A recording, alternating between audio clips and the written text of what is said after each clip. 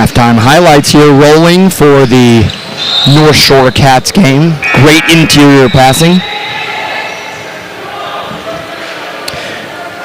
The leader for this game has certainly, for the Cats Storm, been their point guard. Their senior point guard, Elon Harris, has really controlled the offense. Some halftime stats for everyone at home. Elon Harris leads the Cats. Hello.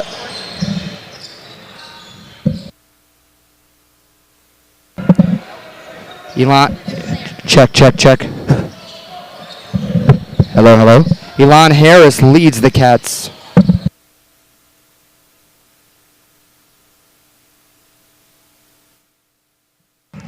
Check, you can hear?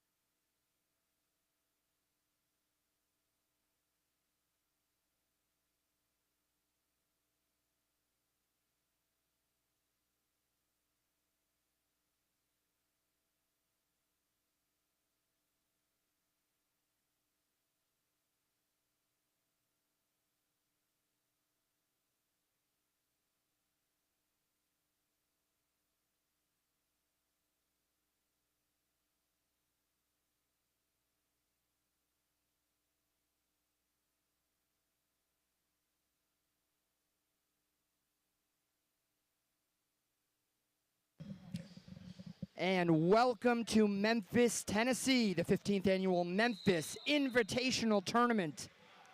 Saturday night. Final fours in both the Tier 1 and the Tier 2 brackets. We understand there might have been a little bit of audio difficulty in the first half. We apologize for that. We're hopeful that you at least were able to enjoy the video of the game. It was an excellent first half, back and forth, between the number 8-seeded Cats Yeshiva High School Storm from Boca Raton, Florida, and the number 12-seeded North Shore Hebrew Academy Lions from Great Neck, New York. The battle of the Storm and the Lions really was a battle of frenetic double-team defense by the Storm and the play of Eli Bakor,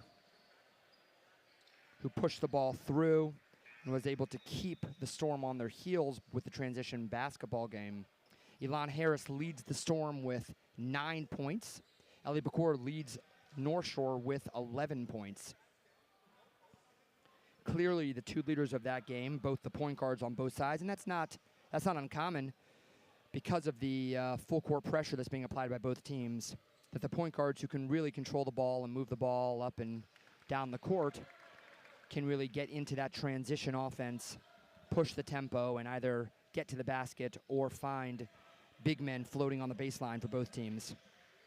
So I think we have a very exciting second half coming up here. 31-23 at the half. This is the 15th annual Memphis Invitational Tournament, live from Memphis, Tennessee. Again, the North Shore Hebrew Academy Lions of Great Neck, New York, the Cats Yeshiva High School Storm of Boca Raton, Florida. While we're at the half, I will share with you that the 16 teams spent a beautiful weekend together, a beautiful Shabbos together here in Memphis. A Shabbos that was full of laughter and excitement at a Oneg that was held last night. Over 400 people there, and they enjoyed a comedic hypnotist who entertained the group by hypnotizing players from all the different teams, and it really was just a wonderful evening. Today, all the participants joined together for a meaningful davening, followed by a presentation by Yehuda Pryor. Yehuda is a former gang member who was incarcerated in prison at Pelican Bay Maximum Security Prison in California, and there, after studying a variety of different religions, found what he found to be the truth in the Jewish tradition and converted, and now travels the world working with young people on making the right choices in their life, on facing challenges, and of making sure that they are committed and practicing in the tradition and in the wonderful faith that we share as a nation. Really was a remarkable presentation, and I think all of the participants really had the opportunity to gain a little, to reflect on their own lives, to ask important questions, and hopefully they'll take something with them home that will help in their own personal growth and in their own personal experiences as they move from adolescence into adulthood. I'll tell you, having had the opportunity to spend time with each of these boys, really, really wonderful, wonderful young people. Their communities, their schools, their parents should be very proud, and we are certainly honored to have them here in Memphis. And now we are back with the live action here. The third quarter begins. 31-23 Lions. There's a little stutter screen, a missed three, and here comes Levian with the board. Levian will go all the way to the basket, up and in on the left side, misses, gets zone rebound, up and in again, and connects. And just like that, we extend to a 10-point lead here in this Tier 1 consolation game. Great defense by Levian. Levian drops down to the baseline, elevates up to defend. Levian called with the foul. I did not see it from the angle that I was sitting at. It looked to me like Levian went straight up and down, but again, could just be the angle that I'm sitting at. To the line will be number 15, Alon Harris. Harris, the leading scorer for the Storm in this game. That will be his 10th point of the night. First man into double digits for the Storm. The big man, number 34, Phil Cohen, back in the game. Coach Babiev telling his players to relax, run their sets. Second free throw is up and it's off to the side, and the aforementioned Phil Cohen for the rebound, and he came down a little bit funny on that ankle. Let's see, let's keep an eye on Cohen. And a steal. And here come the Storm. Seplowitz up on the right side, misses. Rebound Harris. Swings it back out to Seplowitz. Seplowitz now swings it wide open on the outside of court as El Macias for a deep three off the rim. And now rebounded by North Shore, Jacob Cohen. And here comes Levian. Now what's interesting is Coach Babiev has made a change from the first half to the second half. Bakor was on the ball on the first half. Bakor was running the point, had the ball in his hand, and started the offense. In the second half, Bakor is off the ball, playing at the 2 position. Looks like Levian is running the point. Obviously, Coach Babiev believes that that will provide a greater opportunity for North Shore by having Bakor not be responsible for bringing the ball up the court, although here comes Bakor now on the transition. Bakor to Levian. Now they get the ball down inside, and look at that big, strong move by Noah Ganjian. Just a great move inside. Right back, here comes Chick with a 3 off the side rim. Bakor will bring the ball up the court. Chick will pick him up at half court. Bakor picks up his dribble.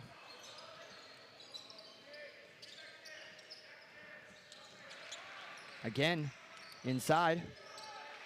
This time, decides not to go to the basket. Levian swings the ball down low to Bakor, who will go up. And just a bit long. Rebound by Harris. Alchemius, what a great Euro step up on the left side. And a bucket, and we are back to a 9-point game. Levian will control the tempo for the Lions. There's Levian wide open, thinks about the 3, changed his mind. Big man's got the ball. And Bakor calls for it. Bakor will set up the offense.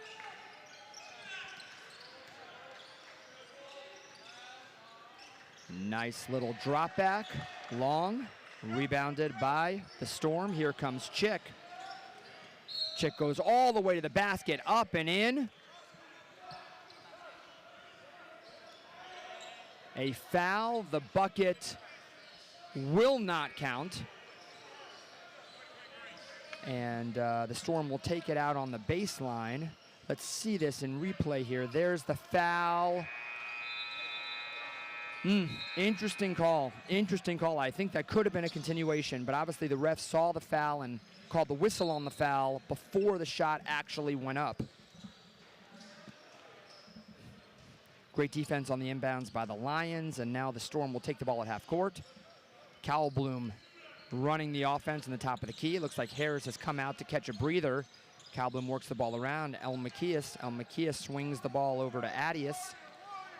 Adius is now, and they're back to the Warrior offense. We spoke about that a little bit in the first half. Unfortunately, I don't think the audio was working, so you missed what was a rather brilliant analysis of that Warrior offense.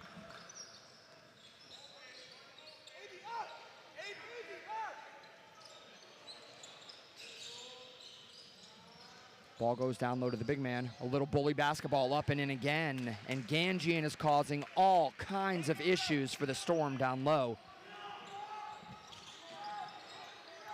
Cowell-Bloom running the point. Cowell-Bloom from way downtown. Ring it up for AB Steph Curry Cowell-Bloom from NBA range. And it is a 37-29 game, 8 points. Bakor moves the ball quickly. Big man Phil Cohen rebounds, and just like that, we go back to 9. The North Shore bigs are causing real trouble for the Storm big. And we need to watch that as the game continues on. Great take by the basket. Rebound by North Shore.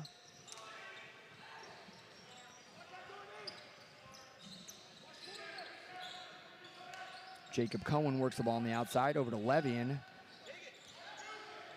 North Shore looks to reset its offense.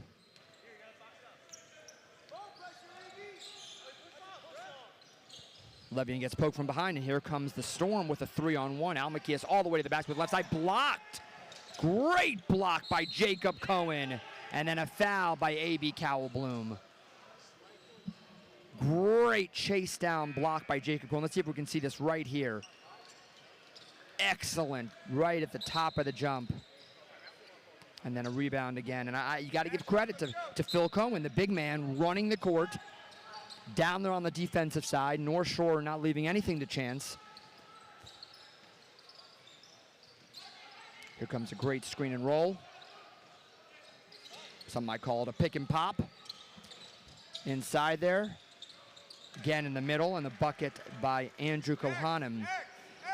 This is really the first opportunity I've had to really watch Boca play, and on the one hand, it's just tremendous what the Barretts brothers have put together. Their bigs are athletic and they're long and they can jump, but the North Shore bigs are really just bullies. They're just big and strong. They use their bodies tremendously well to seal off on both the offensive sets and on the defensive rebounding. And when they get in position, they know how to stage themselves and use their physique to really clear out the inside. And the Storm is having a real difficult time being able to get around that. I think Boca is really relying on their speed in the transition game, and North Shore is effectively getting back on defense, and that's why we see this lead extending now to 13. To the line is Nathaniel Hoffman, the lefty. Little short on that first shot.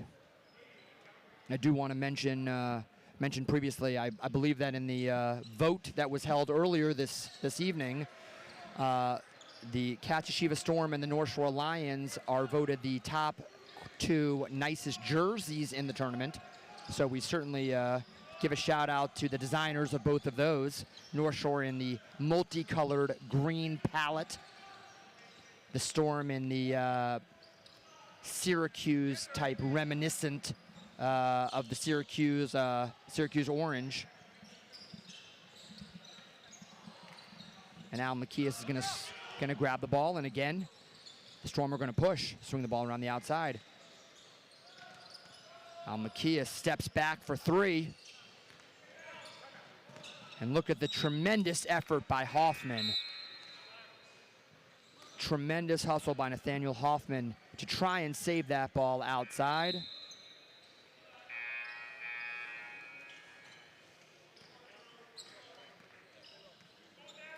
And with a little over a minute 40 left in the third, the Lions 41, the Storm 29. Lions have actually slightly extended their game. What a great steal, and here comes Jacob Chick on the left side, and he misses the free throw, gets his own rebound and puts it back. Great play by Chick. You know, a lot of guys will miss that layup and get disappointed with the miss. He stayed with it, didn't bother him, got the rebound and the putback. Great play by Jacob Chick.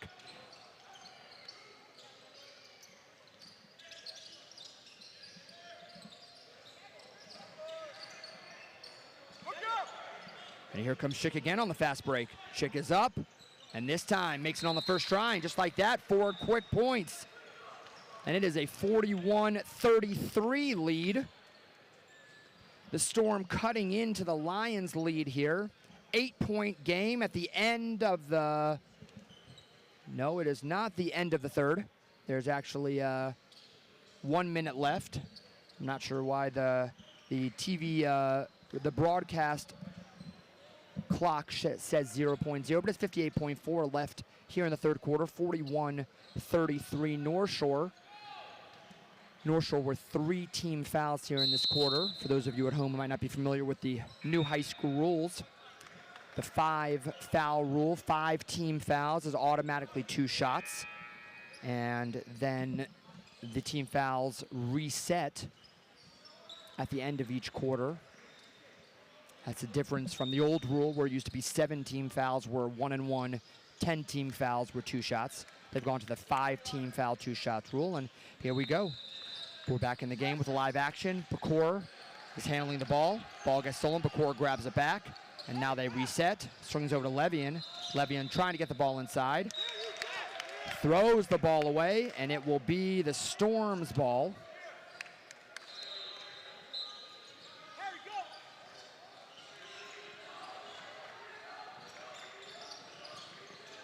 Munter brings the ball to the court. Munter swings the ball, almost a steal, and there's a foul on Eli Pecor. Tries to step into that passing lane and poke the ball. Had he gotten that ball poked out, that was a wide open layup on the other end of the court. Got a little too much arm. The Storm swing the ball. Beautiful move by Elani Tias, and the ball just rolls out. A little too much spin on that. Levian swings the ball over to Pecor. Pecor into the corner. Up, here comes the big man, Phil Cohen. A little too strong. Rebound. Cohen still on the ground on the other side. We have a 5-on-4 here for the Storm. Storm swings the ball out. They pass up the 3. Munter swings it again. There's a 3 from downtown at the buzzer.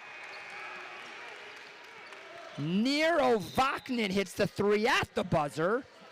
41-36 Lions, and just like that, we have a game, ladies and gentlemen at home. Literally 1 minute ago, the Lions were up by 12, and just like that, 6-point game going into the fourth quarter. We'll be back soon, live from Memphis, Tennessee, the Memphis Yeshiva Invitational.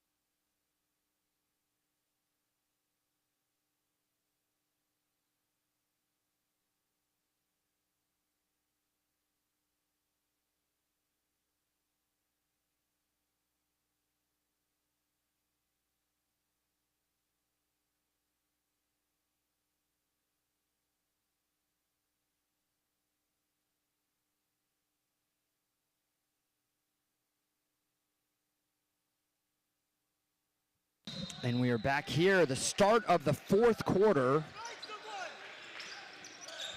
North Shore leads by 5. This has been a great game back and forth between the North Shore Hebrew Academy Lions from Great Neck, New York, and the Cachichiva High School Storm from Boca Raton, Florida. Two very high-octane, fast-playing teams. The Storm making a little run at the end of the third quarter and keeping up right where they left off with another three. The Storm pull within two.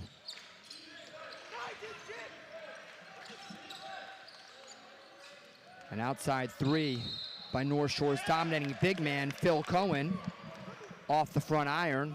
And then a foul by Andrew Kohanim will give the Storm the ball down two here in the fourth quarter in this Tier 1 consolation matchup. The Storm has gotten back in this game with transition offense and some excellent three-point shooting. There's another three by A.B. Kalbloom. Ring it up, and the Storm back on top for the first time since the first quarter. Coach Babiov will have to call a timeout to settle his guys down. The Storm just hit their fifth three in the past about 1:30 game time, and that has brought them right back in this game.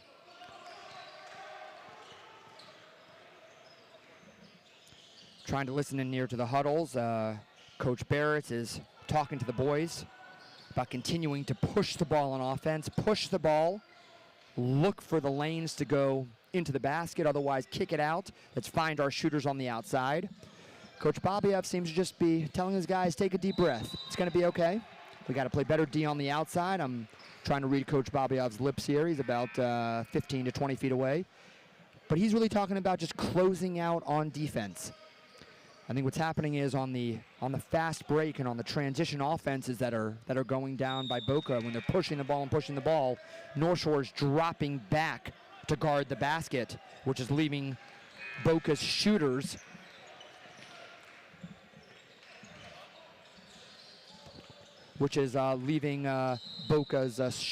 wide open for threes. And I think Coach Babiov is reminding his guys the importance of getting out and closing out defensively. So 42-41 here live from Memphis. North Shore with the ball. Great game, and just like that, a foul by Jacob Chick at the top of the key. To remind everybody at home, as it's really going to probably be important as we get a little bit down in this game here, 5 fouls will be 2 shots for either team. Each team has 1 team foul at the moment.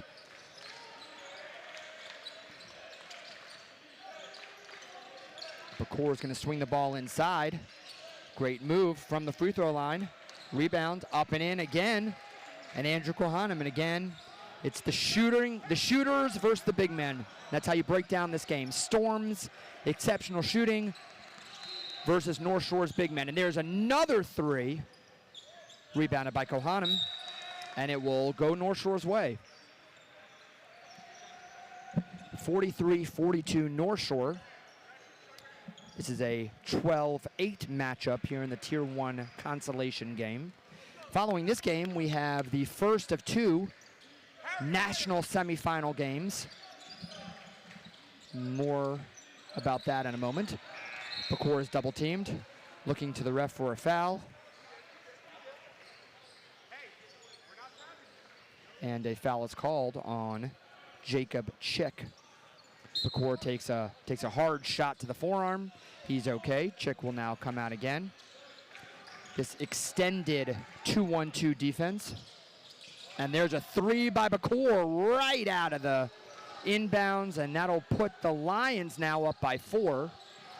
But just like that, the Storm is right back, and Bakor with the steal. Bakor takes it down the lane, and a miss. Back on the other end, a 3.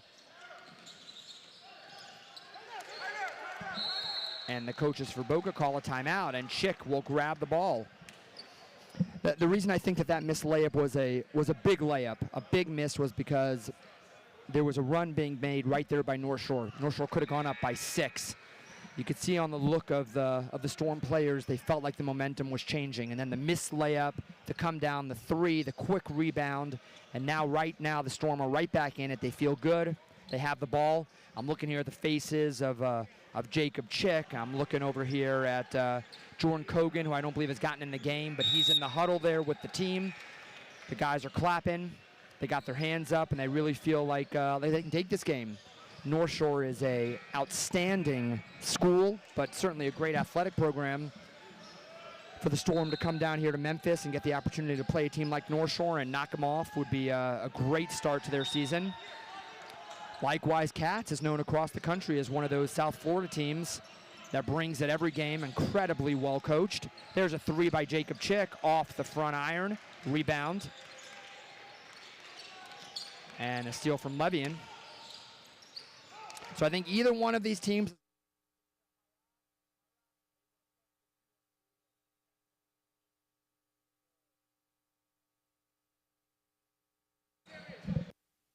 Hello, hello. Oh, are we back? Sorry about that. I think either one of these teams is really going to be very excited with a win here today. Just to review some stats. A lot of contribution by all the various players here on both sides of the court.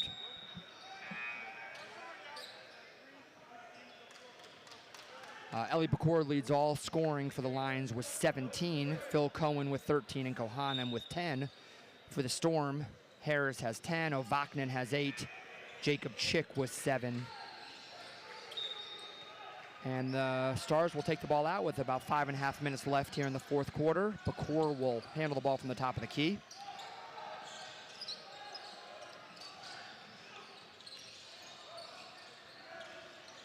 There's Levian wide open for three. A little bit long. Great rebound by the Storm, and the Storm come up the court looking to chip away here at this 4-point lead. Great pass by Harry Munter. And we have a 2-point game here in Memphis, 46-44. The Lions with the ball.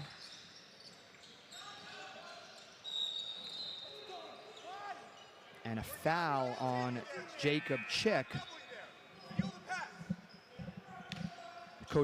The coaches Barrett's a little frustrated with that foul, but you know, Chick has been playing incredible defense, really putting a lot of pressure on the ball handler, and with that, you're going to get some fouls. That's just going to happen, and so you got to take the good with the bad on that.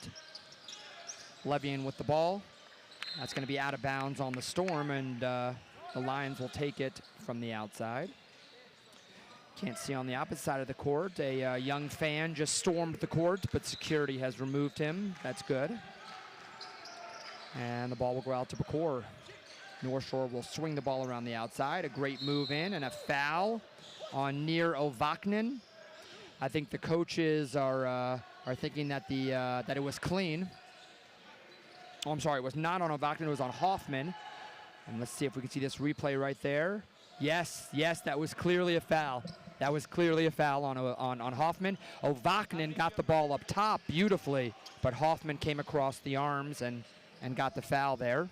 Stepping to the line for two will be Ganjian for North Shore. First one is up and in, and we have a 3-point game. Now this next free throw is a big free throw.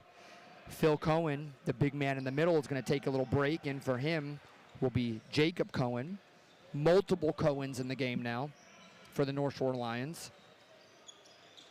Ganjian misses the second and rebound the Storm. North Shore has now switched into a man-to-man, straight man-to-man defense. Let's see what the Storm does. And the Storm immediately almost creates a turnover.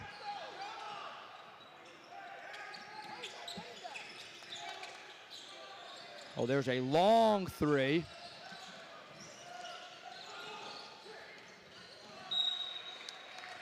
And it will be an over and back. And coming into the game will be Chaim Almakias. It is certainly a physical game, but I think the refs are calling a balanced game, calling the same fouls on both sides of the courts and allowing the guys to play on both sides of the court. So allowing a little bit of a physical play here. North Shore moves the ball around the outside. Bacour is going to control the offense, and there it is, poked away by Almakias. Almakias going hard to the basket, and he will get fouled by Bacour, and Almakias will go to the line with the Storm down by 3 here with just a little more than 3.5 minutes here in the fourth quarter. 47-44 Lions. Al Macias will go to the line to shoot 2. The first one is up, and it is short off the front of the rim. Coming into the game will be Noah Seplowitz, and Nathaniel Hoffman's coming out. Get a little breather as we wind up this game. Looks like this one will certainly come down to the wire. And the second one is good. Al Macias brings it to a 2-point game, 47-45 Lions. Bakor now back running the point. Kicks it off to Levian. Al Macias out at the top of the key. Great pass by Bakor. Cuts the offense. Now Bakor is open for 3. Where's he going to swing the ball? Back into the middle. Great defense by the Storm. With no shot clock here in Tennessee, North Shore takes its time, looking for a good shot. No reason to force anything. Bakor to the outside. Back to Levian, and now they swing the ball now into the middle. This is where they want it to be, into the big man. Phil Cohen misses, rebound, missed, and the Storm pull it away. And the Storm now have an opportunity to either tie the game or take the lead. And there is the 3 by Al Macias from way downtown. And just like that, the Storm take the lead, 48-47.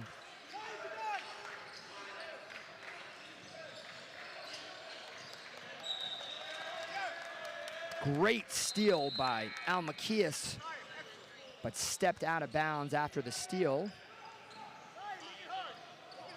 You've got to be impressed with the shooting of the Storm. I mean, they are just hitting threes, and these are long-range threes. Really, really impressive shooting tonight by the Storm, keeping him in this game. Bakor will control the offense over to Levian. There's Bakor wide open for 3. Can he ring it back up? Nope, and it is out of bounds. Whose ball will it be? And it will be the Storm's ball, up 48-47 with 2 minutes, 10 seconds left. Timeout called by Coach Barretts. So let's recap where we are here. We have 2 minutes left in the fourth quarter. The Cachecheva High School Storm from Boca Raton, Florida, 48. The North Shore Hebrew Academy Lions from Great Neck, New York, 47. It's been a back-and-forth game. The biggest lead of the game belonged to the North Shore Lions. They extended the game to 13, extended the lead to 13 at one point. But really on the shoulders of the outstanding three-point shooting by Harris and by Ovaknin and by Al Macias, they really got back into this game.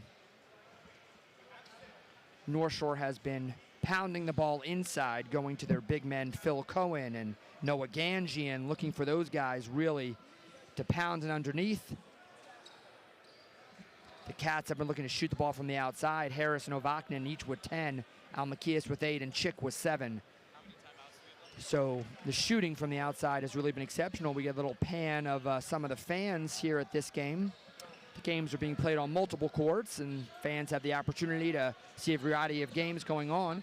At this moment, Magan David, the number 6 seed, is playing Hebrew Academy in Montreal, the number 7 seed. It is 45-38 Magan David, just at the beginning of the fourth quarter. And with 2 minutes and 8 seconds left, the Cachecheva High School Storm will inbound the ball. North Shore picks them up full court. We will have a post-game interview as soon as this game concludes, but let's see. This one can go either way. 48-47. Here come the Storm. Trap coming from North Shore. Great pass, and they're going to get the ball to Ovaknin. Was wide open under the basket. Good steal by North Shore. There's a swing out. There's Levian for 3 off the back iron. Great rebound by North Shore. Rips it away. Up. Foul. And missed off the front iron. Jacob Cohen elevated and just ripped the ball out of the hands of Noah Seplowitz. Now Cohen's going to step up to the line with potentially 2 of the biggest free throws of this game. The first one is off left. Still a 48-47 game.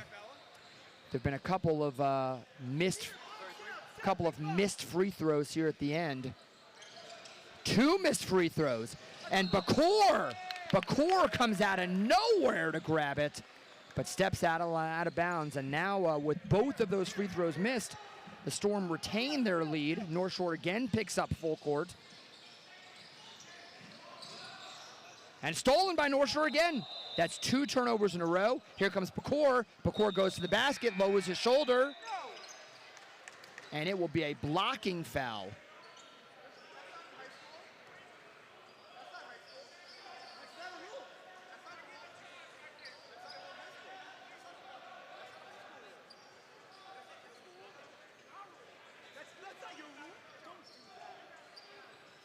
Seems to be some discussion going on here between the ref and the coaches for Katashiwa High School.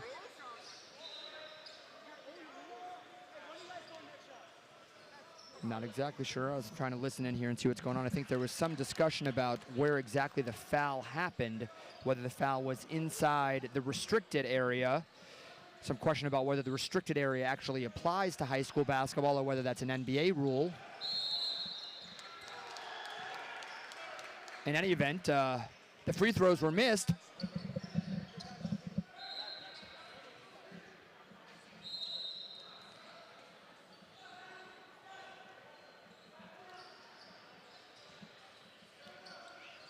Bakor with the second free throw, and the Lions retake the lead, 49-48.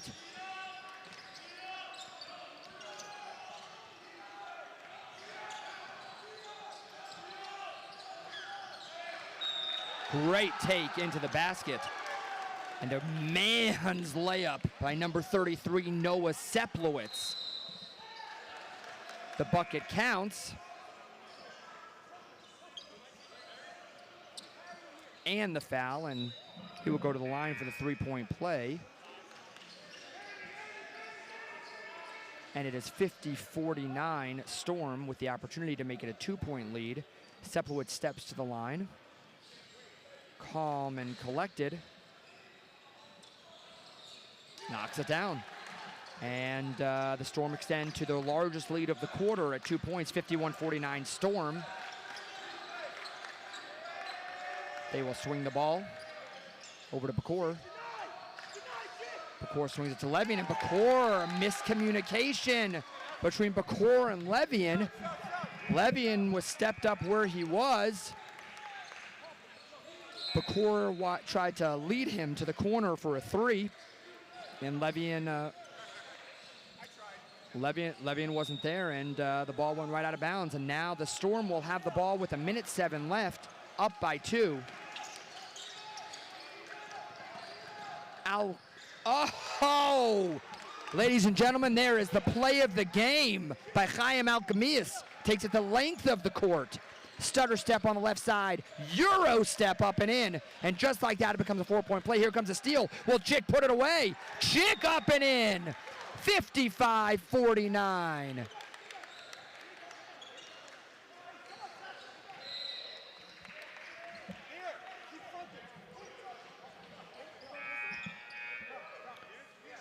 And now a 6-point lead.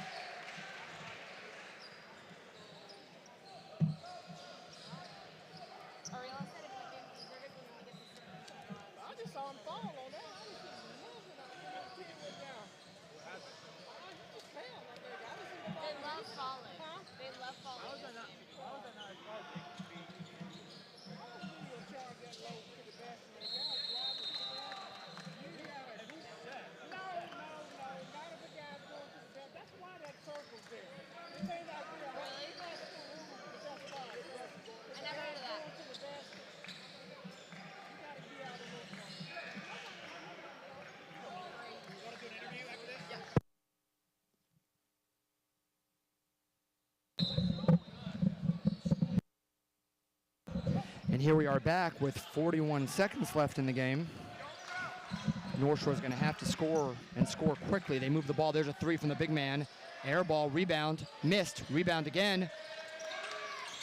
North Shore retains the ball. They swing the ball out to Pecora. Pecora for three and hits it. 55-42 three-point game. Here comes the Storm.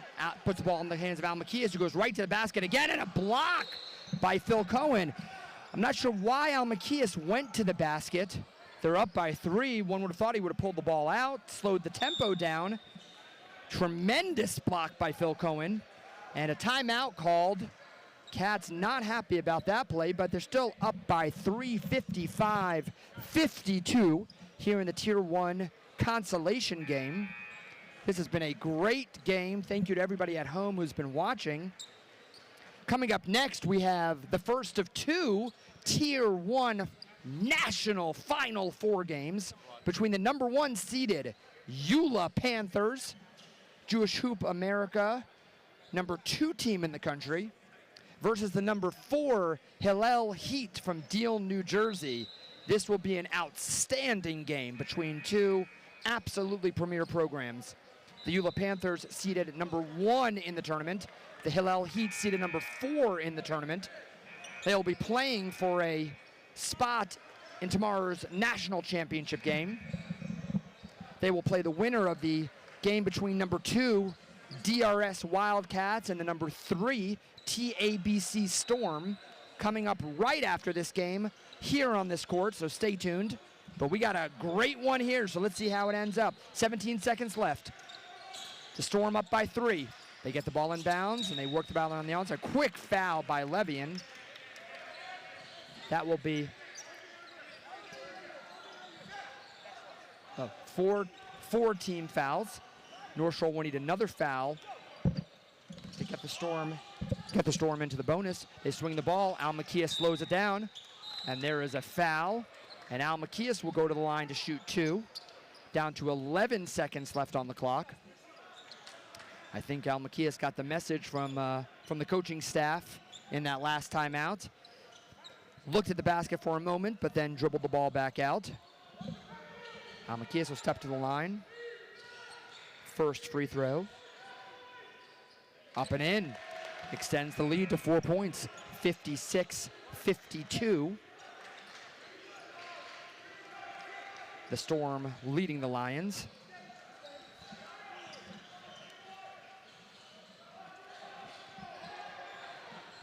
Second shot is up, and it is in. And a lane violation called on the Storm, which will wipe off the second free throw. And will keep the game 56-52, 4-point game. Pecora goes for 3, up, misses. Cohen gets fouled with the rebound. And I apologize, there's a scoring error here on the scoreboard. It's actually 56-52. Great rebound, great positioning for Phil Cohen underneath. He will go to the basket now for 2 free throws with the clock stopped, 56-52. So let's talk about the scenario. Scenario 1, he hits both, 56-54. North Shore looks for the immediate steal. He hits the first one now, 56-53. Maybe he misses this one. North Shore looks for the quick rebound and the three-pointer to tie the game. So let's see what North Shore tries to do here. It's interesting. There are 5 fouls already on the board. So a foul will put either team on the free throw line and stop the clock. 2.5 seconds left. He throws it to the bottom of the rim. That is a violation. And North Shore will now defend. And I think what the attempt there was to get a quick rebound and to get a bucket.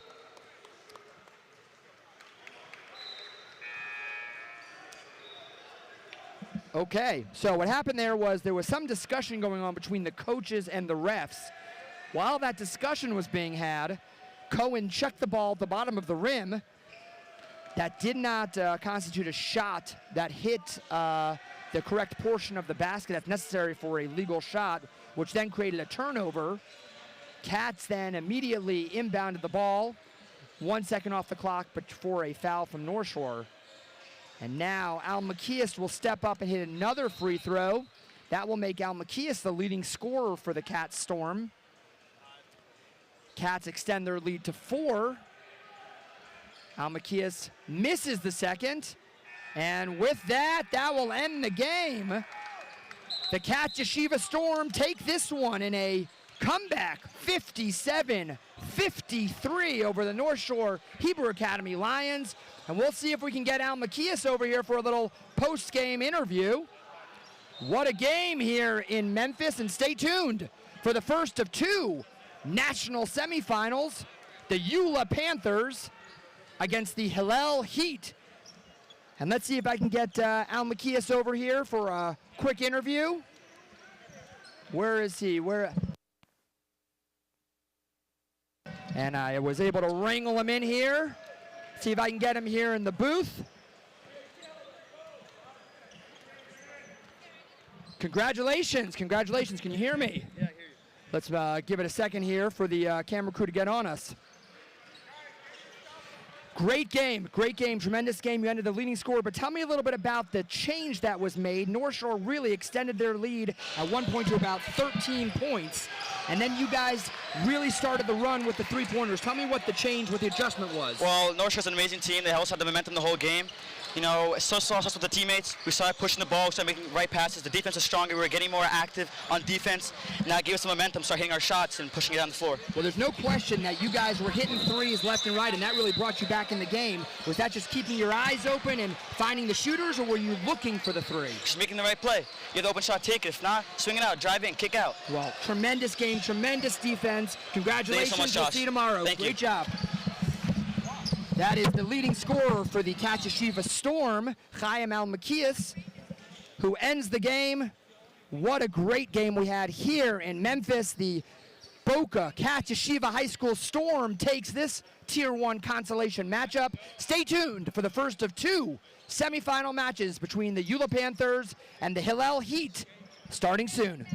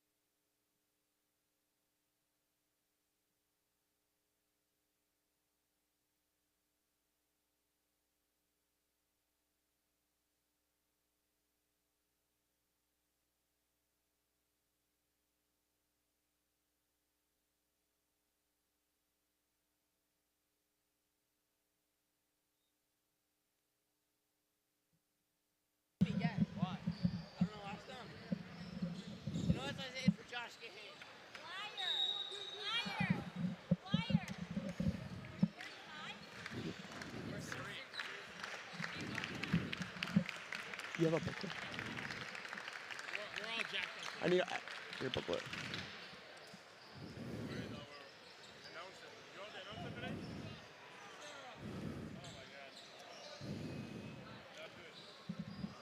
Cooper, Wilson.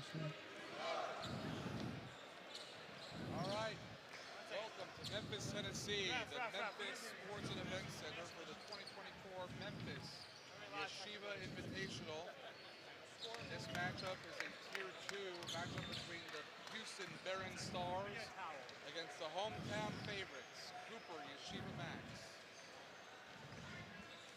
And starting up the game here, we have looking like Ethan Vanderwall taking the tip.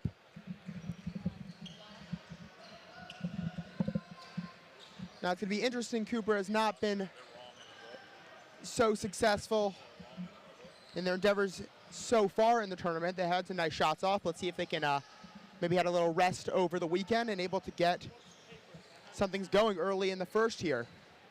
Kev, what have you seen from Cooper that might be a shining star, a gleam of hope?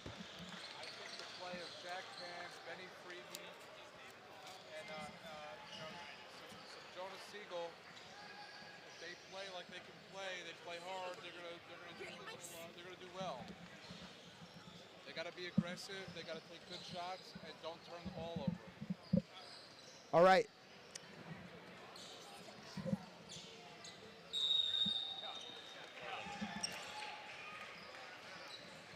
There's the tip ball. Oh, and a nice first little offensive play by Benny Freedin. Got the steal to Jonas Siegel. Jonas Siegel kicks out to Jack Camp. Jack Camp brings down the ball, walking around the perimeter. Jack Camp is being guarded by number 12. Cohen, little play there. Jack Camp seems to be fouled by Cohen. Cohen's a sophomore guard, sitting 5'4", 130. Barron coming out pretty aggressive. I'll be honest, I like the energy, Kevin. Yeah. Very similar to what we saw in Maga David in the last game. Jonas Siegel has a nice little kick out to Benny Freedin. Benny Freedin to the Ellie Weisvogel, the jiggler, as known around the country.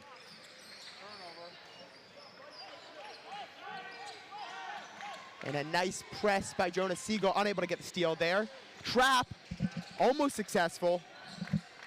Good efforts by Jack Camp. And running the offense right now, we have number 22, Jonathan Vaknin. Looks like Memphis is in a 2-3 zone.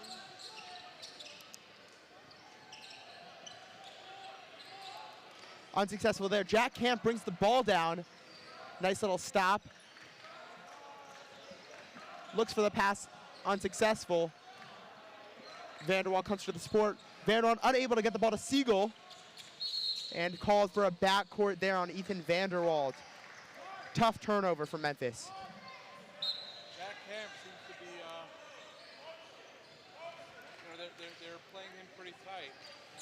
I mean, Jack has been tremendous throughout the tournament, having some nice driving plays, shooting the ball well. He's definitely someone to watch. Also, 23 for Memphis, Benny Freedin shot well in the first game. Did not have a great game in the second, but looking to fix that tonight. Some other players to watch out for. We have playmaking star Jonas Siegel, number 10. We have to see how he responds to this Barron defense. Jack Camp bringing down the ball. Nice little hesitation move, kicks to the jiggler. Jiggler out to Freedin, Freedin for three. Unsuccessful. Rebound, Weisvogel. Weisvogel looked to find Siegel, there was unsuccessful. Phenomenal defense by number 5, Tabul. Very good defense. Tabul's a sophomore, 6'1", 160. Big force as the guard. And Jack Camp finds the basket there for the first 2 points of the game. That was very nice. A good inbound pass. Good trap by Memphis and deflected out of bounds by number 44, Ethan Vanderwald. Looks like we're getting a sub.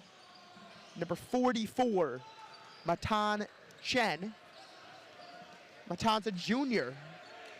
And he's a good backup center we have for Barron. Barron for three, nylon. Barron, amazing three by Rafi Miller. for Barron. And it seems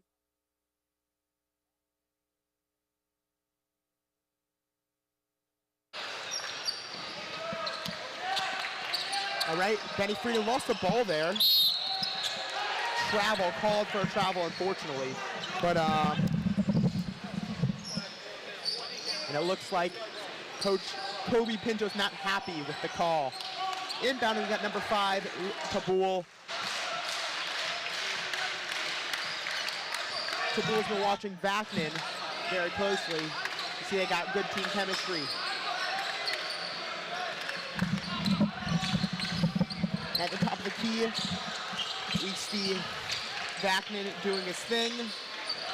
Stolen by Jack Camp. Jack Camp brings down the ball, looks for Jonas Siegel. Jonas Siegel goes for the reverse layup and unsuccessful. Rebound by number 5, Tabul. Tabul kicks it to Vaknin. Vaknin dribbles it up and back out to 23.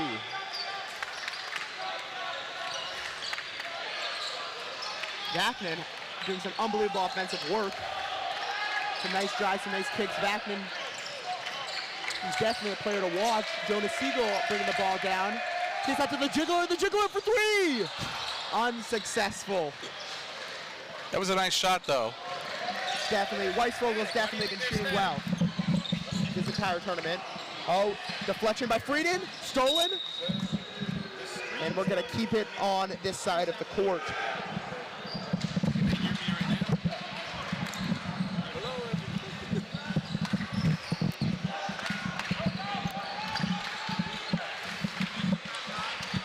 As a top here.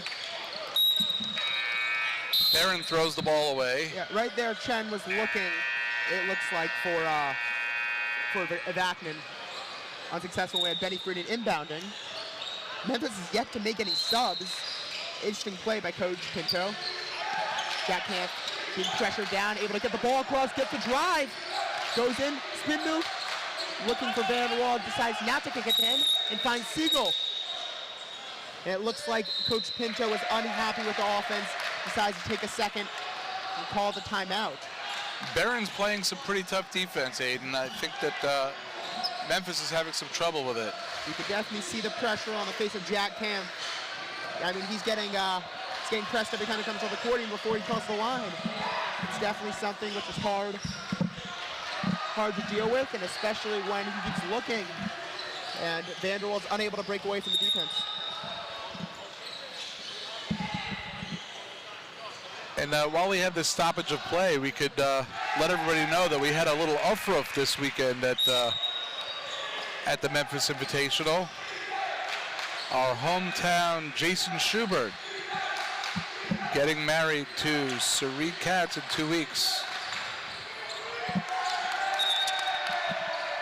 All right, and inbounding we have Benny Frieden kicking it to Jonas Siegel. Jonas Siegel's being tightly guarded by number 22, Vaknin.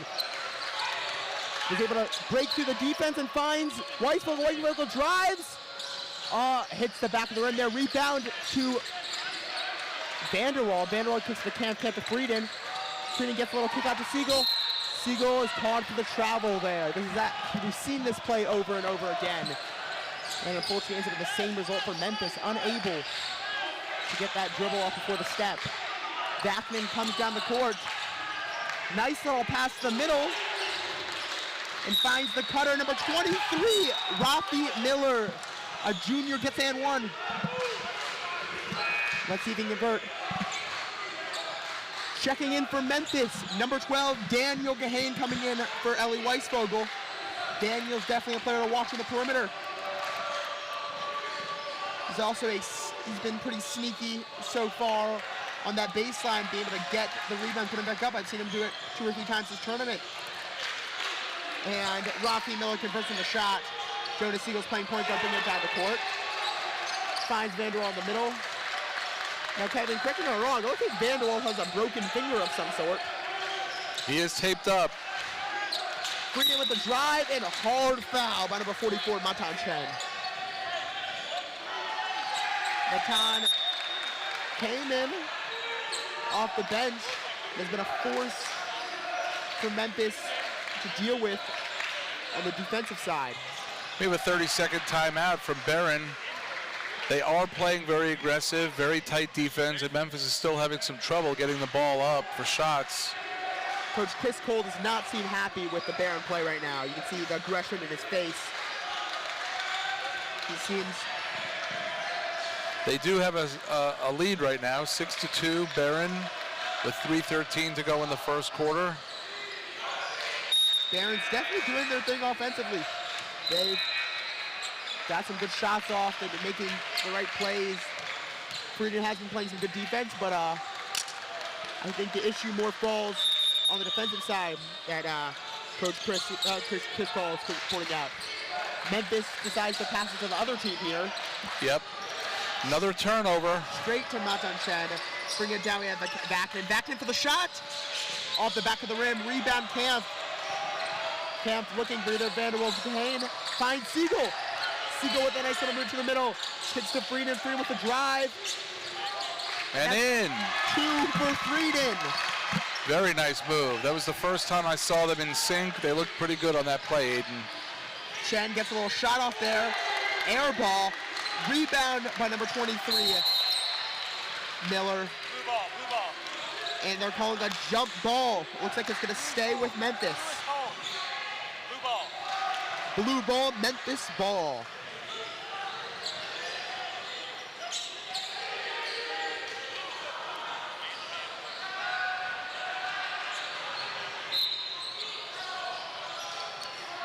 And Jack Camp, nice little spin move there. Another spin move.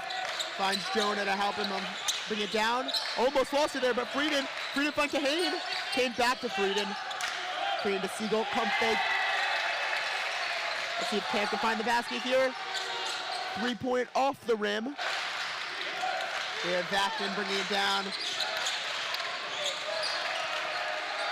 Vaknin tries to fleece it, unable. Camp has an open line. Not so open anymore. Kahane. Yes, Kahane with a good putback. Unbelievable work by Daniel Kahane. They're able to chase down Jack, get the board, and put it back up for his first 2 of this game. Very good hustle. He tied the game up. Oh, amazing shot there by Rafi Miller, able to get the pass and the shot up before the defense was able to set up. Jonah looks to hit Kahane down the line, decides against it. Great pass by Freedon. Camp drives, unable to finish it. Rebound Vaknin. Vaknin gets it to Miller. Miller goes in and 1. Seems like the calls are not going both ways, Aiden. I don't know. I mean, the last play looked like a foul to me. The refs didn't call it.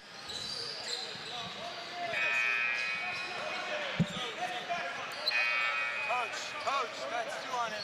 And coming in for Jonah Siegel, number 25, Gedalia Flinkelstein. Dubs. Flinkelstein's a senior here in Memphis. First time on the basketball team. Coming off the bench for Memphis, unable to get the ball in. Finds Camp. Camp looks to Kahane, decides against it. Vanderwall flushes the middle. Coach, that's 2 on Vanderwall. That's the second time Memphis has broken the Barron pressure. Flinkelstein thinks about the shot, decides against it. Camp's at the top of the key there. Kicks to Freedon. Really unable to penetrate the middle like they want to. Seems to be a lot of standing around the perimeter here. Freedon finds Camp. Camp drives, goes for the acrobatic shot and unable to hit it.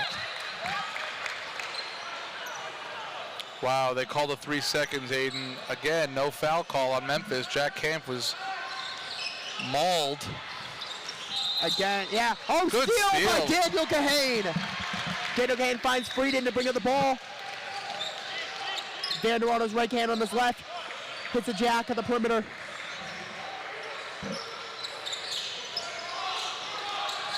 Freedon looks to drive here. Unable to find the hole. Decides to pull it back out. Freedon's doing a lot of dribbling around the perimeter. But does find the cut. And a successful 2 for Memphis. That cuts Bears lead to just 3 with 18 seconds left in the quarter. Tight defense by Memphis. And steal by Flinkelstein. Flinkelstein to Kahane. Kahane fakes, back to Flinkelstein. Finkelstein with a nice move. Wow, what a move by Memphis. Kevin, what's your thoughts? Excellent. I thought that was very good steal, very good ball movement right at the end of the first quarter. I think the stars of the game so far for Memphis is Jack Camp, Benny Frieden, and Daniel Kahane. Daniel Kahane definitely coming off the bench has added a new flavor to this Memphis offense. I agree.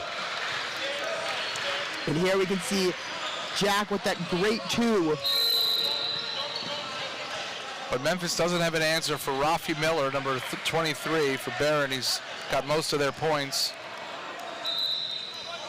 It's a great drive there by Frieden. And then here's the unbelievable putback by Daniel Kahane. Great hustle down the court, Aiden. And great ball IQ to be able to realize the defender comes in, he creates a 2-1 mismatch. Yeah.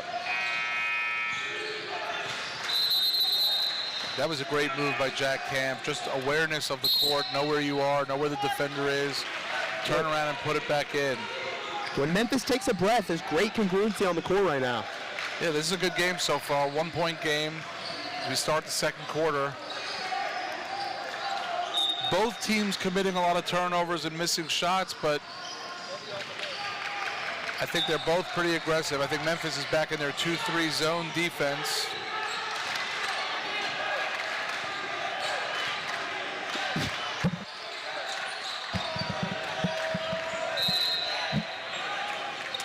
And we have Finkelstein again guarding the point. Daniel Kahane, Siegel, Vanderwald, and Camp. For the Stars, we have Bilali, Tabul, Yellen, Miller. Memphis and almost had a good turnover right there. Finkelstein's playing pretty aggressive, tight defense. It looks like we're going to have a little sub for Memphis here.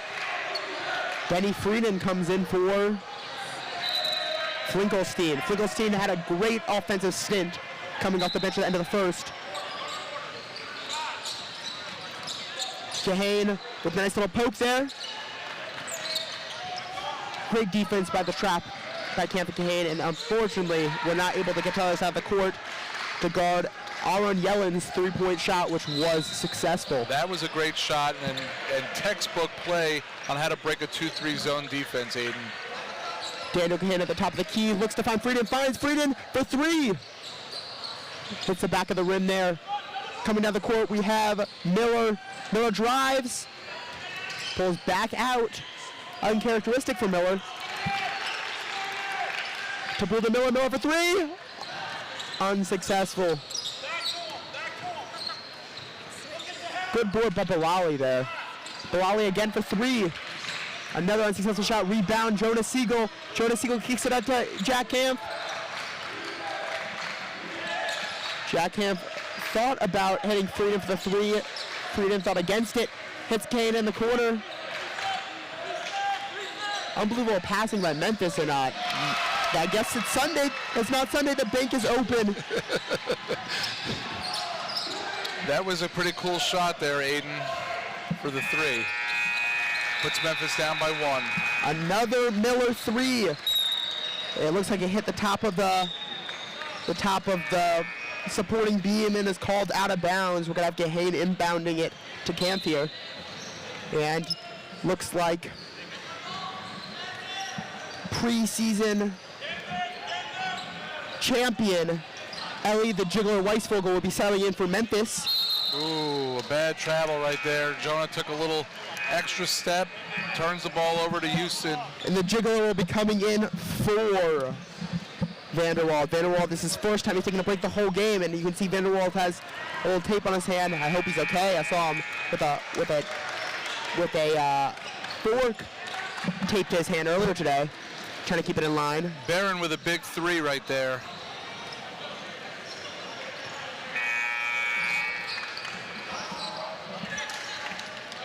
Kahane at the top of the key looking for a pass, not able to find it, but then finds Frieden. Frieden in the corner, back out to Kahane. Kahane to Camp. Unbelievable chemistry between Camp and Frieden. They've been playing together since about third grade. Finds Kahane for 3-3. Oh, good. A little long. And it looks like it's going to stay on Memphis' side. Yep. Nice crowd here tonight, Aiden, wouldn't you say? Beautiful. The stands are full. It's loud. It's rocking here. Foul called. Foul call number 5 for the Stars. That's Leroy Tabor. Leroy Tabor has been a force in the paint this game. Jack Camp will be taking 2. The first one's up. No Ooh. good. Uncharacteristic for Jack. Jack's been pretty well shooting throughout the season. Last game a little bit of off game, but still good. He's able to convert on the second one. Now when you see that press that Memphis has been running since the beginning of the game, really putting pressure on that Stars offense. They're able to get the ball across and down to number 1. Number 1, Aaron Yellen, was not able to hit that shot. And it looks like we're getting a foul called on. Little frustration on the Memphis side. He, not able to grab the rebound. They are getting out rebounded. He's able to get that Aaron 1. Miller again playing phenomenal. Foul on Weisvogel. Weisvogel brings it back down for Siegel. Camp fakes, looks, finds Frida in the corner. Decides not to go for the shot.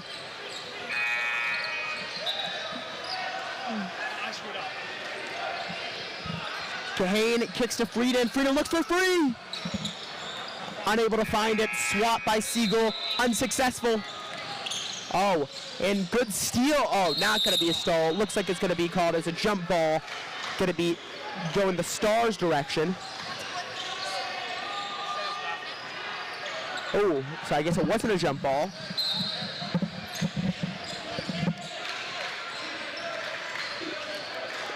Jack Camp doing some talking with Coach Pinto on the way down, trying to get a good new offensive strategy. Camp for 3. Dynamite. Good. 3 more points for Camp. 2-point game with 4:21 to go to halftime. Big steal by Benny Frieden. Frieden looks to Camp. Does it? Oh, unsuccessful. He went up a little too strong, but it was a good steal. And that looks like it's going to be a foul on number 11, Jack Camp. Oh no, they're going to call it on Frieden.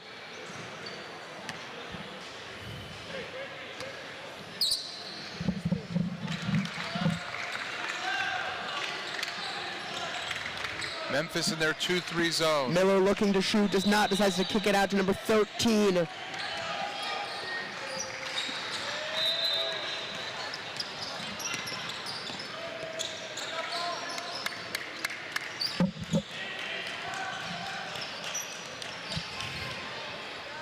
Kahane at the top of the key, gives it to Frieden. Frieden looks to jiggle.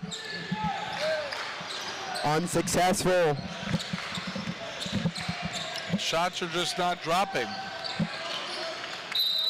And Miller, another Miller 3. That one did not fall. Cam's bringing up the court for Memphis. Hopefully they're going to calm down their offense a little bit, get the right shot on. We're about to have a little sub from Memphis. Frieden in the corner. Frieden drives baseline. Goes up for 2 and it's good. Another 2 points. Tying the game up 19-19 with 3 left in the second. Now Memphis putting a little Good pressure. steal. Frieden. Another 2, putting Memphis up by 2. Memphis putting a full court press on here. Houston having some trouble with it. But a blocking foul will be called on Jack Camp. And over the weekend, I overheard a crucial conversation with some of the fans and some other coaches with Coach Pinto, really suggesting the press, which seems to be doing well here. Kahane comes out for Lennon.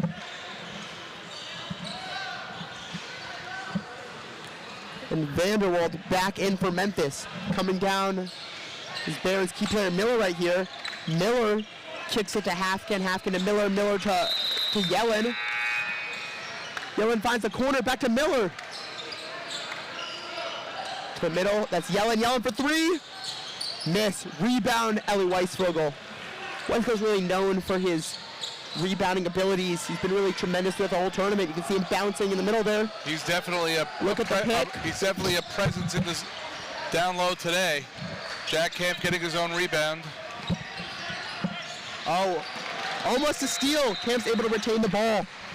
Kicks it out to Frieden. Frieden looks to pass. Misses Camp on the first try, hits him on the second.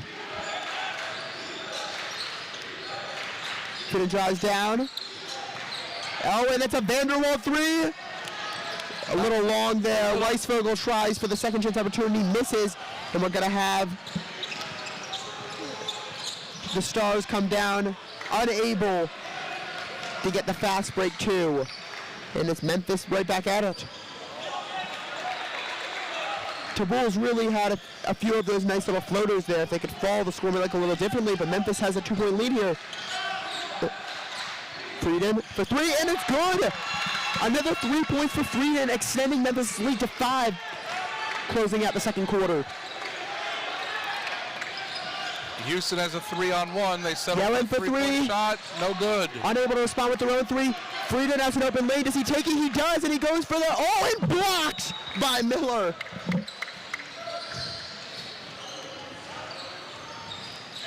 It'll be Memphis ball under the basket. We're going to take another look at that block. It comes up from the Big pack. block. Oh, yeah. That was nice. 1:14 to go to halftime. Memphis up 24-19.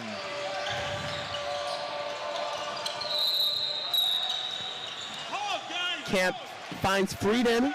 McCoy stepped out of bounds there. And it's going to go the opposite way for the Stars. Memphis still showing a full court press. Whoa, almost a big steal by Elon Lennon. And Memphis sets back, getting their 2-3 defense. Actually, it looks like they're in a 1-3-1 now. 1-3-1 defense, known to defend against a three-point shot. Coach Pinto must think that Houston's going to settle for the outside shot. Let's see what happens. And we're going to have Camp inbound the ball to Frieden here. Frieden's going to bring it down. A little bit different look for the point guard position. Frieden looks for the three, decides to go for another one. So close and rims out. Weisvogel aggressive there. We have Miller coming down. Miller able to find.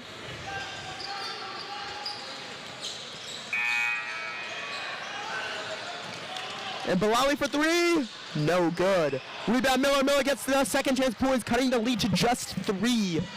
Yeah, Houston is definitely out-rebounding Memphis. They're having trouble. Right here, we're going to have Memphis close of the half. They're holding the ball at the top of the key. Camp's running the offense, kicks it to Lennon. Lennon looks for the pick, decides not to take it. Weisvogel for 3. Just a bit outside. But a long Miller full court shot. And that's going to glass it to go into the halftime.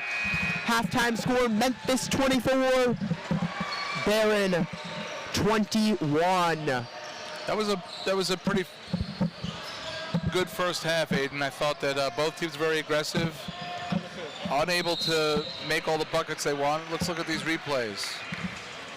Good move by Camp there, and we can also see Tabul with a nice little kick out to Miller. Miller just dominating the offense here. He's got that sweet shot.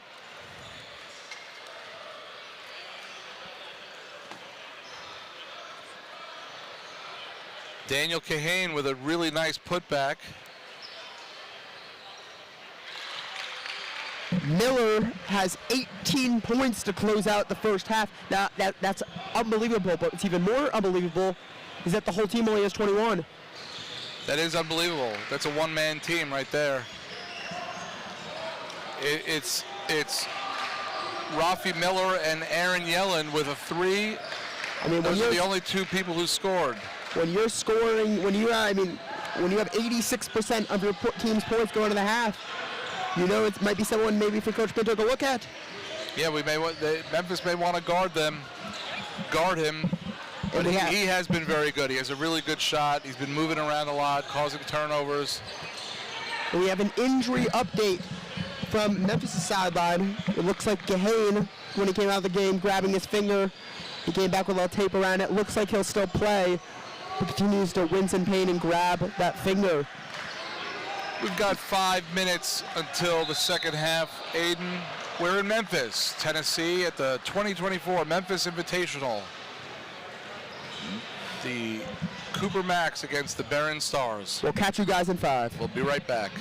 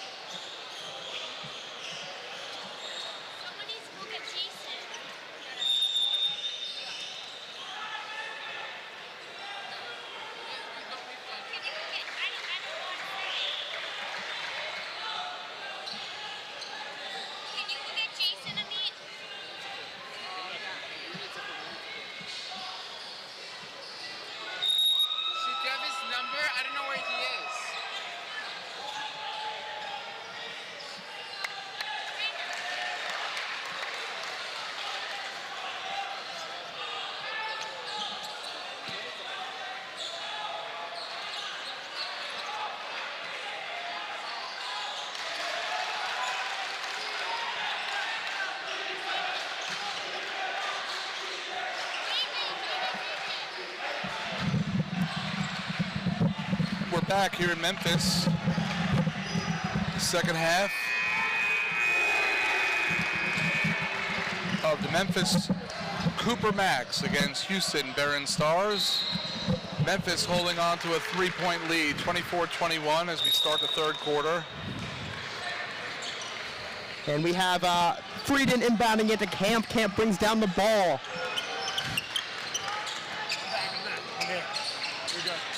We have Frieden kicking out to Lennon. Lennon starting the second half. Kick out to Frieden. Unable to get the basket. Rebound number 20. Kluger.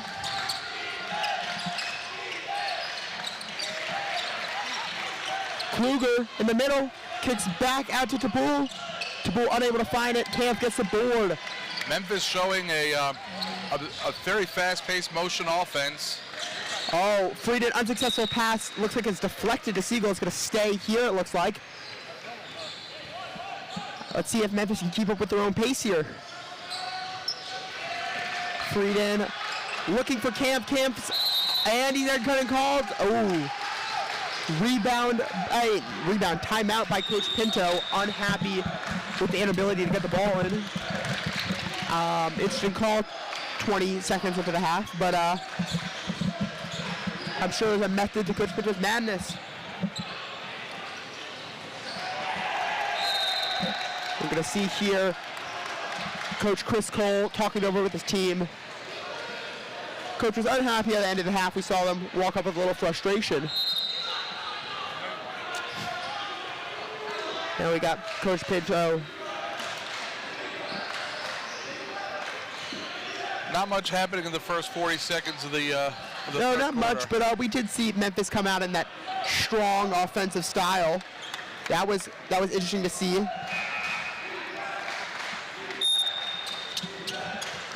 And it looks like we're back in play here. We're going to have Frieden again inbounding the ball. Let's see if he tries to find Camp again. Looks for Siegel, able to get the ball into Siegel. Siegel dribbles at the top. Able to find Frieden back in the corner, back out to Siegel. Guarded by number 12. Cohen. And Frieden for 2 points. That was a nice floater from the baseline. I guess that that timeout was successful. Nice little ball movement by the Stars here. Yeah, Memphis not getting back on defense, which leads to an easy bucket for Barron and an extra shot opportunity. That was a great pass from Cohen to Kluger. And Kluger really has been making a name in this second quarter, beginning of third. It's now a 2-point game. Memphis 26, Houston 24.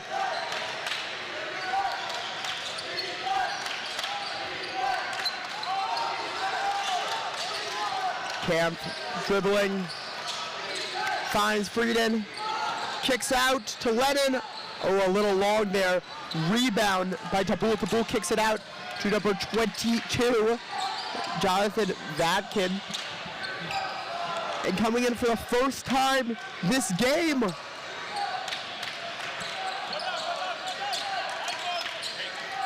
we have number 3, Gabi Lichter from Memphis, and the next dead ball. He's sitting here at the corner at the table with us. It looks like it's going to be a foul on number 44, Ethan Vanderwald. Gabi, a first-year player for the Greenbacks. That's his third. That's his third, Ethan. Getting subbed out for Elon Lennon. Lichter's a force for Memphis' offense and defense. That was too easy, Aiden. There was no defense there on that inbound. And that 5-point lead seems to dissolve. Now we're tied up 26 apiece. Nice little move there by Siegel. Thought he'd get the foul, did not. No, he's going to stay here with Memphis. We're going to have Frieden inbound the ball. See who he looks for. I love to see Gabi Lichter get into this action here, but he finds Siegel. Siegel for 3. No good. Unable to convert on the 3. Comes down, Camp on defense. Nice little drive move. Oh! That was a tremendous play by Jonas Siegel. Not only was there a block, but as he was falling out of bounds, he threw the ball against the Barron defender who was out of bounds and making sure Memphis kept the ball. I cannot wait to see that replay when we get to the down to the quarter. Jonas Siegel out there finds a great look to Lichter in the middle. Lichter to Vanderwald. Vanderwald out, kind of Siegel back to Vanderwald. We got Camp at the top of the key. Tremendous basketball IQ by Jonas Siegel. Camp with a beautiful drive play, and he gets it. 2 points for Camp. Beautiful play by Camp. Barron brings the ball down. And Barron gets her own rebound. And there we go again, number 22, Vaknin. Able to convert those 2 points. Memphis fighting hard. Stars responding back with little effort to get the points back. It's all tied up, 28-28. Jack Camp running off as usual. Finds Siegel in the middle. Siegel with the little pump fake. Oh, does he get it? And 1, no. But he's going to be out the line for 2 points. Unbelievable move by Siegel to get the little bumper there before he goes up for the layup, ensuring he gets an opportunity for points here. And subbing back in for Memphis, number 30, Ellie Weisvogel, the jiggler. Ellie's been a force in the paint. And Coach Pitta hopes he's going to be able to slow down this Stars offense, which essentially has been doing what they want to do for the third quarter. Vanderwald sits down with 3 fouls. Siegel hits both of those free throws, puts Memphis up by 2. We see a little possible trap at the top of the key. They decide not to go for it. Weisvogel unable to defend Miller. Another 2 for Miller. And he's got that sweet shot, Aiden. But luckily we've had the opportunity to see some other players score this quarter for the Stars. Both teams going back and forth. It's tied up again, 30-30.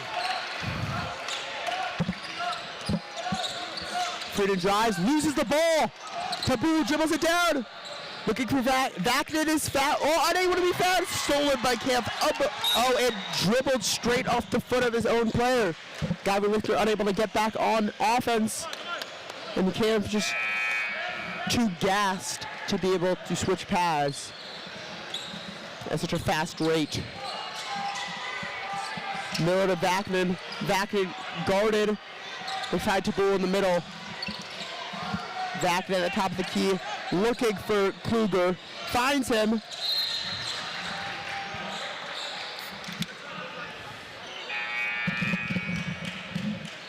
I'll be honest, Kevin, I'm impressed from what I'm seeing from sophomore guard Aaron Cohen, number 12.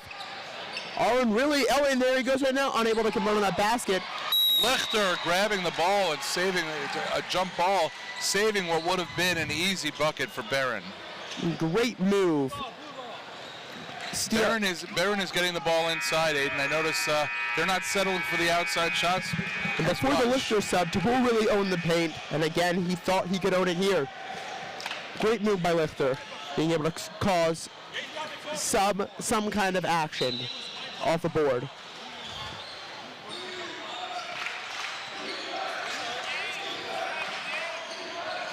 And there's a conversation with the ref and the book about who has the bonus here. Who has the possession here, not the bonus, excuse me. I wasn't here, I don't know. Hands up, Gabby! And it'll be Barron ball inbounding from under the basket. Coach Pinto seems to be a little confused by that call, but we're just going to let him have it. Quick shot here by Barron, no good. Again, Cohen really running off with another shot. So that's three back-to-back misses by Aaron Cohen. Let's see if he can get back in his groove that he was in. Aaron Cohen, an unbelievable ball facilitator. We see a lot of that in the first half. And we see Jack Camp with the ball here. Nice little move, drives in. Looks for the count, spin move. Unable to convert the basket. That was a potential, possible top 10 play there.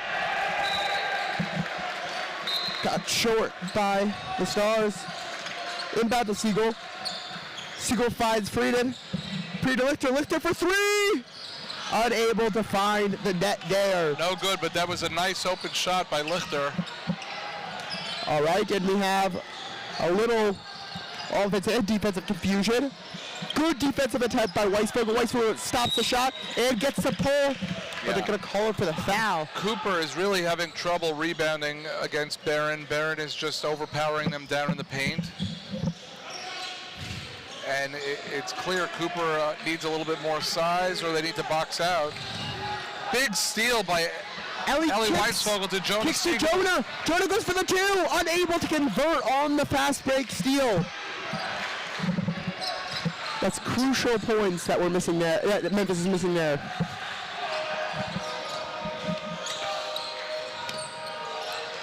Good save, Aiden. Missed shot opportunity there for Barron. And it looks like something fell. It looks like Akipa and the clip able to recover that off the court. Almost a good steal there by Rafi Miller. Rafi Miller's just been all over every side of the court. We're seeing Ethan Vanderwald Sr. sub in for Gabi Lichter. Vanderwald needs to be careful. He has 3 fouls. And a broken finger.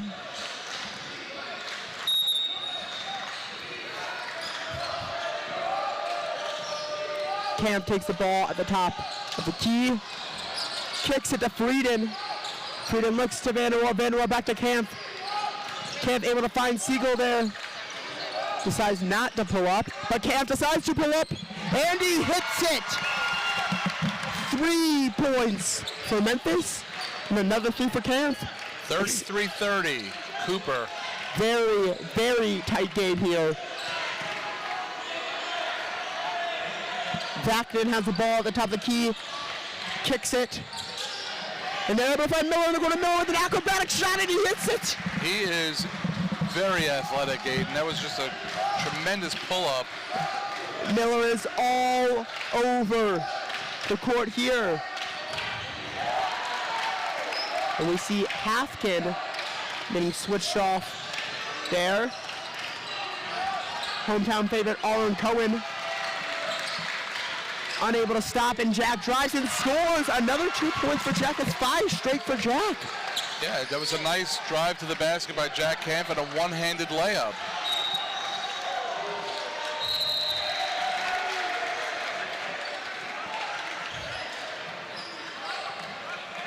I don't really know who it's off on, but looks like they're going to call off on Memphis. Tabul's going to be inbounding it. Tabul kicks out to Miller. Miller for 3. Unable to convert. But we see Hafkin really making a difference there. Miller again with a left-handed shot. Miller is Goes in. unstoppable this quarter. It goes in, and he gets a free throw opportunity. Could tie the game. Watch this, Aiden. Look at this. Left-handed. Gorgeous. And he hits the basket. Wait a minute. Maybe he is left-handed.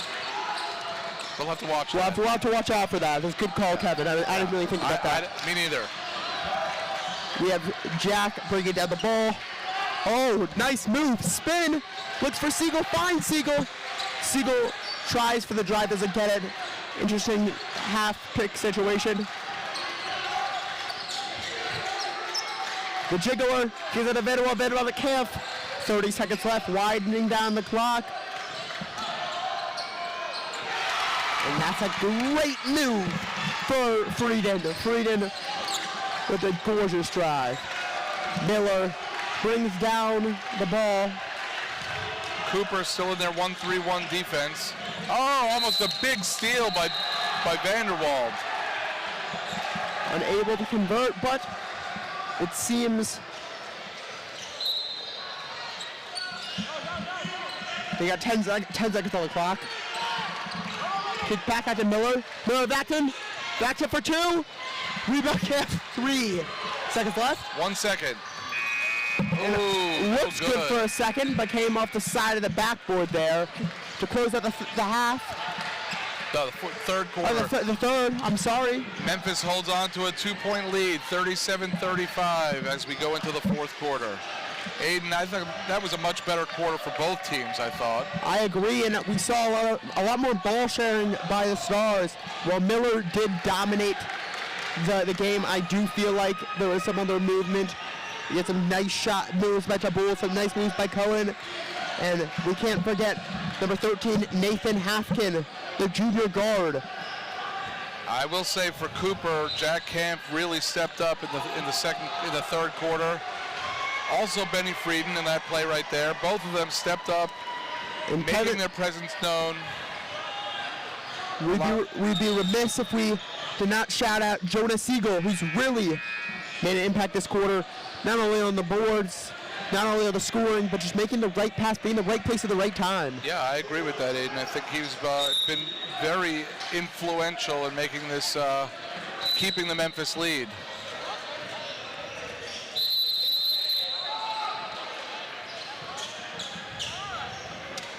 We're here in Memphis for the 2024 Memphis Yeshiva Invitational as we start the fourth quarter. The Cooper Max against Barron Stars.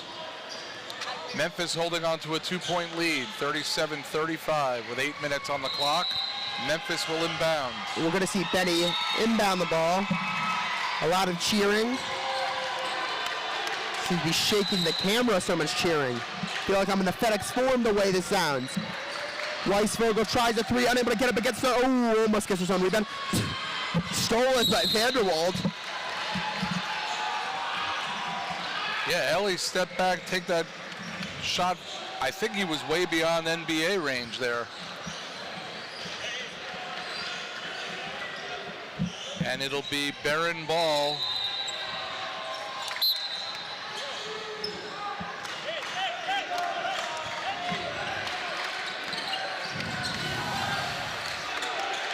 We see Barron unable to find someone, but able to find Miller. That's never a good sign for Memphis, but Miller decided to give it up to Tabul. That was actually a really good block on Miller's shot there. Camp takes at the top of the key, able to find Jonah. Siegel Again, an excellent player, able to get a great pass to Vanderwall for 2. Oh, wow. That was amazing. Excellent ball movement by Cooper.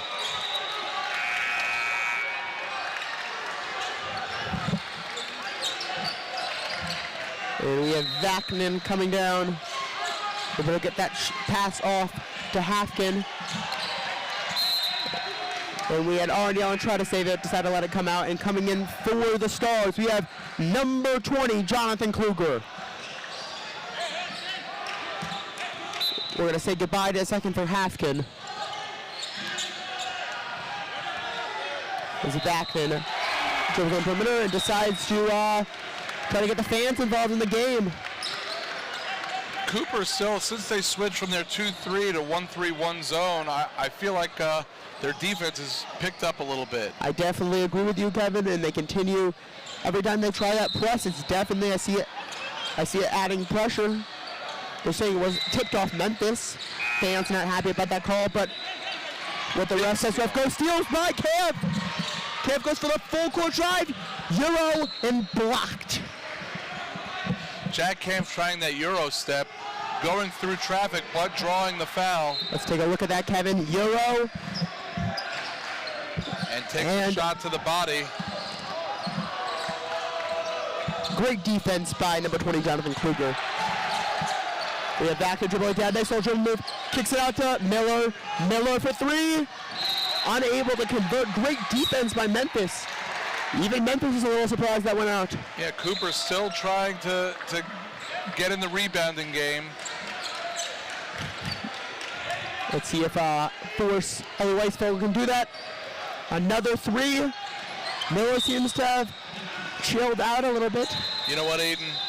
We're a little off color. Maybe it's from all the food and the amazing Shabbos that we had, but Rafi Miller is a lefty. He is, in fact, a lefty. That is news which I hope Memphis knows. Maybe explains the 85% of points. Little confusion for Memphis' offense, but we have Camp at the top of the key, unable to get a pass off. Frieden flashes in the middle, able to get that pass to Frieden. Frieden drives, looks, back out to Vanderwall. Vanderwall looks like he decides not to shoot it and kicks it to Camp at the top of the key. Vanderwall at the top, looks to Weisfeld for 3. And that's 3 for the Jiggler. Memphis with a 42-35 lead in the fourth quarter with 5 minutes and 35 seconds to go. And I'm sure Chris Cole has his eyes on that man after the report came out that he was the unanimous decision for the preseason all-tournament player. A little trap in the corner. Great defense by Memphis, but was able to find the hands of no one else but Miller with it, and 1. Let's see who they call it on. They're going to say count the basket and another foul for Weisvogel.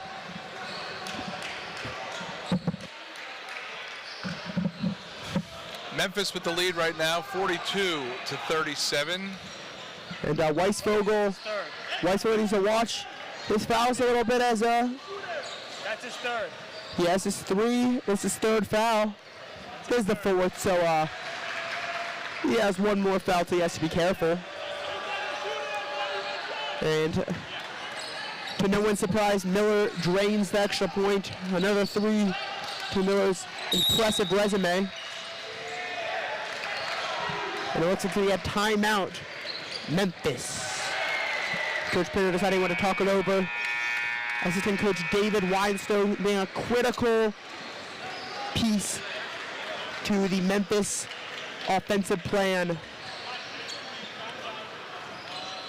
David Weinstone is a legend around these parts in Memphis. He's been coaching for about 75 years for the Cooper Max. I think this was his 75th year. I think so. Yeah. 5:14 to go in the fourth quarter. Memphis with the lead, 42-38. 39 going into the fourth. And we have to highlight, if you look over on the court, we have the Eula Hero game. This is to go to the finals. It's 39-39 going into the fourth. excellent game. But don't leave our game here. This is an exciting game as well. Very close, back and forth. Lots of pressure. Lots of jiggles going on, Aiden. Lots of plays by the Ellie Weisvogel jiggler. Barron starting with full court pressure. We see Jonas Siegel bringing down the ball, looking for Vanderbilt to such a drive. Ooh, unable to get the 2 points. And we see excitement coming from the Stars bench after that offensive breakdown by Memphis.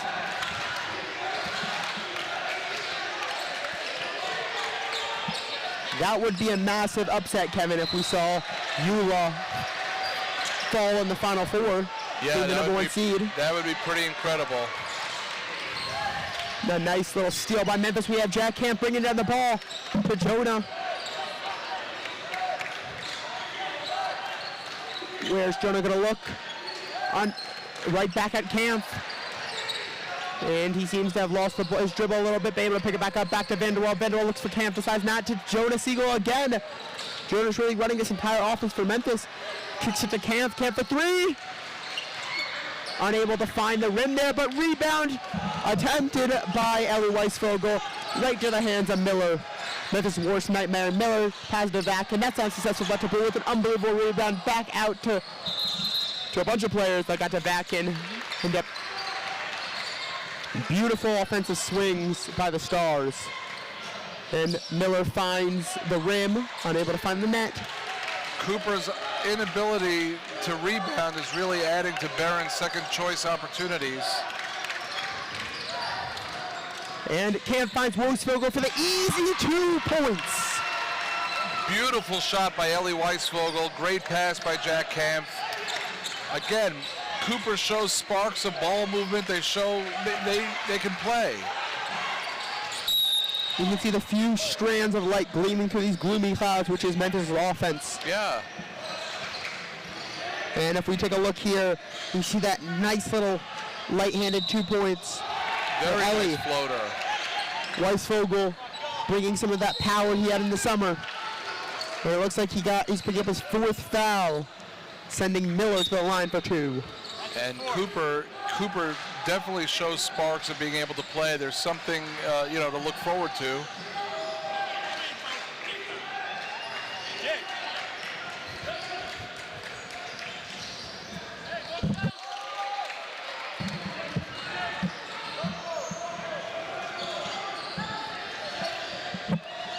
Memphis holding on to a 44-40 lead. It's a 4-point game. Barron showing full court pressure here. Memphis breaks it. Camp is on a 2-1 and gets it to Vanderwall. Vanderwall puts it up for 2 to extend the lead to 6 points. That was very good ball movement to break that press. Barron is showing a lot of pressure. Now we see there's a foul. They're going to call it number 10, Jonas Siegel. Jonas has been playing excellent off-ball offense and defense this game. 30-second timeout called by Coach Chris Cole. Wants to talk it over with his players. Cooper holding on to a 6-point lead with 3 minutes and 8 seconds to go.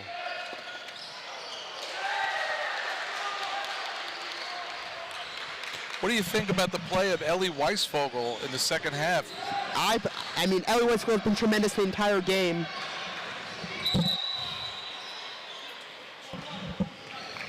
And just to look at the scoring breakdown for Memphis, we have Caleb with 15, Frieden with an additional 15, making up 66% of Memphis points between the 2 guards. Yeah, and on the other side, you've got Barron with Rafi Miller with 30 points in this game.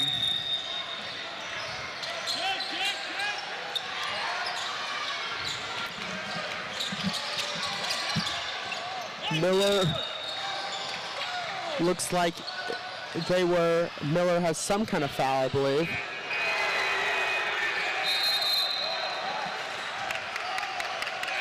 The score table seems to be signaling to the ref some issue.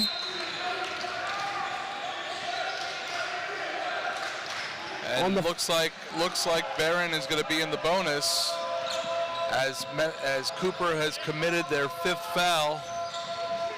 So he'll shoot 2. And that's not the person you want on the line, Kevin. Miller that just racked his 31st point of the game. Again, interesting ratio between his scoring and the rest of the team, but that's what Aledo does. That's right. He has carried their team.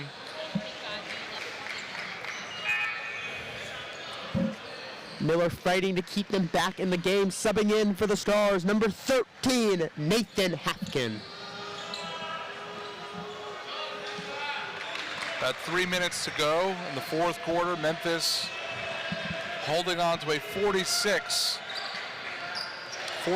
lead. And there's Siegel with the board. Unable to find its way down the court, but he fights and it's called for a foul. It's another foul for Tabul. Tabul's been excellent in this game on the offensive boards and defensive boards. Really helping to control the middle and get the ball to Miller on pretty much every play. We got a full timeout called by Coach Chris Cole of Barron.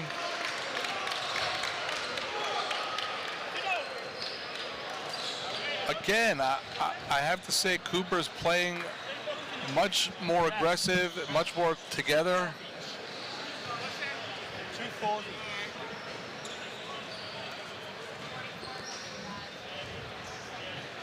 We've got some good mascots here. I love the outfits that we have here in Memphis. Love them. Memphis fans bringing the energy, the outfits, Very clever. the excitement. Memphis bringing a lot of good adjectives to this arena.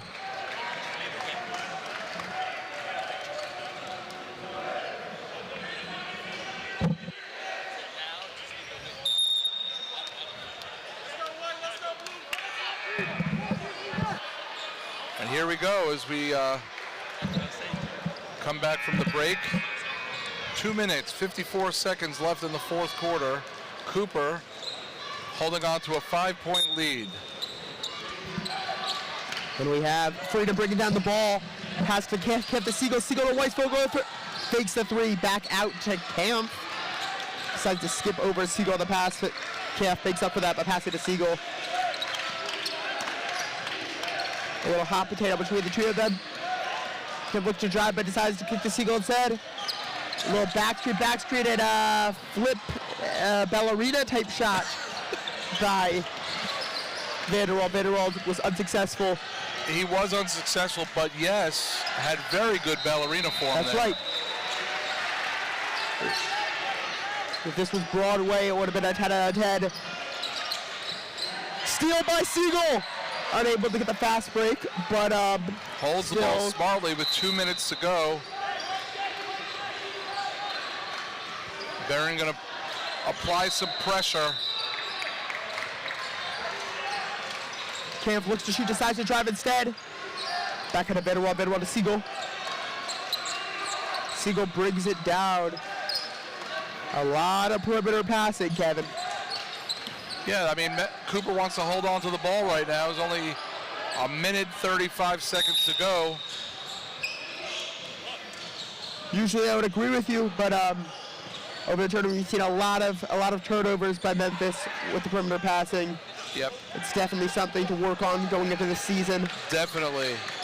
Coach Pinto calling a timeout here with a minute 34 seconds. Cooper in possession. I'm not sure why he would call that timeout, Aiden. They were moving the ball around, holding on to it, running the clock. Memphis was fortunate enough to get Coach Pinto, who's heavily involved with many overseas basketball training, be able to bring him into Memphis strictly to work with his team. Coach Pinto's trained on lots of different courts, different rules, different sports even. Really? And Aiden, I have full confidence in Coach Pinto. I'm amazed by your knowledge. When you take this job as serious as me, Kevin, you're able to figure out these, you're able to look into the backgrounds of each of these players. You have a gift, my friend. And Jonah, tremendous dribble moves, gets it to Jack Hamp. Weisvogel looks, decides not to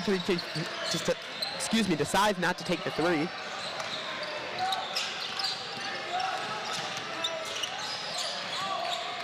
Camp being pressured, able to overcome the pressure. Cooper still in their motion offense and holding on to the ball. Foul. Coach Pinto calls his final timeout with a minute left. Again, Kevin, we may not understand that idea, but with the kind of resume like Coach Kobe Pinto, you You're make right. the calls and we just watch. You're absolutely right there, Aiden. Trust in Coach Pinto. Coach Chris Cole having words with his team. You got to apply pressure here, Aiden. You got to apply full pressure. I agree, Kevin. I think they have to foul. I think they have to do whatever they have to do to get the ball. You can see in the crowd, new head of school, Rabbi Gavi Brown, sporting a Memphis Grizzlies custom jersey. Very nice. Oh, yeah. That is nice. See some community leaders in the crowd.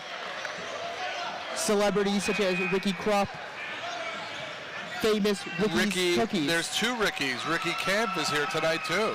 Ricky Camp is a nationally renowned cantor. Cantor Ricky Camp. Has traveled the world That's right. performing in different synagogues. And Ricky Krupp riling up the crowd. Here we go. Ball being inbounded. Able to get into Jack Hamp. Gets it to Ellie Weisvogel drives. Nice little move, and Woody gets the basket. Wow. Excitement Great roaring move. from the crowd and the bench. The Jiggler strikes again. The Ellie Jiggler Weisvogel. is unstoppable. And you see this nice little move here. Goes for up and around, gets fouled, and gets the basket.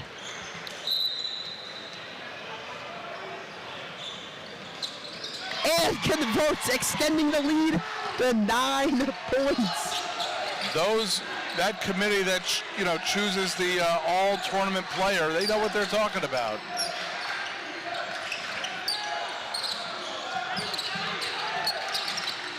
Miller forcing a three, unable to get it to Bull, puts points on the board.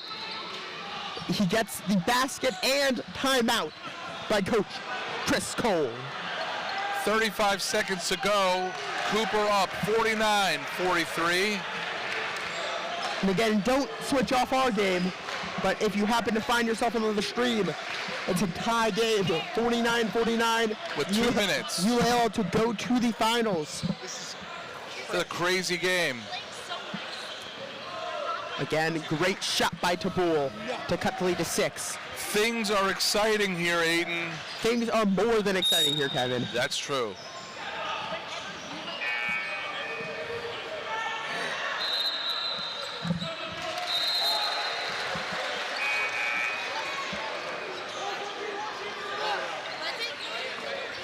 Eula, the pre-tournament #1 seed, in a close battle against Hillel. Interesting, Hillel was the 4th seed. Unbelievable bracket work. Looks like there was only one mistake so far. And it looks like Tabul fouls Siegel. They had a foul to give, so Memphis, the Cooper, will inbound again from under the basket. Barron applying full court pressure. And you can see that pressure setting in by Aaron Yellen, guarding Jack Camp. Oh, unable to get it. Stars, steal by the Stars to Miller. Miller fakes, kicks back up. That's time to Yellen. It looks like 22 seconds. It looks like Stars have the ball again. Miller kicks to Yellen for 3. No Unable to find the basket, and that looks like what could be the game. I don't like to call games early, Kev, but there's a hard path to victory. I agree with you. And we see Camp here, Camp dribbling it out, gets the ball to Siegel. Interesting to possibly 4.6 seconds left. And Siegel is fouled. If you're gonna foul, you gotta foul immediately. You That's don't let right. You 7 can't wait. seconds You can't wait. come off the board. 4.5 seconds left in this game. I think we could put a lid on it. I think one shot here solidifies not only the win, but a unbelievable performance by Memphis, giving them the first win of the tournament. The crowd roars. And as this one is pretty much finished, we got a 2-point game on the other court. Eula up by 2, 53-51, with 51.5 seconds left in that game. And we see Miller attempt the full court shot and miss it. Stick around because we got a post-game report from Memphis's star, Ellie the Jiggler Weisvogel. Fantastic game. I think Cooper really came back and played a much better second half than they did the first half. All right. I think I would love to hear from Ellie Weisvogel. He played very hard the second half, really turned it around for Cooper. It's going to be it was a tremendous game. It'll be a tremendous game tomorrow. And I think that everyone should know that we are not broadcasters, but we're doing it here tonight. He may not be a broadcaster after years of training. I have been given this position. Now I'm here with the man everyone wanted to see, Ellie the Jiggler Weisvogel, unanimous decision for player of the preseason tournament. Now, Ellie, we saw you come in the half. You started a little slow. There was a little bit of confusion in the offense, a little bit of confusion in the defense as well. Second half, you came in, became a force in the paint. Let me know what was going through your head in the halftime. Did you have a conversation with Coach? What really helped you settle down and be able to lock in on the defensive side? It was just the energy. The crowd got everyone hyped, and that really just boosted all of our energy. Ellie, what was the turning point you felt in this game? It was back and forth pretty much for the whole first half. I think we went to the half, you were up by 2 or 3. Did you find the turning point to really control the game? It was really when Benny had a little floater, and that really got all of us going and stuff, and then coach, the bench, everyone. And Ellie, at the very end of the game, we saw you essentially lock up the game with that gorgeous and one shot. What was, you were able also to knock down the extra point. Was there a sense of nervousness? What was the feeling going through your head at that shot? I was a little nervous. If I missed it, I would have not played next game. But I made it, and that really locked in the game. Well, Ellie, tremendous work. It was great. Thank you for coming and speaking with us, and good luck tomorrow. You got a big game. Yeah, thank you.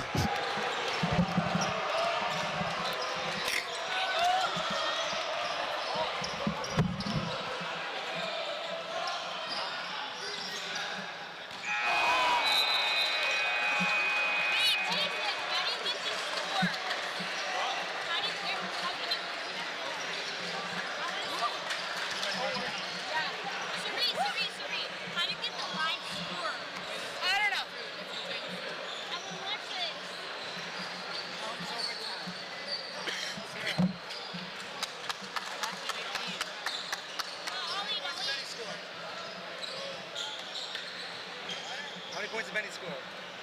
15. 15? How many points did Jack score? 15. Jack and Benny both at 15? Yeah. Nice. Showing the highlights right there, look. That's so cool. Do you know how much? It's a real thing. Just watch it.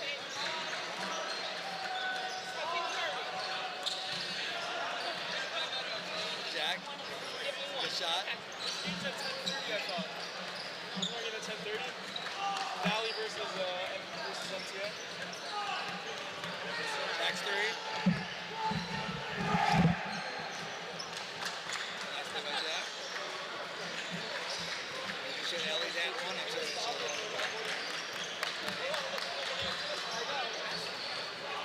This will be a good game to rewatch. Ethan shot. I got scared there. That was 3.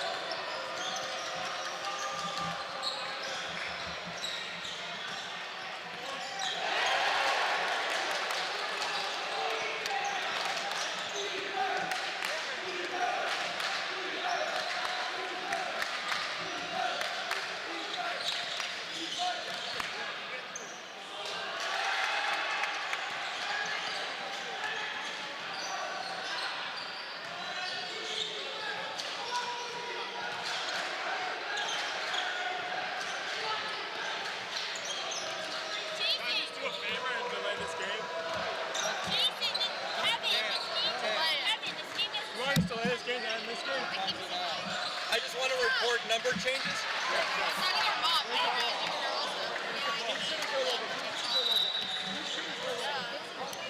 Oh yeah, I have a job. Like another minute. I'm working. I know, I'm working on it. That's what I'm working on right now.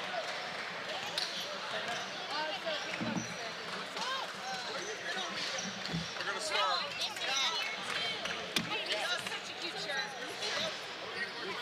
I'm just trying to do a number change in the book, but there's no book. So I can't do that. Because they always sound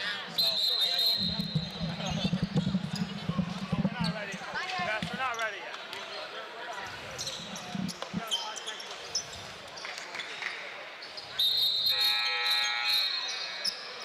We're not ready yet. They need like a minute to go get the stuff.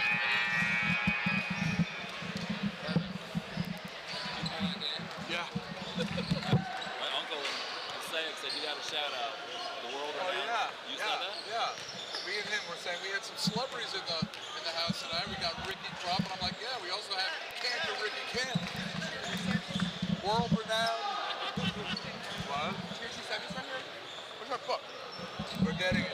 Oh, I don't know where oh.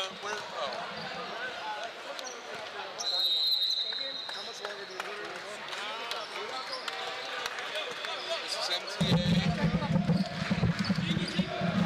Valley versus MTA. Valley Torah. Do we have another? Wait, just whip.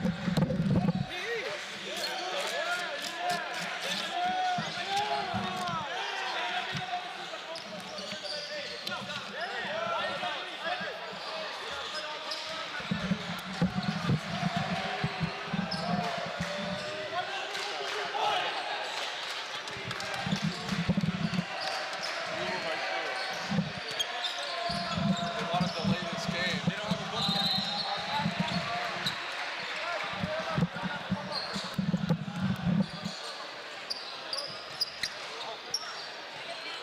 Here it comes, here it comes. One last light. Don't look at the book.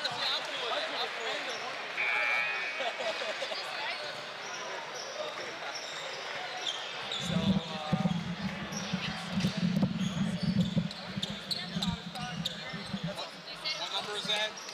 Gamer?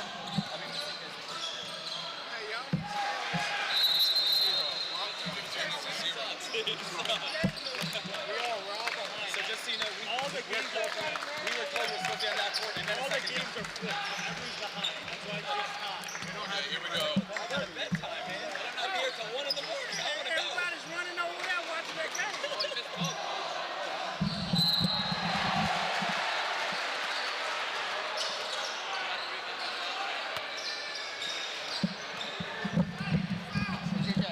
All of y'all can just do the little thing. I know. Yeah, whenever you're ready. Just have these scriptures. Never mind, we figured it out. That was it, Ship.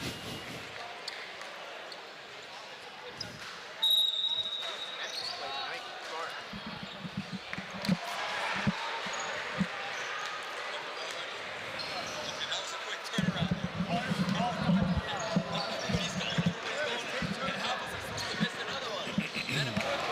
And we're back. At the 2024 Memphis Yeshiva Invitational, we have a great matchup here tonight, Aiden. The MTA Lions against the Valley Torah Wolfpack. In the Tier 2 semifinals, the winner advances to the Tier 2 championship.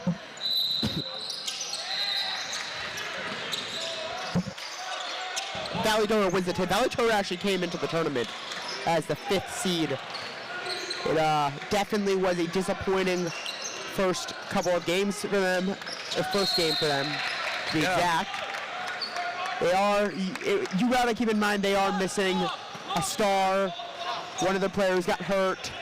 They're riddled with different ailments to their game, but that being said, it's definitely a disappointment for them to come to this tournament as such a high seed and be fighting and in the lower bracket. Nice steal by Valley Torah, number 24, and he finishes. Number 24 is Ben. He's a junior. We're going to just call him Ben for right now until we figure that out. But yeah, that was a nice steal and bucket for number 24, Ben. Yeah. Great shot. Number 24, Ben, is really been the highlight of the game so far. MTA comes down the ball at number 12. Number 12 is Avramov. Avramov kicks it to number 5, who loses it, but ends up getting it back, and then that's number 44, Gavi Engel, for the points. Gavi is a senior at MTA. Dominates the paint at 6'3", and a nice little push down and kick to number 5, Jacob Abanim. Another senior guard for MTA. This is also starting out as a fast-paced game. Quick buckets.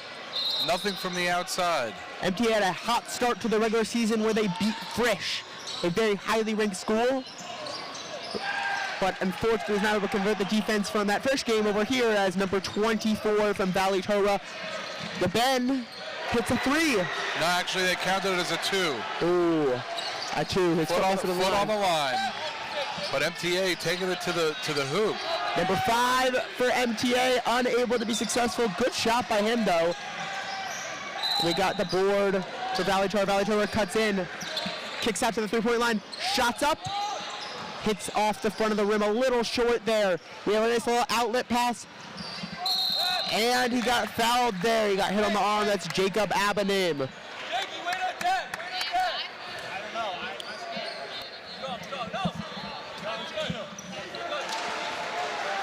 Now MTA has been playing well in the tournament, but something they've really dominated in is their sneaker choice. MTA really has brought their game to the tournament when it comes to their sneakers, and really some colorful and cool patterns going on here.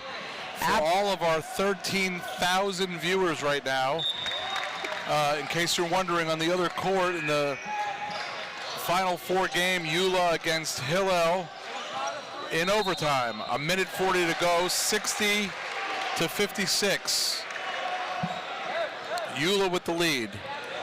And Hillel has the ball. But swinging back to our game, we have Abanim taking that second shot.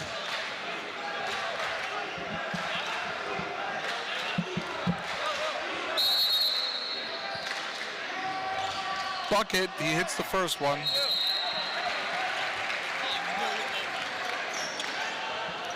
And they'll take it away for a lane violation.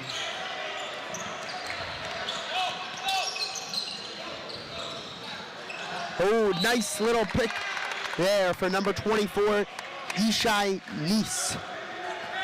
Yishai is actually a junior at MTA, a really impactful player on the court.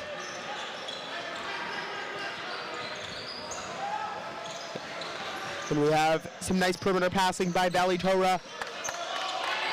Valley Torah back out of the top, tries to drive and is picked up. Amazing little play there by MTA, and a score by Jacob Abanim.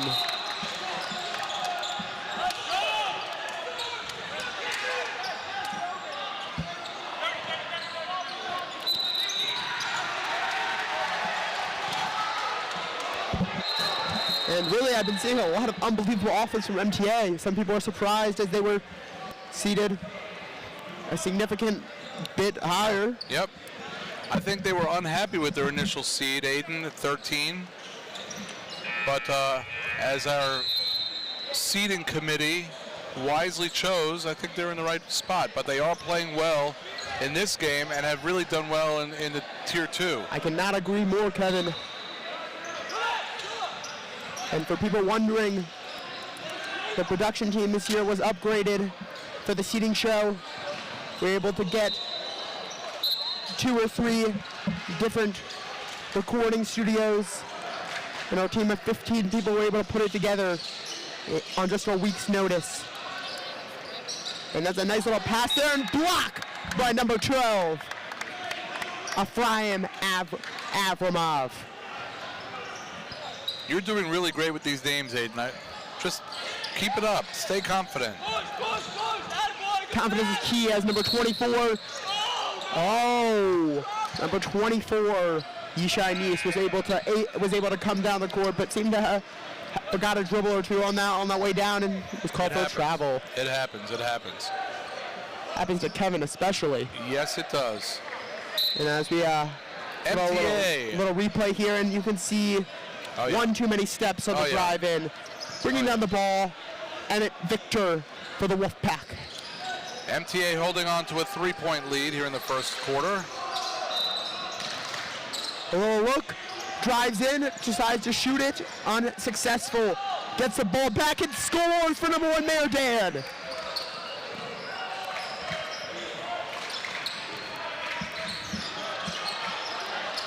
Some great, and we have Abanim again for 3. Nylon, it's good. Look at that pretty shot, leaving the net confused.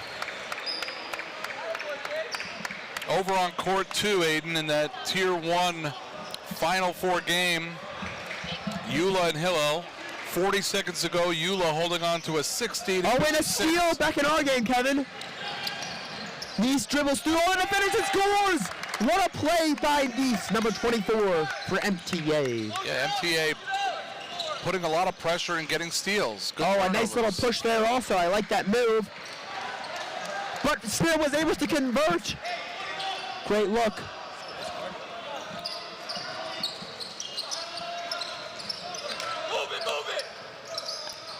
Some good offensive plays. Looks from the middle, unable to be successful. Picked off by number 30 for the Wolfpack. It looks like Ben's relative, Yaron, number 30 for the Wolfpack. Again, I think it might be cooler to use their first names, Kevin, so we're going to use the first name for that duo. Do whatever makes you feel comfortable, Aiden. I think just because the last name is confusing, because there's 2 of them, we should probably just use their first name. I think so. And again, we have Victor at the top of the key. Victor passes to number 24, Ben. Then to Dan. Dan is able to find Yaron. Yaron kicks up for 3. And that's a miss short. Just a little by short. Edry. Back out for 3. Splash That was a beautiful shot right from the top of the for key. Mayo Dan. Mayo Dan is actually a sophomore, interestingly enough, but is clearly a key component to the success the Wolfpack striving for. As tries for the third and it's nothing but glass. This is a true East versus West matchup right here, Aiden. That's right, Kevin, and as you say that, MTA gets another steal. Hits the corner, and they're looking to respond with their own 3 after that dagger of a shot by Valley Torah. Ooh. That was a little too close for comfort. Foul on number 30, Yaron.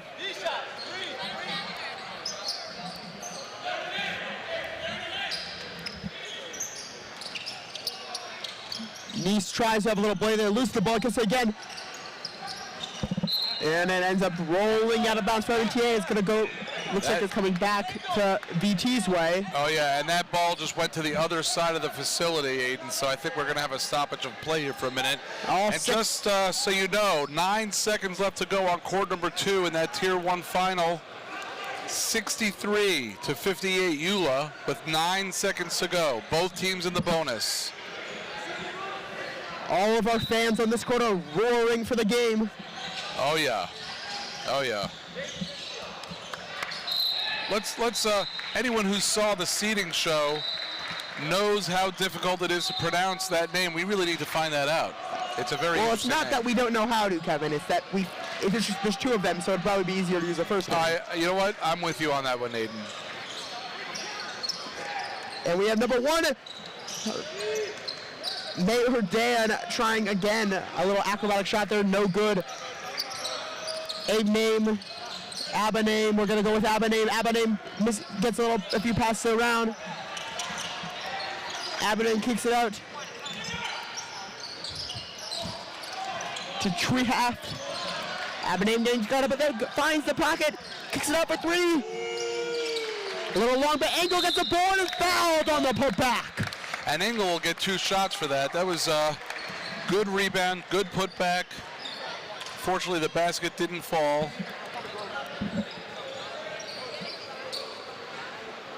MTA is close to being in the bonus as Valley Torah's slowly getting into foul trouble. They've got 4 fouls.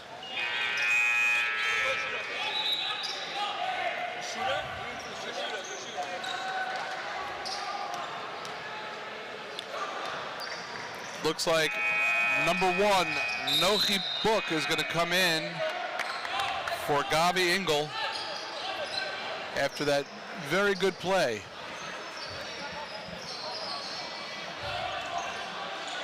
And it looks like they're rolling the ball. Interesting in the first quarter, but time is money, as they say. Yes, it is. Number 2, Ebert Victor, holding it down on the offensive side for Valley Torah. Valley trying to get the lead, and it's another steal by no other but than Jacob Ebenaim.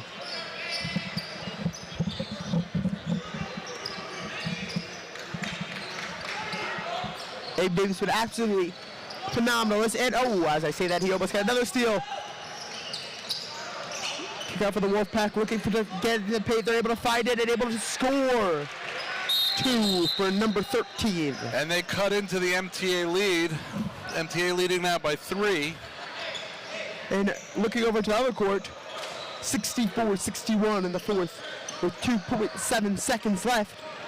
Eula retains the lead as the 1-4 seed matchup, and apparently all game has been going on.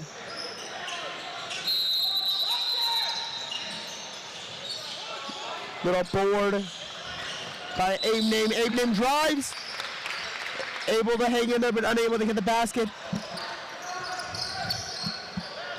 Victor comes down the court looking for a last-second shot. Gets it to Dad. Dad shoots.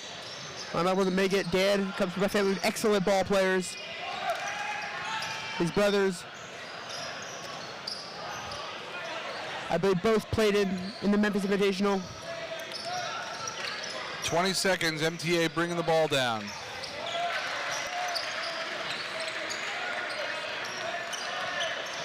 Ebenaim has the top of the key. A little bit of elevator passes. Amrov! And it's good for 3! Amrov extends the lead to 8 points. Oh, and it steals the inbound pass and puts it in for 4 quick buckets. And that is how you end a quarter. That's right. That was exciting. MTA goes up by... And we have a final on the other court.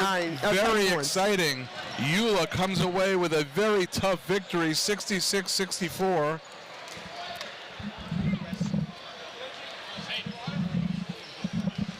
Let's watch this, some replays, some phenomenal plays in this first quarter. And stepping out of the huddle for MTA, we heard the motto chanted over and over, keep pushing their coach, pressuring them to not let up on this intense offense. MTA is shooting very well. I think both teams came out pretty impressive, shooting well. MTA now has a 10-point lead going into the second quarter. And number 5 for MTA, the man of multiple names. We're gonna go start this quarter with a new one. We believe it's the correct. Ebenaim has really been dominating the game, really controlling every aspect of it. Valley Torah will be inbounding the ball to start the second quarter.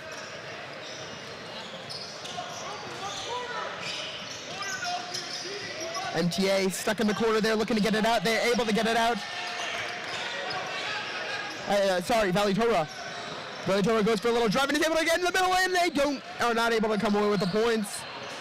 Again, Valley Torah with some second chance opportunities here. And we have number 24 cutting in with the shot.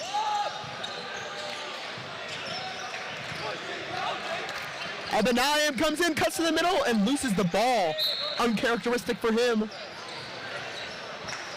But nonetheless, excellent defense by Valley Torah.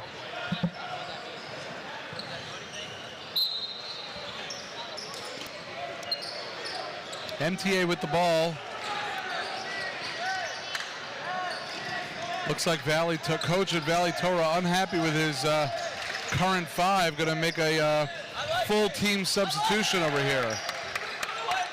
As MTA knocks down another three. MTA has been on fire for the last few minutes. And the LA Chargers tries to respond, unable to respond with their own. Rebound. Nice. Nice looking, able to find Avrov. And another three by Abanaim. Abanaim's on fire today. Pretty incredible. Very good shooting by MTA. MTA with another steal. Trehoft has the ball. He brings it in. 11 points for Abanaim so far. And another shot falls for MTA. This time, Josh Trehoft. Absolutely excellent force in the paint. And Aiden, I am pretty impressed with the size of the crowd here tonight.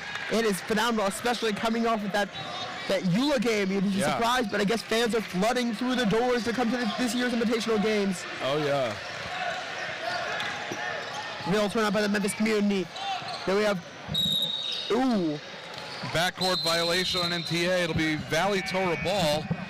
MTA up 31-15 with 5:57 to go in the second quarter here in Memphis. Dancy's unhappy with that call, but what the ref wants, the ref gets. And there's a three by VT, unable to connect.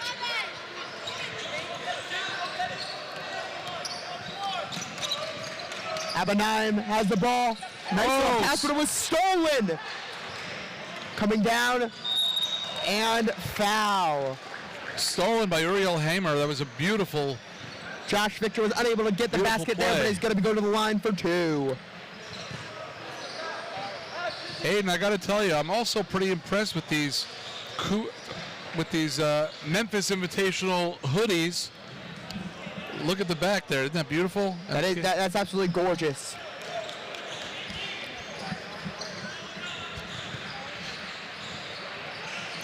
It's a lot of fun, isn't it, Aiden? It's this tournament cannot be more fun. Yeah, I agree. The year is phenomenal. The Shabbat was phenomenal. And one of two of these announcers are phenomenal.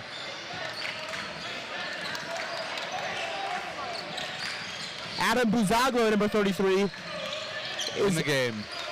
Just checked into the game for Valley Torah. Beautiful three, but was unable to connect by number one, Noah Nachli Book.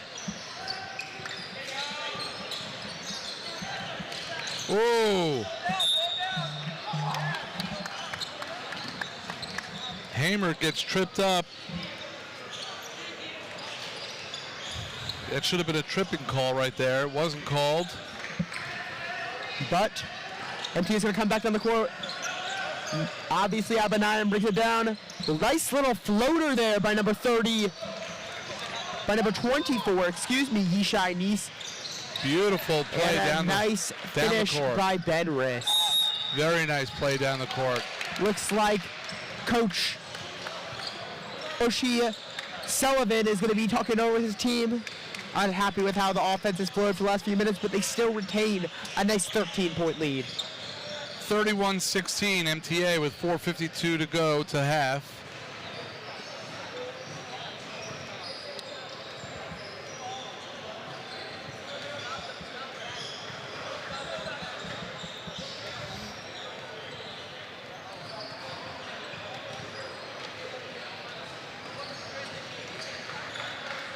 Aiden, I think it's exciting going into tomorrow's play. I think this is a Final Four game here for the Tier 2 championship. I agree. And it'd be interesting to see MTA pull out. If this score stays consistent, it'd be interesting to see MTA pull out an upset and join the winner of, I believe, the next game in the finals.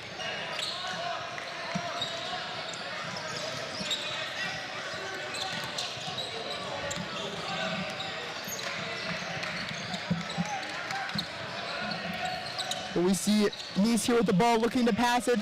Maybe looking in the middle for Buzaglo, but decides maybe is Buzaglo, I'm sorry. Trahaft.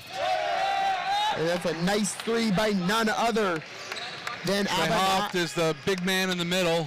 Abanayim. Victor at the top, pops a three and it's good! Victor adds 3 points to the board for the Wolfpack.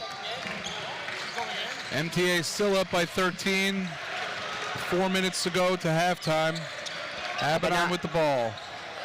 Abaddon has really been dominant this half.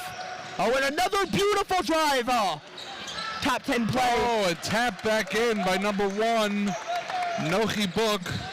Nochi's been absolutely tremendous the last 2 minutes. Adding his name to the list of scorers. And Nice has a nice little job there, unable to finish. Babanaim, ooh, also unable to finish. Rebound, Valley Torah. Valley Torah brings it down. Valley Torah kicks into the middle. Little loose ball. Able to get it to Victor at the top. Victor gets a little high bounce there. Loses the ball, wants to reset, calm it down a little bit, so it seems he goes to the top. Considers a three, decides not. But decides it this time, right off the front of the rim, attempting to extend his triumphant performance. Abaddon not able to hold on to it. Victor, nice kick. Wow. To the corner for number 4, Joe Mago. Joe Mago. Let me tell you something, Aiden. This game is getting very physical, and the refs are not calling much. But it is a very physical game. The refs are definitely letting the two teams play it out.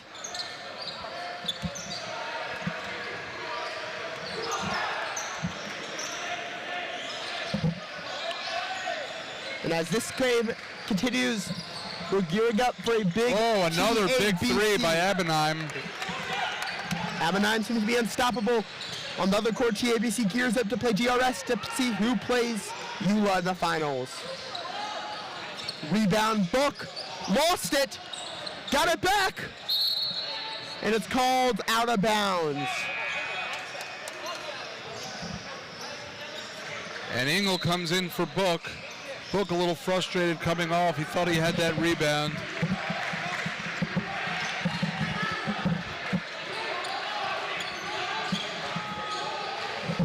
Both teams making some changes here.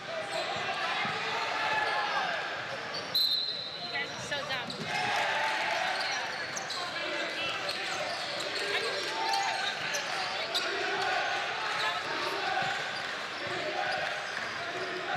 We see a nice little dribbling performance by Victor at the top of the key. And I'm sorry. Oh, a reach in, missed by the refs and not called. Little clarification, there are 2 Victors on Valley Torah. I wonder if they're related. Number 2, Emmett Victor. And number 5, Joey Victor have been dominating the game together. They seem to have chemistry. I think so. I think you're right. And the crowd just seems to be getting bigger. And more rowdy, as it seems. Oh, yeah. And a nice block by number 0. Number 5, Abenheim, has 16 points for MTA. Tremendous performance. Andy Richmond with the block there. Or, excuse me, Uriel Hammer. Nice drive and dish, but it's stolen. Kicked out to number 24, the Ben.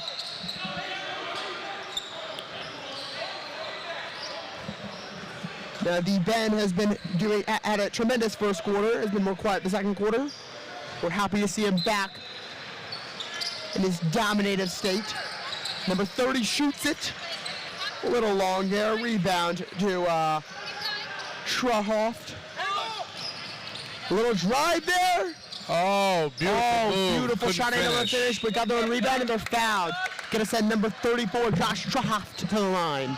Great move by Nice. He's able to get up to the rim, but just can't finish. But excellent move. A lot of Rob top took place here.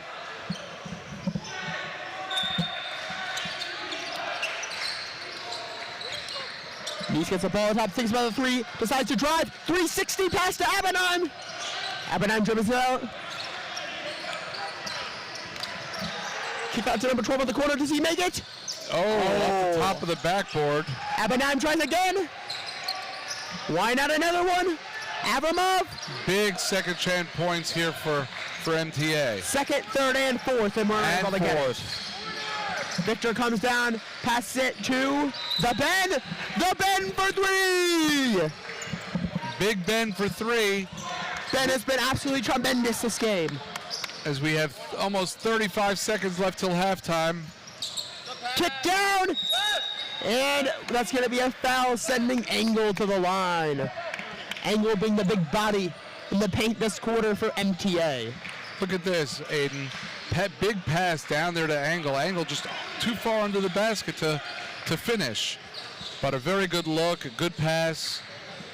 Here comes a free throw.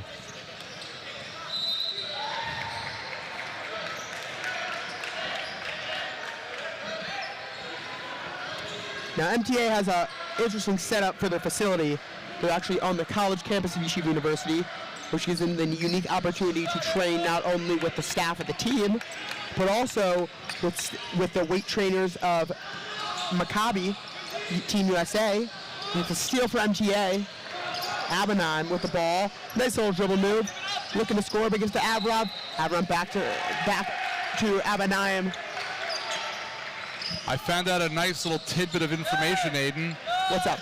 That so YU play, they have Max Live to watch all the YU games. MTA now has one this year as well. Love to see that, getting the community involved, allowing them to view it not only from the gym. I will find out exactly what it is in case anybody wants to watch the MTA games this year.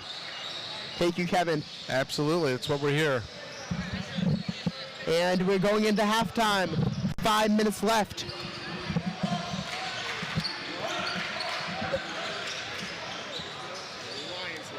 We're finding out right now. We just got word the official name is lionslive.com, and that's where you'll see all the MTA games this year. Go visit lionslive.com to see this performance. If you're liking what you see now, look forward to seeing it all year long. Keep your eyes on Abanheim. Keep your eyes on Engel. And not most importantly, but very importantly, keep your eyes on Avramov. Very, very impressed with the first half for MTA. They're moving the ball, taking good shots, and they're hitting them. Abanheim has got 16 points. Maybe it's 18 by now, I don't know. But yeah, they're playing well. They're playing very well, Kevin, and Valley Torah is giving it all they have, and they're still down. Yeah, that's a gorgeous move by Nice. Oh yeah, and a good put in by Trehoft. And Kevin, we have a little 3-minute break here, so we'll catch you guys back in the action at the beginning of the half. We'll be right back from Memphis.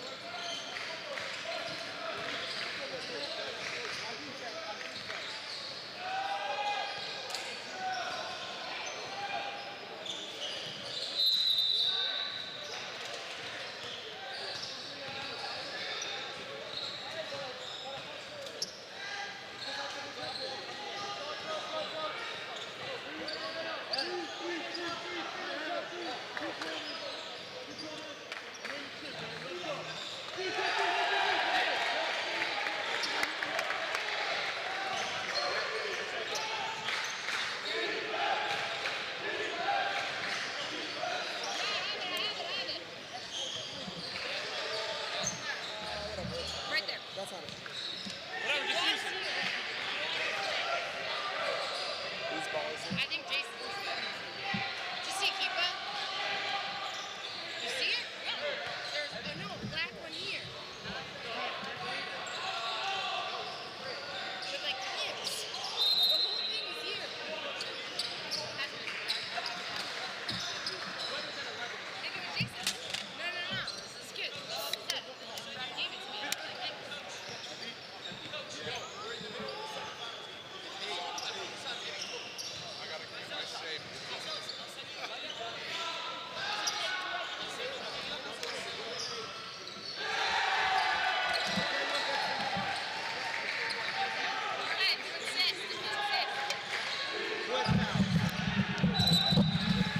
welcome back to Memphis. The 2024 Memphis Yeshiva Invitational Tournament. We're here with MTA against the Valley Torah Wolfpack. MTA holding on to a 41-27 lead as we start the second half. The winner of this game will go on to the Tier 2 championship game. Are you sure? No.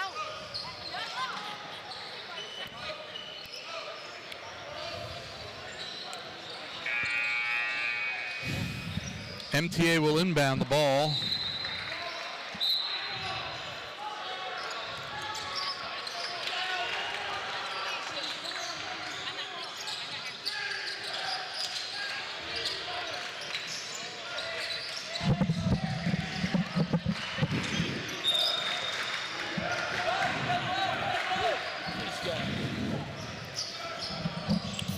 MTA inbounding from underneath the basket.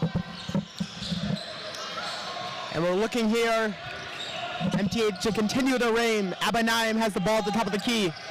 Abanaim with a nice little dribble move. Tight pressure by number 34 in Valley Torah.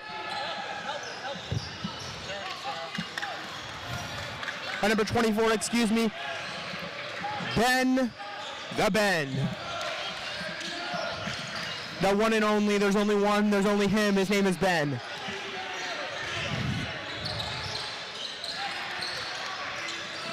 He's trying to get a pass, luckily picked up by Trahaft. Did not look like it was originally to him, but he was able to get the ball at the end of the court. Wide open shot for Engel, couldn't get it.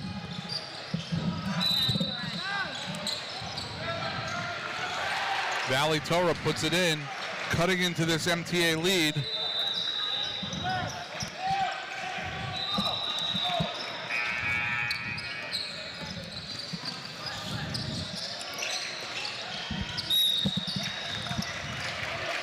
Another stoppage of play. Foul called on MTA. Inbounding for Valley Torah, we have Edry. Edry gets it to number 2, Victor.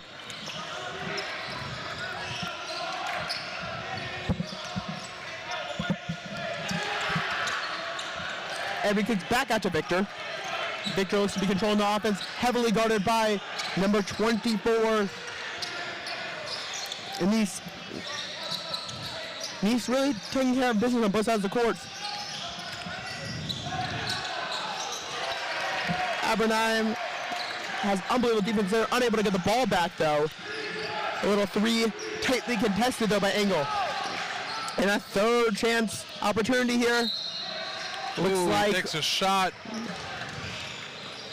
number 2 seems to be wincing in pain. but he Victor, gets right back up. That's a true player right there, Kevin. That's what I'm talking about, a warrior right there. Maybe a wolf, dare I say. Number 13, Edry, running the paint, gets into the paint, and scores with a beautiful reverse layup. Catch out on this with tonight's top 10 plays. That was gorgeous. Neese with a nice little crossover move, kicks out to Engel. Engel, reverse layup, comes back with his own. Almost identical plays there, Aiden.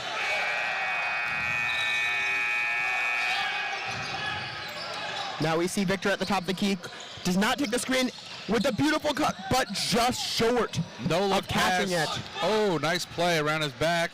Edry, that was by Edry. Neese missed the layup, missed the putback. Abaniah misses the pickup. Rare opportunity to see Abaniah miss. Memphis. Maybe you want to take a video of that because you don't see that so often. Abaniah with the missed putback. And MTA had several chances there, just couldn't get the bucket to fall. And Engel will be at the line. First shot is up, and it's good. Extending MTA's lead, 44-31. He'll have a second shot here in just a second.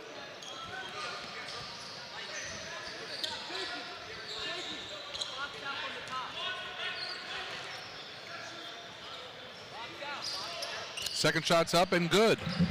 Engel with a beautiful shot there.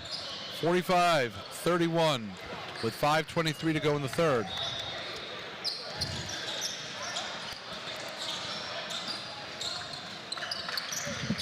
Paulsboro Greek does not get it. The Ben cuts into the lane. Kicks to Victor. And there seems to be a call on the play. Kevin, did you catch that call? I didn't see the call. And it looks like Abinime The foul on Abinime, yeah. You know what? When you're playing Abinime, you get a little pass with the foul. You have to. You got to get a little aggressive. The fans are a little angry about that, but beautiful cut down the middle. Kicks out to Mayor Dan. Valley Torah, the sophomore guard, the ball in. Listens to this coach for a second. Unclear what he wants. Kicks it to number 25, Raham. Asayag Raham is a sophomore teammate and classmate of Mayor Dan. Unbelievable chemistry between the two. Cuts it Mayor Dan. Beautiful move. Oh, it burns the highlight. Treehoff with the rebound. The big man's open. Shot. Oh! Bingo, bingo. That's another three for Treehoff. Nothing but the bottom. BT with the comeback of the road by none other than the Ben. Big Ben with a answer bucket. Ben's unstoppable tonight.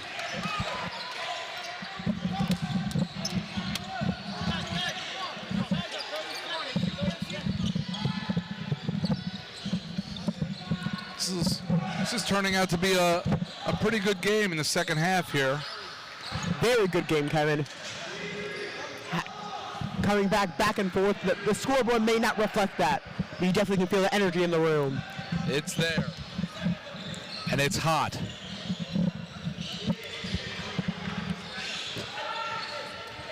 We've got 3:20.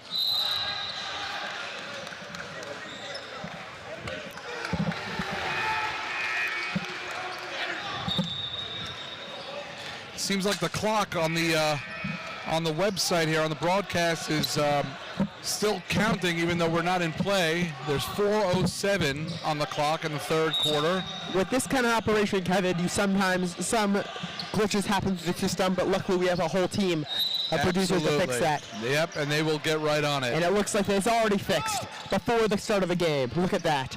Unbelievable. Unbelievable work. Unbelievable. Tremendous, you might say. I would say. You have Nice coming down. Nice looking. Ooh. By Trio for another three.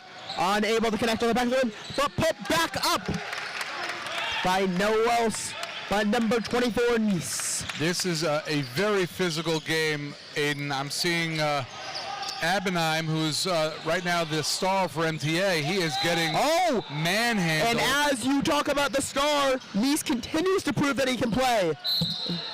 Abinime missing a very easy layup.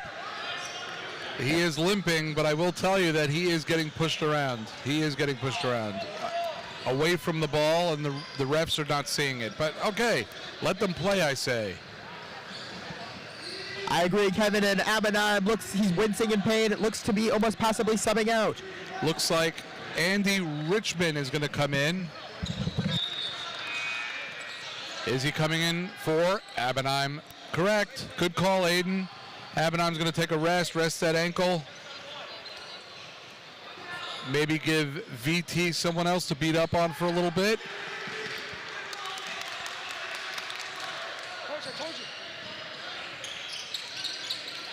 Bucket. MTA widens their lead, 52-34. And not too early could Abinime play. He also seems to be assisting with the coach. The clock seems to be having some issues still on the broadcast. We're going to have some team work on that. But he's with the unbelievable steal. And put back. Scores the basket. Very nice. Ben Riss took a seat on that three-pointer. Thought he should have gotten a foul for that.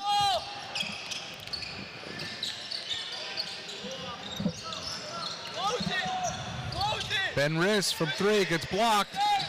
Ooh, tough. He comes down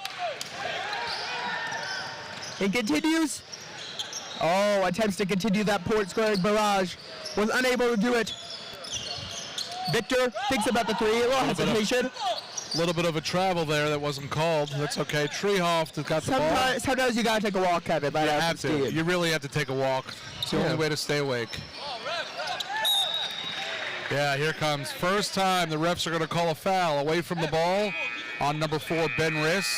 Subbing in for Valley Torah, Yaron, brother of Ben. Subbing in for Ben Riss. And Abbenheim getting ready to come back in. With a rested body, Abbenheim's ready to dominate the rest of the game as he has been doing. And Nice continues. Hopefully that ankle holds up. Hopefully that ankle holds up. He says it feels good. He'll be all right. Our side. Get in there, get in there. All right, there he goes. Our sideline reporter just had confirmation from Abbenheim himself. The ankle feels rested and ready to roll. He's ready to take on this Valley Torah harsh defense.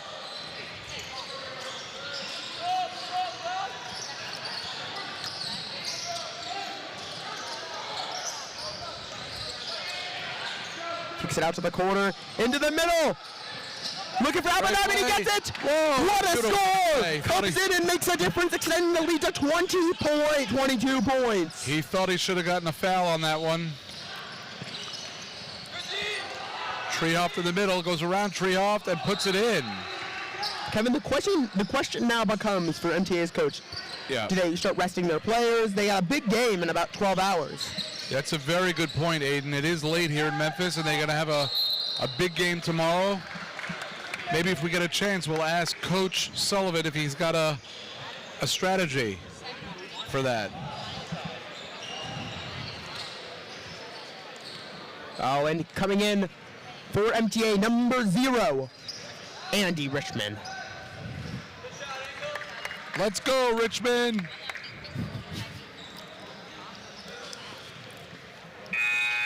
And after that Ted Lasso reference, we have a free throw by Engel. And it's good, just further extending the lead.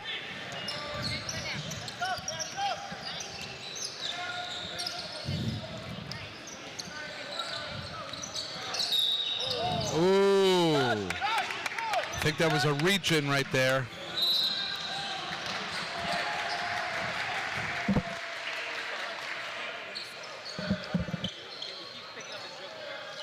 Oh, amazing And play. immediately coming into the game, starts making a difference. Let's go, Richmond. Another Richmond score. Amazing. No longer has a point total of 0.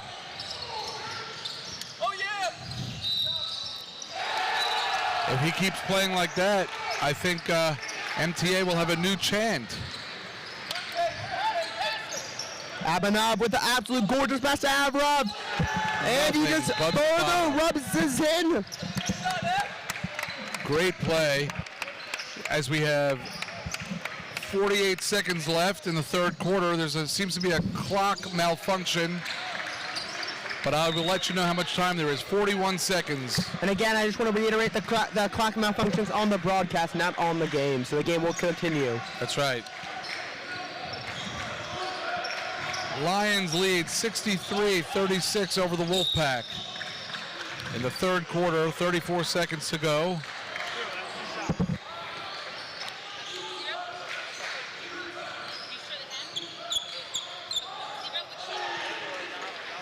Subbing in for MTA will be number 32, Benjamin Scheinfeld. Abbenheim at the line. 2 shots.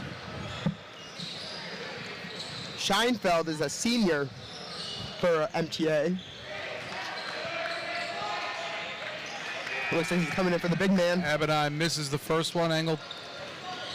Not angled. Treehoff, the big man in the middle, going to take a seat, take a rest. What a good performance by Treehoff. Absolutely dominant. Absolutely. Jacob Abbenheim at the line for his second shot. It's good. 64-36 with 34 seconds to go. In the third. Going into the fourth, the 30-point lead down is a tricky task to overcome, but Valley Torah will try with this pass by Victor, which was deflected and stolen by MTA. Abbenheim, Beautiful play. Way to look up court. 66-36 with 10 seconds to go.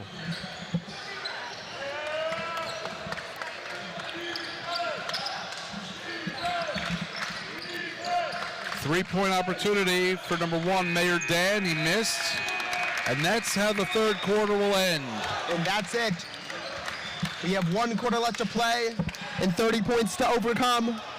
Yes, I'm going to go ask the coach what their strategy might be to sit their starters. What do you think? Well, I think the coach knows what he's doing when he's doing it, and I think he has a method to the madness.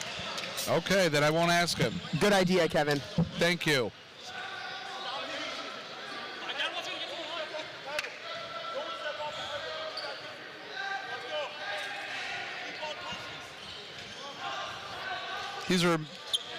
These highlights are showing you why MTA is actually up by 30 right now. They have been playing very well. And Valley Torah has not been able to answer MTA. MTA coming out, shooting lights out, playing very well. And who knows, if they played like this yesterday, they might be in a different position today, but they're playing very well. Oh, they lost the first day, won the second game. We're getting ready to start the fourth quarter. Coach Sullivan is sitting his starter, Jacob Abenheim, as we start the second quarter. Maybe give him a little rest. He's got to get ready for the game tomorrow if things continue the way they're going. Abenheim has had a dominant performance as we await the stats to come in for the last quarter. Looks like MTA is dropping down into a 2-3 zone.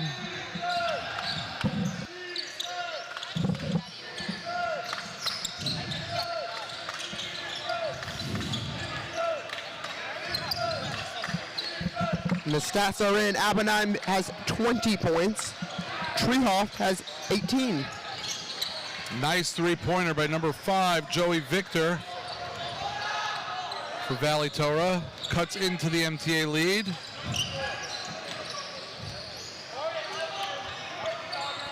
Nice really has been controlling this offense this second half, Kevin. Definitely.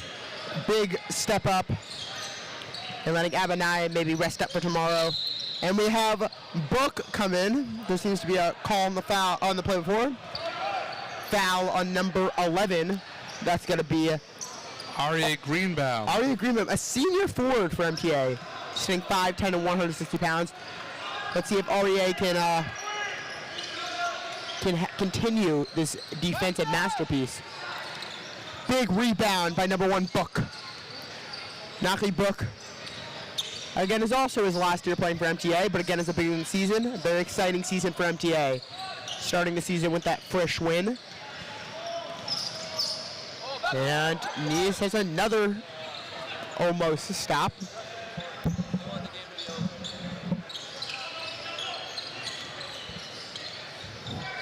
Valley Torah trying to cut into the MTA lead. Foul called. Interesting play to foul here, Kevin. Looks like they want to book with that foul. Well, we're going to move on from that one, but there is, I just don't understand really. They're playing some starters. And here comes their subs. I was a little confused at the 30-point lead at 11:30 at night when they're playing in the morning. Yep. That was a nice bucket by Yisrael Rabibo for Valley Torah, and now MTA with, no backcourt, no foul, no interesting. Travel, and all interesting calls for the You know what? Again. It is play. It is what it is, Aiden. Just let it go. Let it go. Let's continue. Here comes a three. A little off. Rebound by Yisrael Rabibo. And we have Liss coming down the goal with a nice dish to Victor. Victor for three, unable to connect. Rebound by number 33, Adam Buzaglo. Buzaglo continues to make his presence known to MTA. Into cutting the game for the first time for MTA, Josef Rosenberg, a junior guard, 6 feet, 150 pounds. Could he get his first minutes of the night? Also in the game, Yehuda Shanker, number 13, a senior forward at 6 feet, 210 pounds.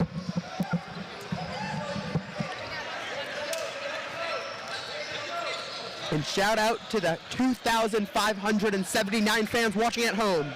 We appreciate your dedication late at night. We know a lot of you guys are from New York. It's late at night, but we appreciate over 2,000 of you guys. That is dedication. That is dedication, That is Kevin. dedication. You watch them wherever they go, however late, it doesn't matter. Again, and remember to follow them this year on LionsLive.com. Somebody took at me from there. And a crisis breaks out at the table as Abinam is an attempt to find his yarmulke, or Abinam wearing a foreign yarmulke right now. That might throw his game off.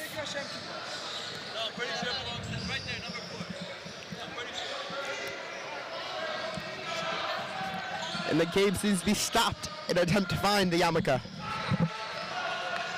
The yarmulke has been found. It has been found, and he's taking the Memphis Invitational yarmulke off to put on his Thank You Hashem yarmulke. If this kid thinks he's going to play tomorrow, he has something else coming for him. That's right. Who does that, Aiden? Who does that? I think they were arguing about the clock or something. We're not going to worry about it. They were letting the clock run. Now, well, they are down by 25 with 5 minutes left. Valley Torrey continues to push in an attempt to cut this lead. Nice little three, rims out, board back, second chance opportunity, rims out again, third chance opportunity, and it falls into the hands of MTA. Good, valiant effort by Wolfpack. A lot of good looks there, just none to fall.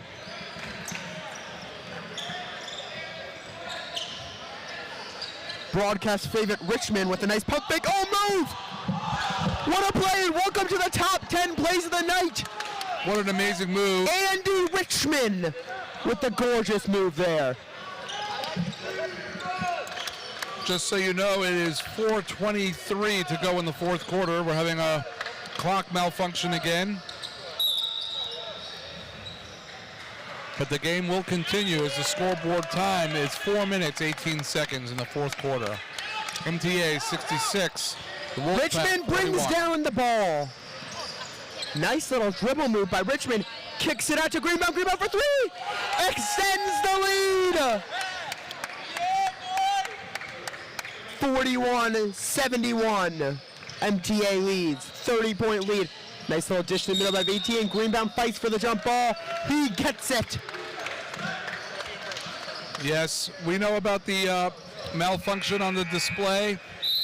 It is MTA 71, the Wolfpack 41, with 3:54 to go in the fourth quarter. Let's see if Richmond can continue his another kick out. Oh, tried a mirror sequence, but then we're gonna put nice little cut in, and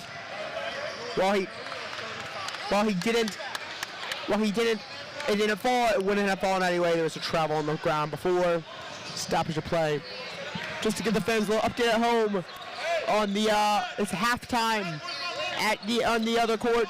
The score is 21-17 in favor of DRS. Again, they're playing TABC to see who will play EULA in the finals tomorrow. Little tap. Another three attempted. Seems to be attempting to keep the hands a little bit, but it's not working so far. He did have that nice three at the beginning, though. Beginning of the run, I should say. Nice board. Here comes Richmond. Oh, nice dribble move. Richmond with a crossover. He comes in with a beautiful dish and sells the highlight.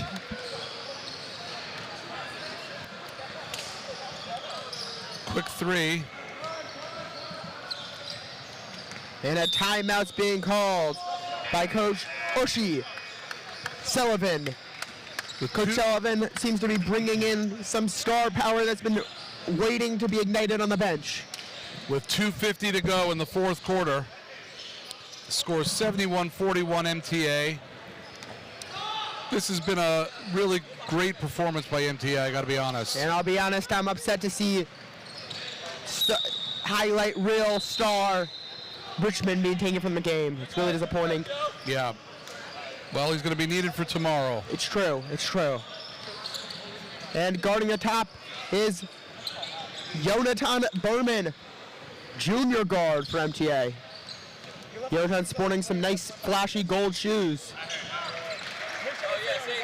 Oh, unbelievable defense by MTA!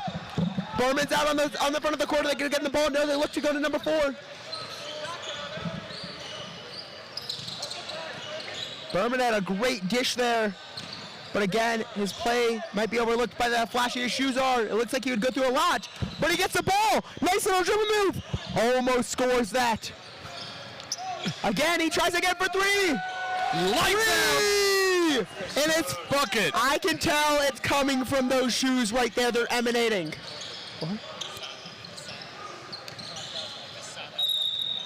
And it looks like we're getting word that we have a sideline reporter, Jason Schubert. Jason Schubert, please let us know what your thoughts are on this game.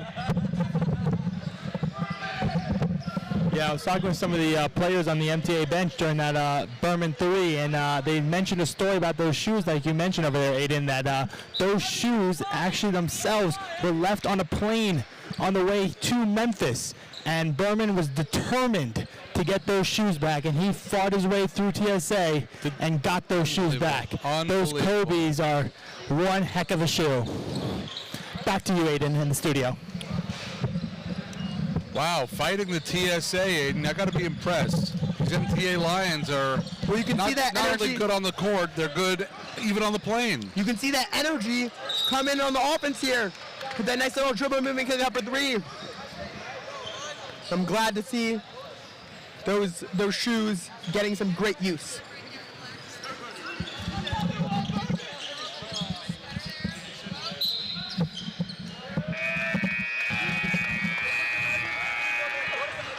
Very nice. 74-42 in the fourth quarter, 1:28 to go. We're watching MTA manhandle Valley Torah. Beautiful three-pointer from the corner.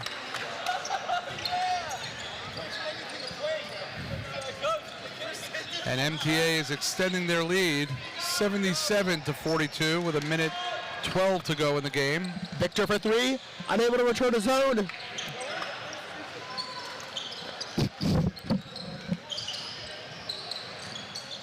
Three. No good. No good. MTA with the rebound. Let's see if the shoes can hit again. Nice dribble move. Looks to the middle for the big man. Oh. Almost scores. So close, yet so far. Not so far. Right over there.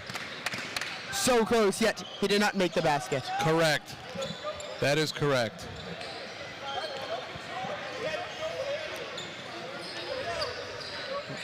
We are down to the wire here with 27 seconds left in this game. Looks like he'll be dribbled out. Torah will hold. End the game, and MTA will move on to the Tier 2 championship game. And coming to the booth after will be Abanheim. Abanheim will come for a post-game interview. It'll be stick around for about 30 seconds. Yo, Berman, the plain story is true about the shoes, right? The Tier 2 championship game will take place at 10:30 Central tomorrow morning. And so far, MTA has bought their ticket to the championship tomorrow.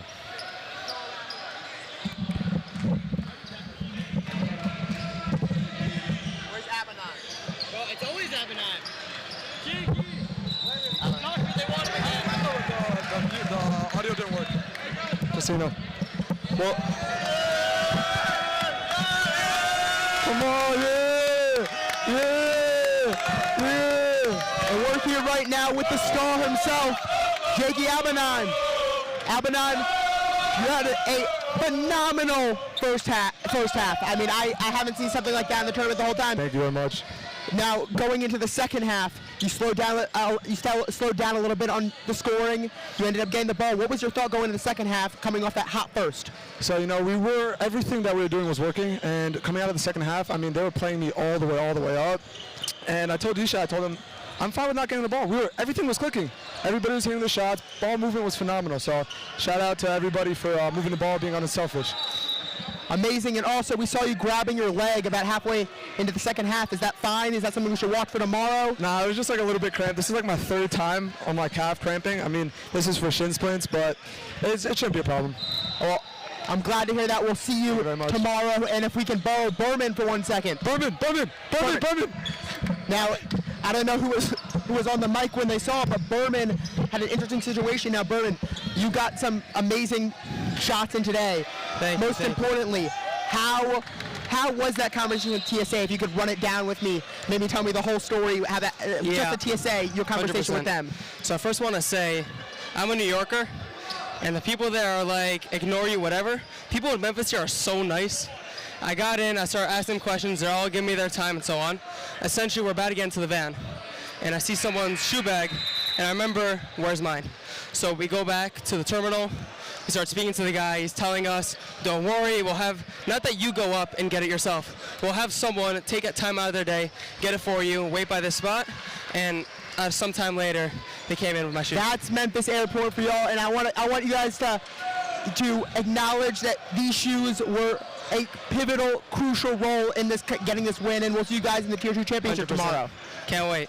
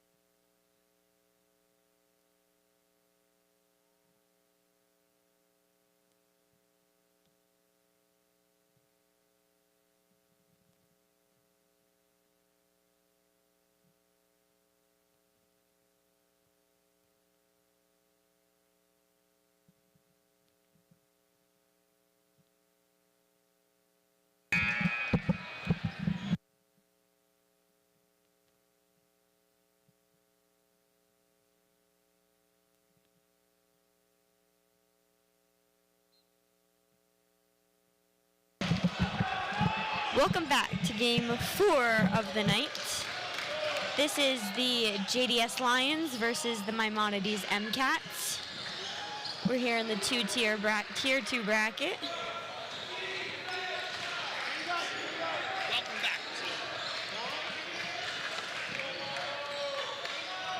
You doing it? Welcome back.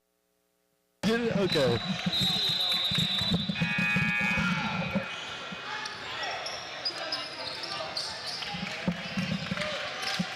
JDS won the tip.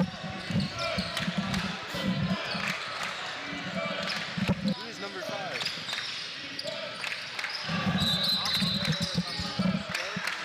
Steindecker with the ball passes back to Shank. Shank with the 3-point attempt. It's off. Samuels takes the ball down. Louder. I can't hear you. Louder. Miss Hagi with the ball.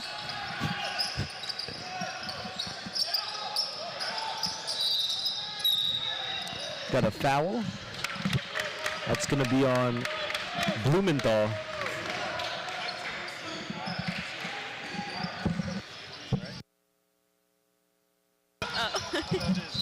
Whatever. Oh, and the 3 is good by number 23, Samuels. Shank has the ball. He's bringing it up. Out. That was Mont with the 3 attempt. Samuels taking down the ball, passes to Misagi. It's like we have a foul. Shank bringing up the ball for the Lions. Swings it to Mont. Mont up on the top of the key. Back to Shank. Drives inside. Foul on number 11, Zober.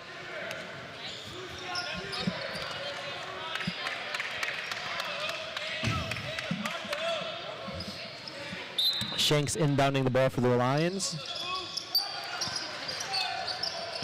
Up to Mont, back to Shank at the top of the key. Blumenthal at the ball, 3-point attempt. Off. Rebound Misagi, bringing up the ball for the MCATs. Oh, foul on number 2, Blumenthal.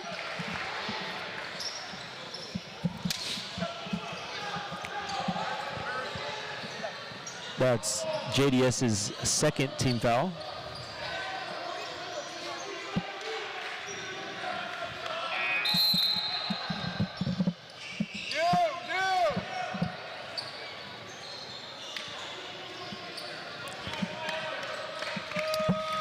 Miss Hagi inbounding the ball. Good pass. Zobu with it, loses it. It's going to be JDS's ball.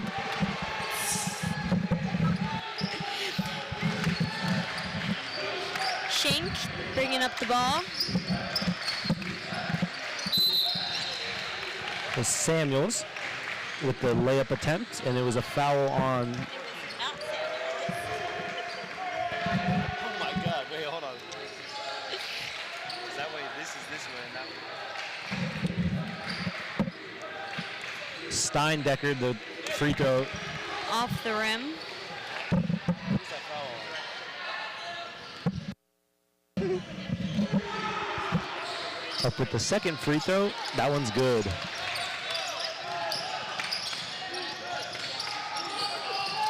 Mont with an interception on the inbound. Back to number 23, Steindecker.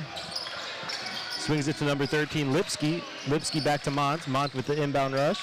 Goes up for the layup. That's off.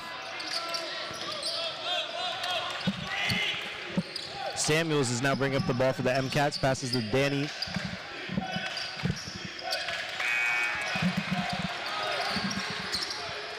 Shot attempt by Jesselson.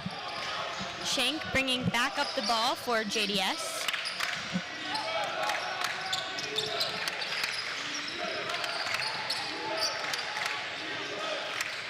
Not a lot of scoring this quarter. See a shot attempt. He's going in for a layup. Swings it back out to Mont. Mont brings it back in. Swings it up to the top. Floater. That's all.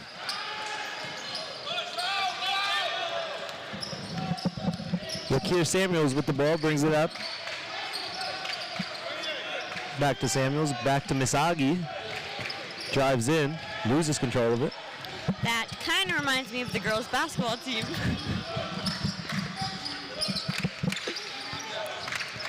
Three-point attempt, that's off. Samuels is bringing up the ball. Goes for an inbound. 14, went up, looked like a lot of contact, but not a foul.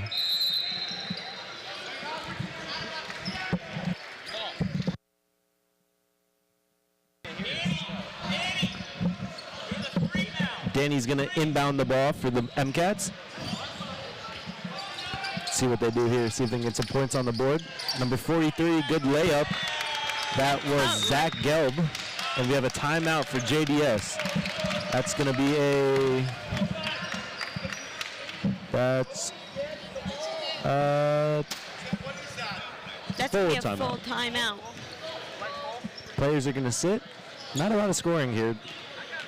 Score is 1-5. The JDS Lions are leading. Neither of these teams really seem to be setting anything up, so maybe they'll try that coming back out onto the court.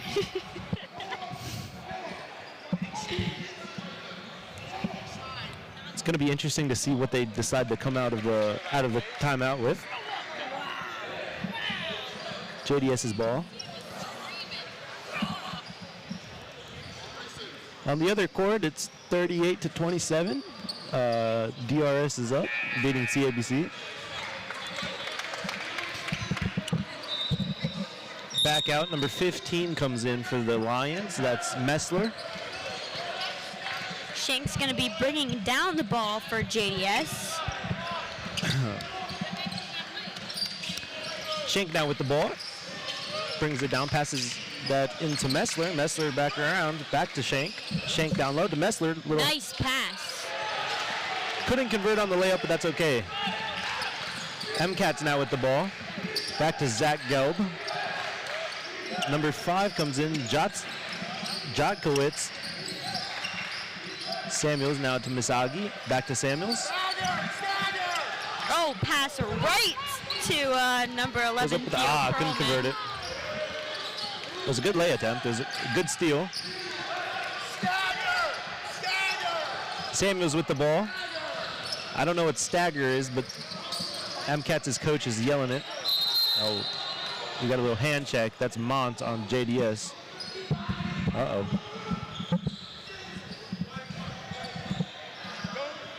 It's going to be Mimo's ball, bringing it up. Team foul is now at 3 for JDS and 2 for the MCATs. Coming down in about 4 minutes left in the first. Samuels with the ball, a little full court pressure. Jotkowitz, that's a travel. 1-5.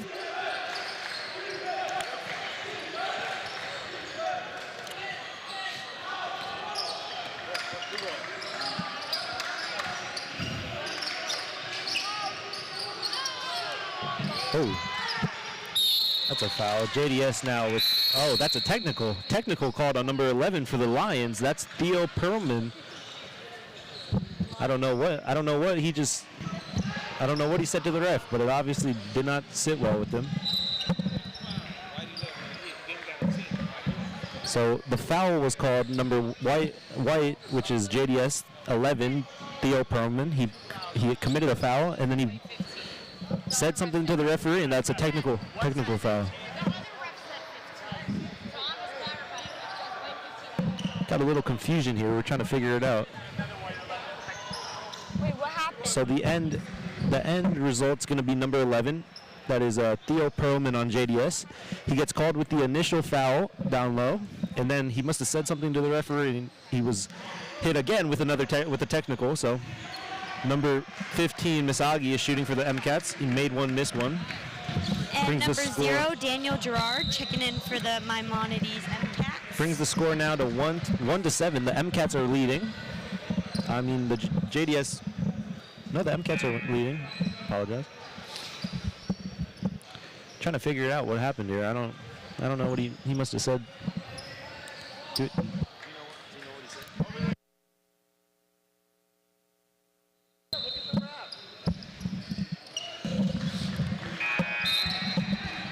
Interesting, but we'll figure it out. Mishagi now with the inbound to number 5. That's Jotkowitz. Mishagi back to Jotkowitz. To Gelb. Gelb on the wing. Gelb with a little going inside. Nice step through. Good layup attempt, but he missed. Blumenthal now with the ball. Up going in. That's a foul. It's going to be on number 23. Number 23, that's Samuels. Number 2 is our shooter. Blumenthal. First free throw is good. Brings the score to 2-6. The Mimo MCats are leading. Blumenthal with his second free throw attempt. It's just off. Rebound Gerard. Samuels now with the ball. After a long night of basketball, maybe the refs are a little tired. They want to go home. I'm a little tired. It's all right. 11:43 with a nice layup from number 2. That's Blumenthal. JDS now brings it to. He just scored. I don't know. I don't know. He scored. And that was a 3 from number 23, Yakir Samuels on the Maimonides MCats. Number 2 scored. A little confusion at the table. Score is now 4-9. Shank with the ball back out to 13. That's Lipsky. Lipsky with a shot attempt just off the front rim. Rebounded by number 5, Jotkowitz. Back to Samuels. Samuels down low pass. Back out. Jotkowitz with the 3-point attempt. Short. Blumenthal now with the ball. Way downtown. Rebound number 15. That's Lipsky. Back out to Shank. Shank's 3-point attempt is off. Samuels now with the ball. Bringing it up for the MCats. That's Zach Gelb for 3. That's off. Oh, Rebound. how is that not a... Back out to the MCats. Zach down low. Trapped. They're going to call a foul. Number 15. We're having some subs check in for JDS Lions, 12 and 23. Number 5. Oh. We're going to have 2 shot attempts because the team fouls are at 5. I'm really in the mood for some Skittles. We got all types of colors, but we cannot taste the rainbow. Number 15 is called for the foul. That's a reach in. That's on Shia Messler. And this is number 43, Zach Gelb, shooting for the Maimonides MCats. Free throw attempt off. Number 20. Oh, it's coming in for the shooter. That's Rapalino. Gelb with his second free throw attempt. I have got to say, if this were a competition on who had the nicer shoes, Maimonides would probably win. Another foul, push in the back, number 0. That is Gerard with the push in the back. Brings the team fouls now to 4-5. The MCats, that's a 3-point attempt. Number 2, Blumenthal on JDS just swished it. Threw up the celebration, the 3 fingers. That's a steal interception by Dylan Shank. Brings it up the field, down to Blumenthal. At the corner, swings it up. Number 23, that's Steindecker. Back to Blumenthal. Blumenthal with the shot attempt. Oh, it's a clean shot.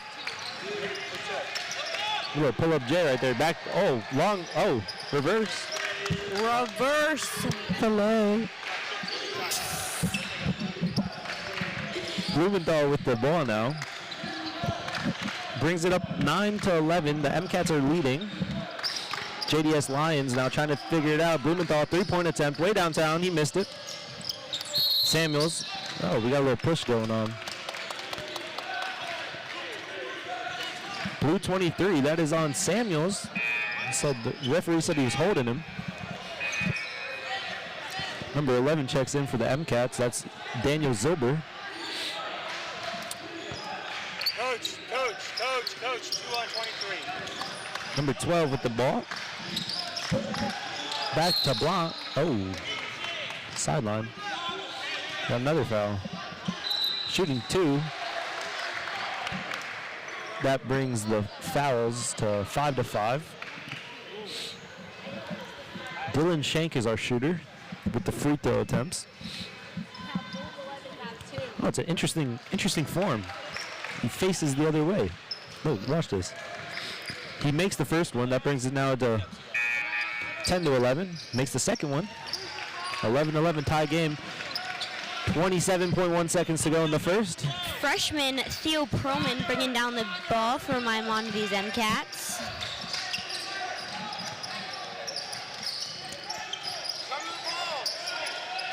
Daniel Misagi with a little travel. 13.6 seconds remain in the first. We're going to see if we get a little buzzer beater here. Hopefully we do. Try to make the is this day 2? This is day 3. This is day 3. We're going to see what happens We're here. coming live Saturday night. It's about to be Sunday. JJ, maybe you should put down your camera and actually watch the game. That was a shot attempt, 3-point attempt. Oh, no shot. All right, that brings it to the end of the first. The MCATs and the JDS Lions are tied at 11. We'll be back in just a few seconds. Thanks for tuning in, even though the game.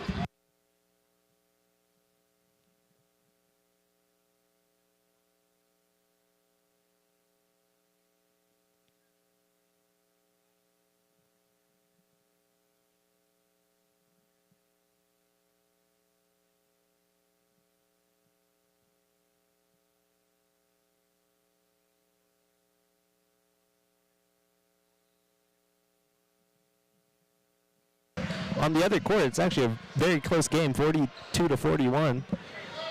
DRS is leading, 2 minutes in the fourth.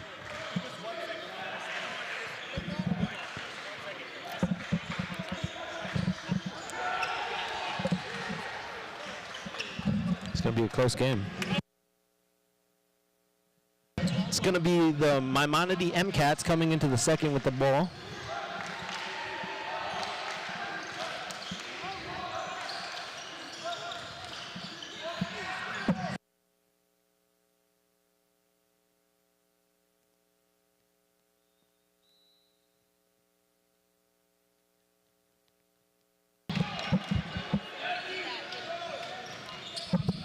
We're back, quarter 2.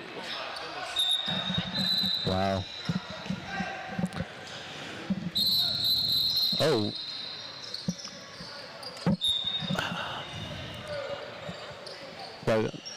The scoreboard worker is falling asleep. I can't lie, that's been happening a lot. It's getting late. It's getting late. Miss Hagi now with the inbound. Shout out to Jason Schubert doing the scoreboard. He's falling asleep.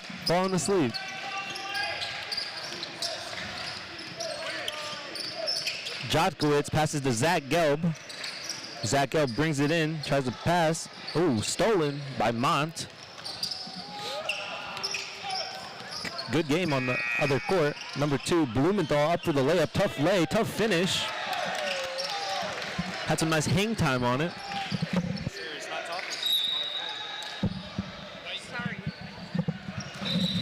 Got a sub. MCAT's really made a comeback here with the score being 13-11. Never mind. Samuels is checked in for the MCATs. Number 20, that's Rapalino. Misagi to Samuels to Gelb in the corner. Back to Rapalino. Number 11, that's Zober. Misagi now with the ball. Back to Rapalino. To Zober. Oh, travel. Gets caught on the travel. Got a sub. Number 43, Zach Gelb, seems to be wearing the yellow Sabrinas. They look pretty nice. I don't know. We don't have a number 4 on the Lions. I said 43. Number 4 just got checked in for JDS. I don't know who that is. He's not on our roster, but Whoops.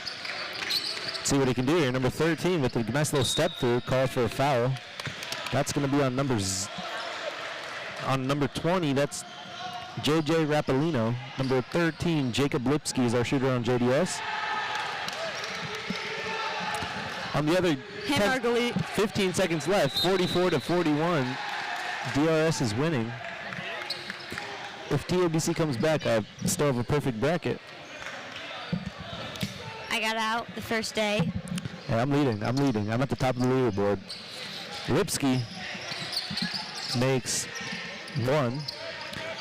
Samuels now with the ball, swings it up to number 14. That's Jessel Song. Zach Gelb now.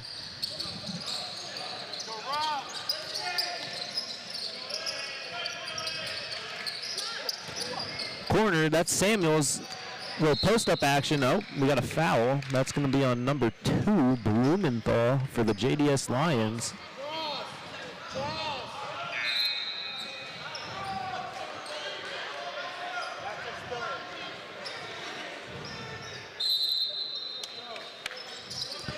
Inbounding, that's Danny Mishagi for the MCATs. Oh, good pass. Number 14, good finish. That's Jesselson. That's number 5 bringing it up, Dylan Shank. Swings it over to number 11. That's a little step back. Number 13 with the ball. Lipsky, back to Mont. Mont, tough layup, tough finish. Nice finish. Caden Mont. That's a cool name. All right, number 11 brings up the ball. That's Zilbert, passes to Zach. Zach with almost a good pass. That would have been great if number 4 was on his team. That's rough. All right. Number 5, Dylan Shank bringing it up. Number 4, who's not on our roster. I'm just going to call him number 4. Back to swish that thing. Dylan Shank on the assist. Oh, number 4 is getting in there. Swings it now. Oh, pull up, Jay. Right back at him. Number 11, Daniel Zilber, calling a 30-second timeout for the MCATs. Nice little exchange. Score is 20-16. The JDS Lions take the lead with 5 minutes, 23 seconds left in the second quarter.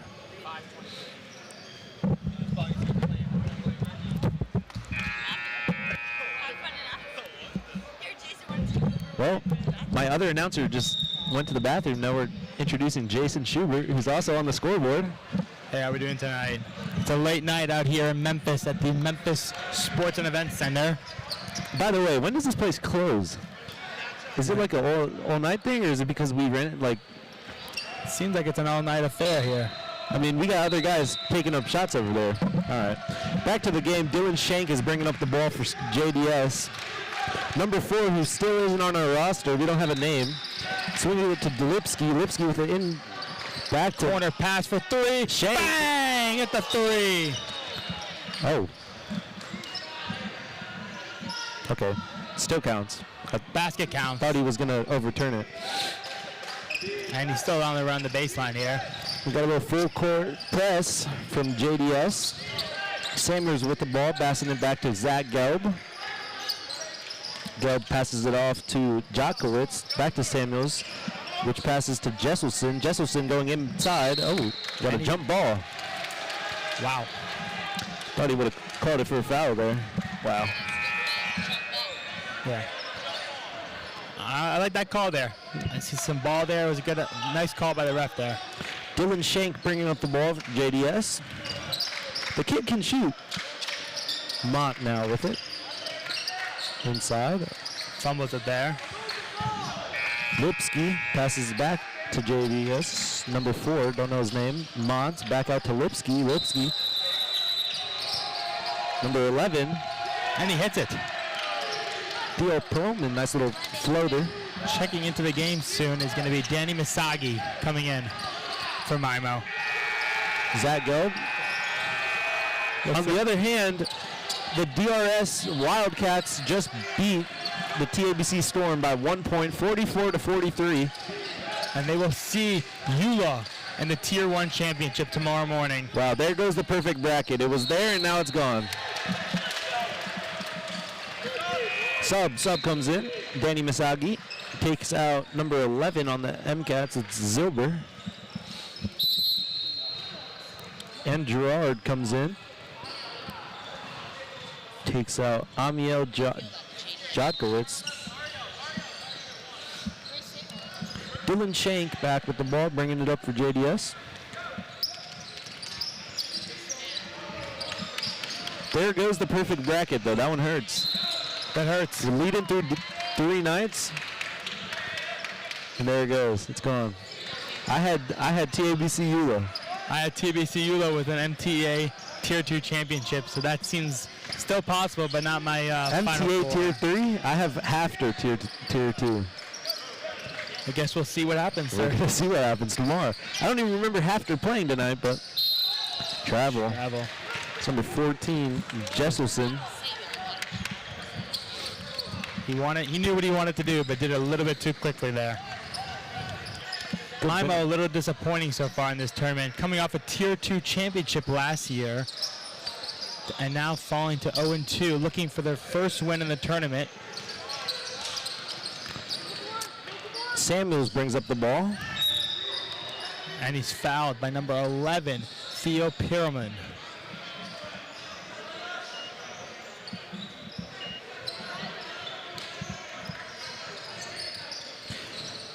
The Lions are having a lot of foul trouble here tonight. Zach Gelbs now down low. Swings it to Misagi.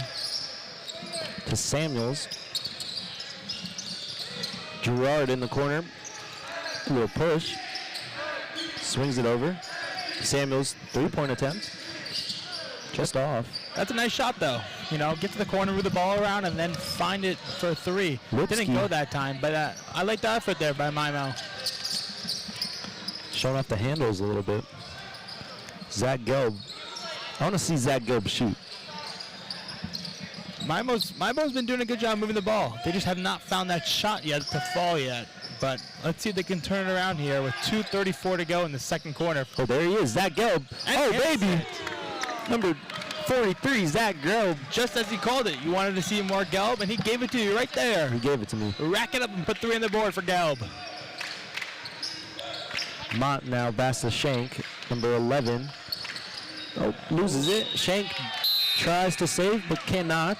Checking in for them MCATs, Amit Sage. And checking in also for the Lions, we've got number 11, Theo Perlman. And I guess we lost the second one. I'm still wondering what number 11 did to get a tech. Based on what I saw there, he said some words to the ref, and the coach was not happy about it, but they seem to be disagreeing about something. But seems to be cleared up now. Everyone seemed to calm themselves just a bit. Just looking at it, I mean, there haven't been a lot of technicals called. You know, I've seen a couple kids slam the ball, you know, in frustration, but no tech. Misagi now on the floor. Just a quick shout out to some of our viewers from the Maimonides. We've got a shout out to Saul Federer, who just recently got engaged. Mazel tov. Mazel tov, wow. I don't know him, but Mazel tov. Mazel tov. Mazel tov, wow. Also, shout out to former player also, Ariel Greenberg, watching live from New York. Big MIMO fans looking for their first win. Hopefully they can do it. Down 6 here. Oh, that's a foul and one. That's number 23, Leo Steindecker. Foul on number 43, He Zach hit the Gelb. LeBron, saying, get off me. Steindecker converts. That's the. He hit it. He hit it. We got 1, 2, 3, 4. Yep. Number 25 for the Lions comes in, Matty Stillman. Must have broken the nose. He's maxed up. Let's see what he can do. Gelb with the ball. Back to Samuels. Back to Misagi. In the corner now, number 3. Amit Sage blocked. Number 12 for the Lions, that's Fisher with a blocking foul. It's 4. 4 team fouls. Next one will put them in the bonus. Gotta be careful here. A minute left.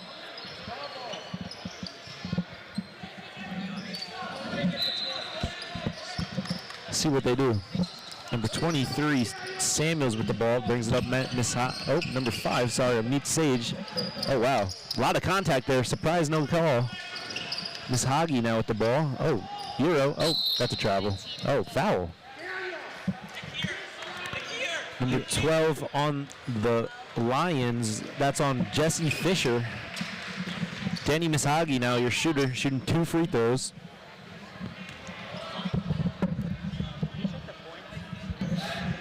See what he can do here. First one's good. Danny Misagi now going for his second.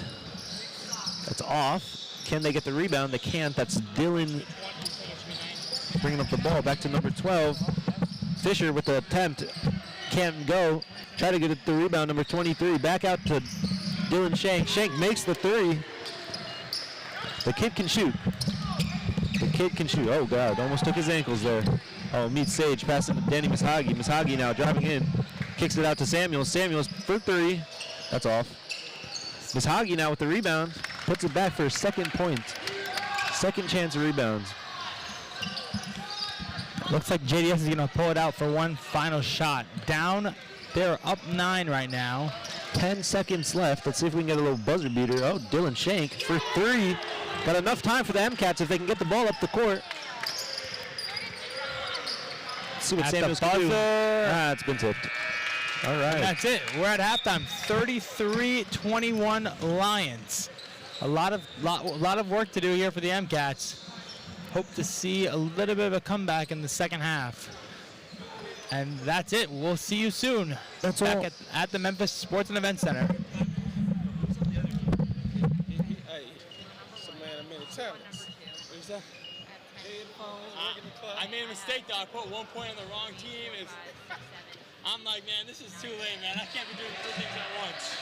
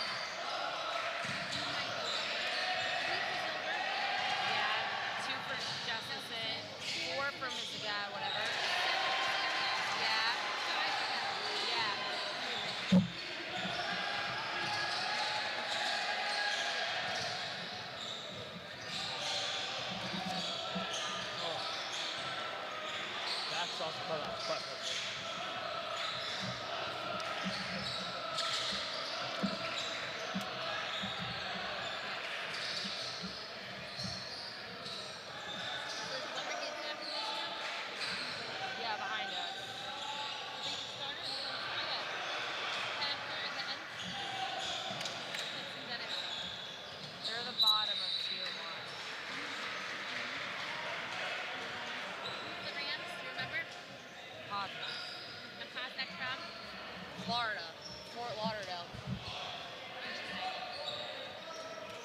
That's not retired. Really? Yeah, it's the same as ADS.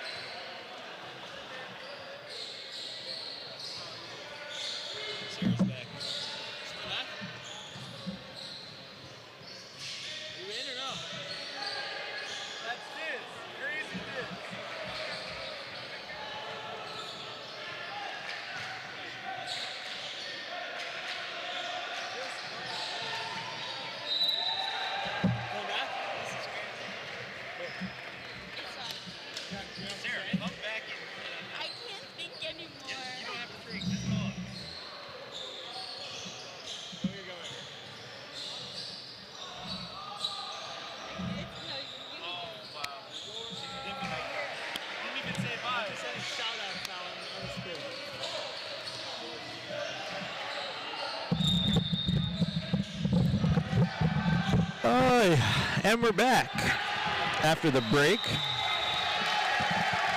12:08 in the morning on Sunday. We got to be back here at what, 8 o'clock? First games here back at 8 o'clock in the morning. Good Lord. Good Lord. All right.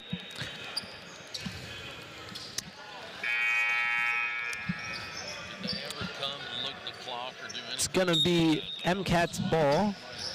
MCATs are down by 11 points. 12 points. I can't do math. Well, I just got some inside information here. It seems that MIMO's star point guard was actually injured and did not make the trip with the team for the tournament. Really? Which seems to be part of the reason they have not been so successful in this tournament. That's rough. You know, injuries happen.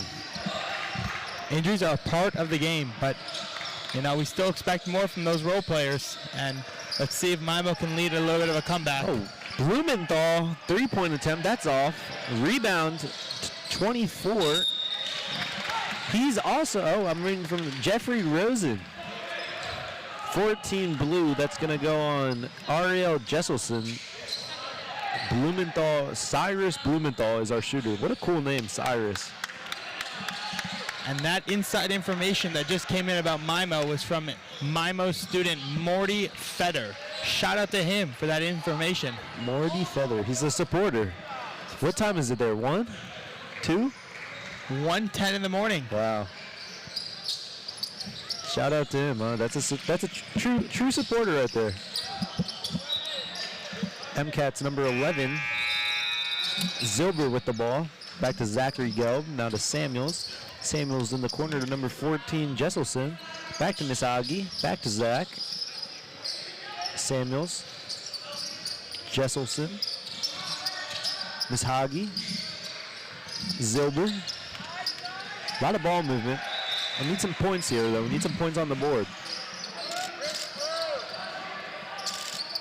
Zachary Gelb now with the ball. He's going all the way in. Goes up for it. Gets called for a foul.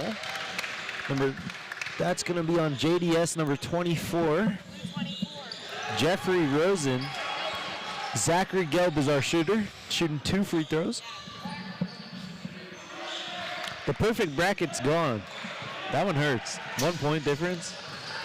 Tough. Rough. Benji made 45 brackets, so he's winning now. And he missed that first one there. It's okay. Happens. You know, the coach of the Lions is also the coach for Georgetown Prep in Maryland, a big university out there. Dylan Shank bringing up the ball for JDS. Back to Mont. Dylan Shank with the ball in the corner, bringing it in. Popping it back out to number 2. I think that's Root. Blumenthal, tough layup. Oh, what a rejection there. Looks like he was called for a foul, but that seemed a little bit clean. Danny Mishagi called for a foul. That is his second foul? That is his.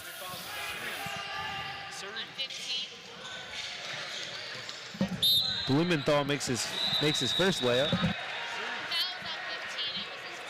Yeah, it's first. How do you hold your pencil? Did he make the first foul? No, he missed the first.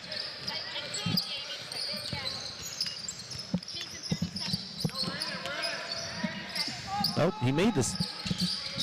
He made both? He made both then. I apologize, that one's on me. Miss Hoggy now with the ball, back to Zach Gelb. Zach brings it in. That looked like a travel, there it is, it's called. Too many steps. Zach Gelb is very frustrated with that call there. Can't blame him. He's trying to get his team back in the game and making dumb, careless mistakes. 37-25, JDS is pulling away. Correction, 37-22. 22, my fault. No, it's late. It's those late hours. It's the late hours. Been here for a while. Wild pass. Mont now.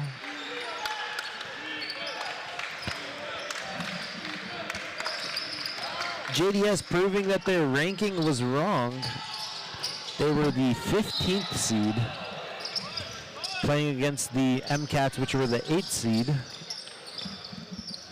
MCATs have gone 0-2, looking to take home their first victory. Sadly, it's not looking good. Number 11, Theo Perlman, that's just short for a 3-point attempt. Soon to be checking in for the MCATs, number 5, Emil Jakowicz. Dylan Shank is a crazy point guard. The kid can shoot, the kid can dribble. That's out. Subbing out for the MCATs, numbers 11, Daniil Zibler. Sorry, Zibber. Zilber. Samuels back to Danny Mishagi. Oh. Coaches are visibly frustrated. Turnover to Blumenthal. Blumenthal right-handed layup. He makes it. It's good. Taking the lead now, 39-22. Blumenthal the other night had a beautiful buzzer beater. That was one of the top plays of the day. I believe it was yesterday on Friday. I gotta watch those. You know, I heard that some of them were good. Didn't get a chance to look at them. We've had some surprising nice top plays. You can check those out at MemphisInvitational.com or on the YouTube channel at Memphis Invitational. In and out for Mons. Samuels bringing up the ball. Timeout, Maimonides, a full timeout. He wants to talk it over here. His team is down 17, and it's just not looking pretty for him. Big shout out here to our referees for the night. 4 games in a row, man. Got to give him a heck of a round of applause, man. That's good. That's good. He's in better shape than I am. I don't know if I can make it up and down that court. Running up and down? That's rough. 4 games in a row. That's around 4 hours.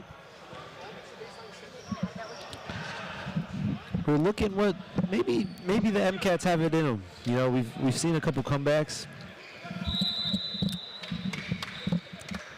Shout out to Cooper Max for their first victory in the tournament. Hometown team over there getting their first victory of the night. That feels good, you know. We're gonna see who we might have a chance against the MCATs. I guess we need to see a little bit of a comeback. We're gonna have to see something here.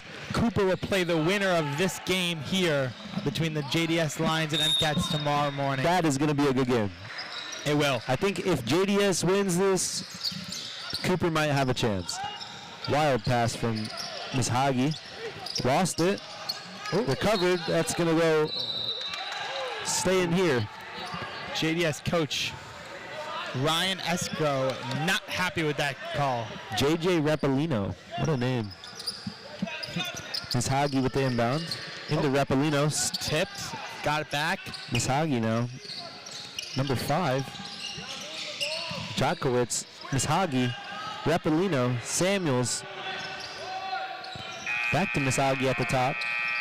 Maimonides needs to get into their offense here. They haven't been able to get anything going. They need to get back to their go-to plays to get some offense created. Jakowicz. Dribble handoff there. Still not being able to break this little bit of a zone.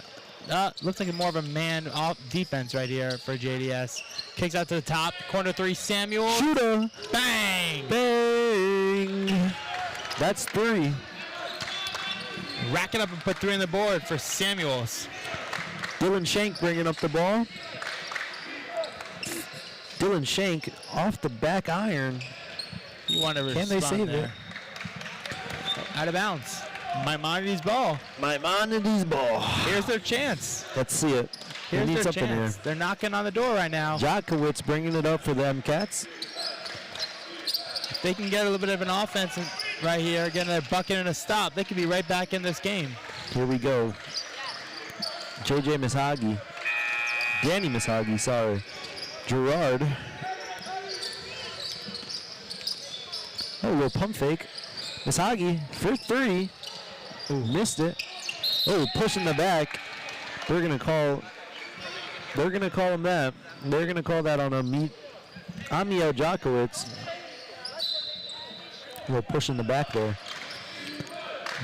Cyrus Blumenthal is bringing up the ball.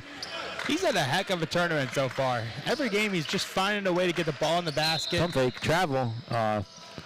As I say, it's good things. A jinx him right there. Yeah. Checking in That was for rough. the Maimonides, number 43, Zach Gelb. That boy is sweaty. Hopefully he can come in and give a little bit of a spark for the MCATs. Also checking in Amit Sage, checking in for number 23. Number 4, we don't know who that is. He's not on the roster. You know, I'd love to call him by his name, but if we can get some inside information on him, that would be very much appreciated. 2:35 to go in the third quarter here. Kicks it down low to Gelb, and he's fouled on the ground. Number 25, that's going to be called on. He's also not, oh, I'm looking at the wrong sheet. Maddie Stillman. That's their fourth team.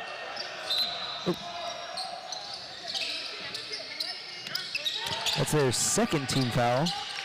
But another little mistake there. It's all right. It's a late hour. Down low, Misagi now. Zach Gelb, give it to me. Oh, Lord. Airball. Yeah. It's all right. It's all right. It happens. Shooter's touch. Sometimes they go in, and sometimes they're just nowhere close. Hey. What a finish. Too big. Jesse Fisher with a nice finish. Nice steal. Oh, can't go. Gets called by the sideline. Every time the MCATs get a chance to break it in, the Lions just do just enough to keep them away. We've got 2:11 here in the third, running out of time for the MCATs to make a comeback. Top of the key is Emil Jakowitz. Packs it back to Misagi. Back to Gelb.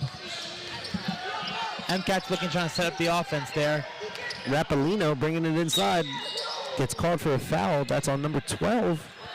Jesse Fisher for the JDS Lions, bringing their team fouls to 3. That's number 12, Jesse Fisher's third foul of the game. 41-25, the JDS Lions are winning. Ball comes into Sage. Sage passes it back to Jakowitz. Jakowitz driving down the lane, kicks it to the corner, tipped, and it's out of bounds. MCAT's ball. It's going to stay here. On the other court, 16-16 tie game. Close game between Posnack and Hafter.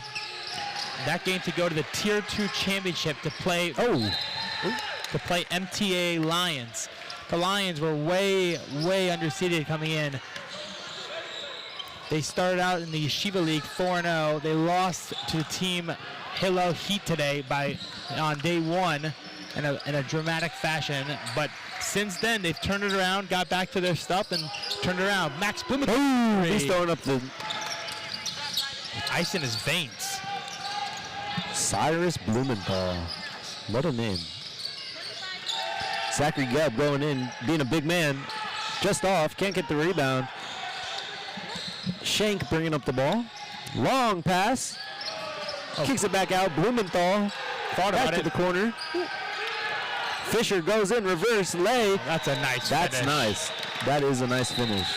And Coach Eskow is happy. He's clapping it away. Wow. Gelb now at the top. Rapalino. Sage kicks it out to Misagi. Back to Rapalino.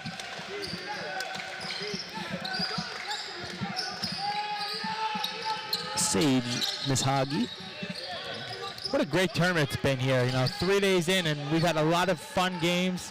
Jakowitz with a nice hang finish. It is. This got to be one of the nicest tournaments that we have. That's true. Obviously, Sarachek is very nice, very hyped. But I don't think it can compare to the community we have here in Memphis. It's been a nice, warm experience here. Ooh. And we got to travel. Blumenthal. 2.6 seconds left here for Maimonides. Here we go. Buzzer beater. I'm feeling it. All right, Let's see it. All right, JJ. Call it right now. Who's hitting it? Danny Misagi's going to shoot it in. Oh, he's passing it in. Zach Gelb is going to get the pass. And Gelb, give it to me. Top. Oh, I thought he had it. That looked pretty good. Yeah, I thought it was going in. And then it went straight to the bleachers. All right. All right, and we're through 3 here in the Memphis Events Center as we have the MCATs playing the Lions. The MCATs are trailing 46-27. And we'll be back in a minute. Back here soon.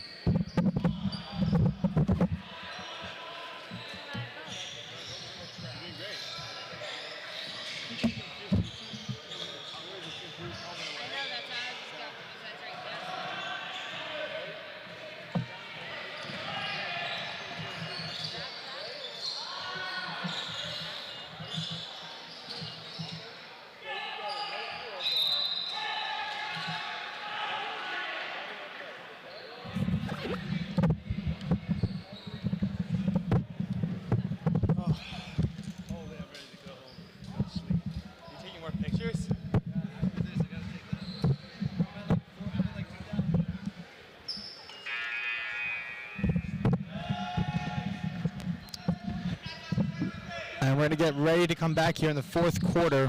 It's going to be JDS ball coming down.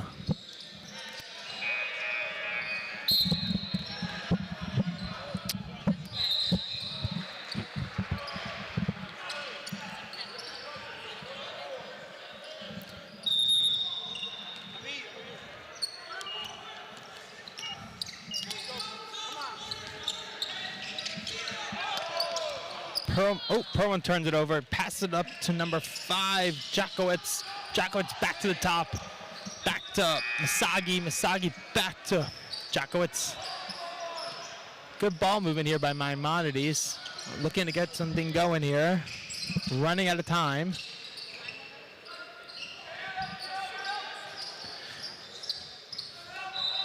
Misagi.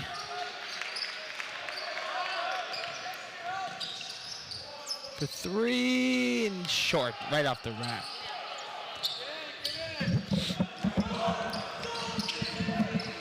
It's a good donut. Oh, and he hits it for Give me 3. Give me 3, number 4. Oh, they call him Fetty? Fatty? Fetty, it seems. Fetty. The bench is going wild out here as they're now up. Rapperlino, that's a missed layup. Our online scoreboard seems to be short 3 points, but that'll come up soon in a minute. We're lost. Oh, number 11. JDS, give me it. Give him another one. Theo Perlman. Everyone's hyped up, you know. I think they, at this point, put in the running clock. Seems like we're going to get a little bit of a running clock here. Round by 30. The late hour and everything that's going on. Oh, that's behind the back. Oh, do it. Drive do it.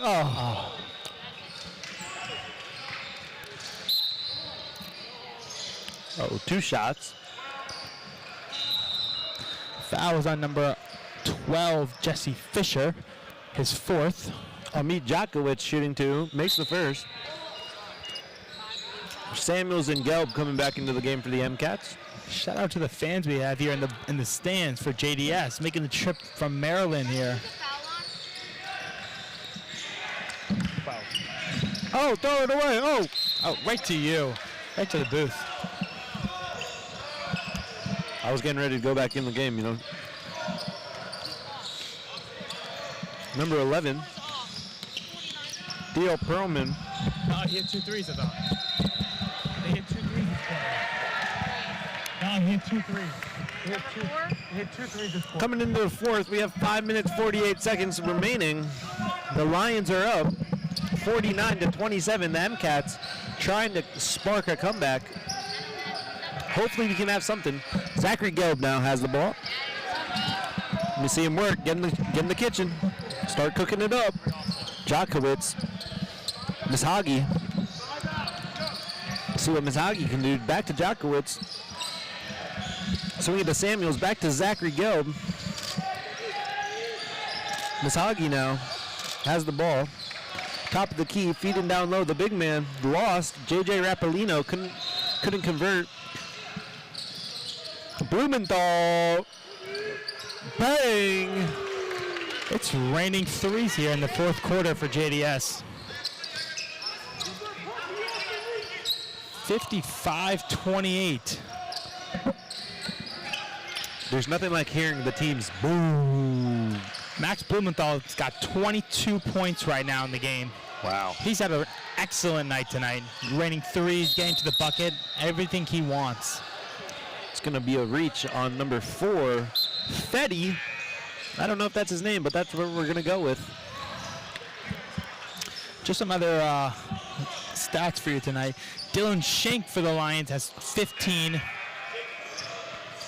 And the high score for the MCats is Yakir Samuels, number 23. Here we go. Yakir Samuels has the ball.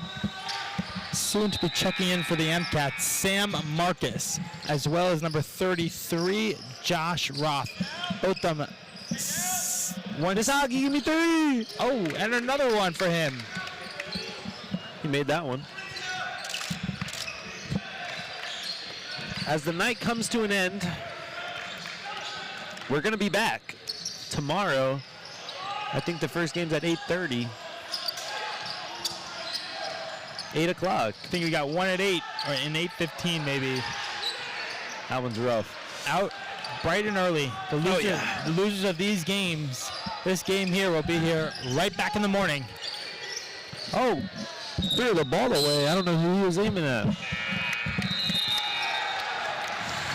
Close game on the other court, by the way. Subbing out for the MCATs, Misagi and Gelb. Checking in. Fetty. He's back again. He's looking for some more threes, it looks like. The bench is really excited when he checks in the game. Perlman with the ball. It's a freshman. 22. He's played some nice minutes here for the Lions at a young age. He's got a bright future here. Oh, Guinea 3, Perlman. And he hits it. That's got to be like 6 or 7 threes here in the fourth for JDS. Oh, behind the back, Samuel showing off the handles. Intercepted. All the way. Corner three. Oh, dribbles it out. Floater. A little bit off on that one. A little bit off. Samuels passes it up. Oh, stolen. It's number 22. Outlet pass down the lane. Tipped. Going the other way. Jotkowitz. JJ Rapolino going in. What a great travel out there. Throw it away again. What a great job it's been so far for JDS. You know, they came out in the first quarter, got a little bit rattled there, the technical fouls and all the other foul calls. But, you know, they turned it around, and they've come out to a strong lead here. A timeout, 30-second timeout. JDS, 31-58. The JDS Lions are winning with a lot of room to spare. Just a little bit of a score check here. We've got Posnack Rams from Florida up 26-22 on halftime as the second quarter is rolling down there. They've got 15 seconds going there. 12:30 at night. Oh, and one on the other side. Oh, that's a beautiful finish. That might make top 10. Well, after this one here, you guys could check out the rest of our last game of the night on our Court 2 live stream. Hafter and Posnack. That's going to be a fun one. The winner will play MTA in the Tier 2 championship. Coach Ed Gelb for the Maimonides MCATs. Number 11. He's a fast kid. Oh, Fetty! Oh, big rebound, though. Oh, the bench is getting hype. Oh, they're raised up. Ooh! And that's another celebration there for the bench. They're very excited for this win. Shia Messler brings it to a 30-point deficit for the MCATs. That was his first 3 of the game. Oh, too hard. And that's out of bounds. Thrown away by number 21, Boaz Weber. Theo Perlman bringing up the ball. Shout out to our previous reporter over here, commentator, Sarah Kahane. Sarah Kahane, she just dipped on us in the first. She did a hell of a job tonight. Great shout out to her. Number 3, Amit Sage has the ball for the MCATs. Coach Ryan Eskow. What a great job. He's done an excellent job with this team. He's got some drippy shoes. I don't know if you saw yesterday he was wearing some nice Jordan 11s. Looked clean. Now he's. By the way, the shoe game here by these coaches have been out of control. We've seen Kobe's, we've seen you name it, we've seen it. It's been one kind of showing over here over the weekend. Give me 3. No good. And it looks like, oh, are they gonna dribble it out of here? 30 seconds left for the MCATs, trying to get some points up. As the game comes to a finish, we thank you guys for tuning in. Obviously at a late hour. Still got another game going if anybody else wants to continue watching. When we finish here, we're going to get to speak to Cyrus Blumenthal. He had a hell of a night, 22 points, did it all, setting the offense up. He got a little bit rattled earlier with some quick fouls, but he came in and he got to work right away. What a great game here. Buzzer beater! Nope. And that's our final score, 61-31 JDS Lions. They will play the Cooper Maccabees tomorrow. We'll get to speak with Cyrus Blumenthal in about 30 seconds here, so just give us a couple and we'll be right with you.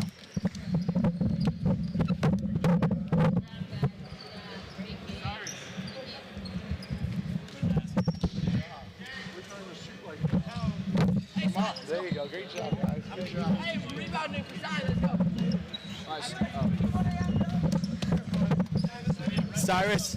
Cyrus, you had a great game out here. 22 points. You did it all on offense and defense, getting steals, putting up threes.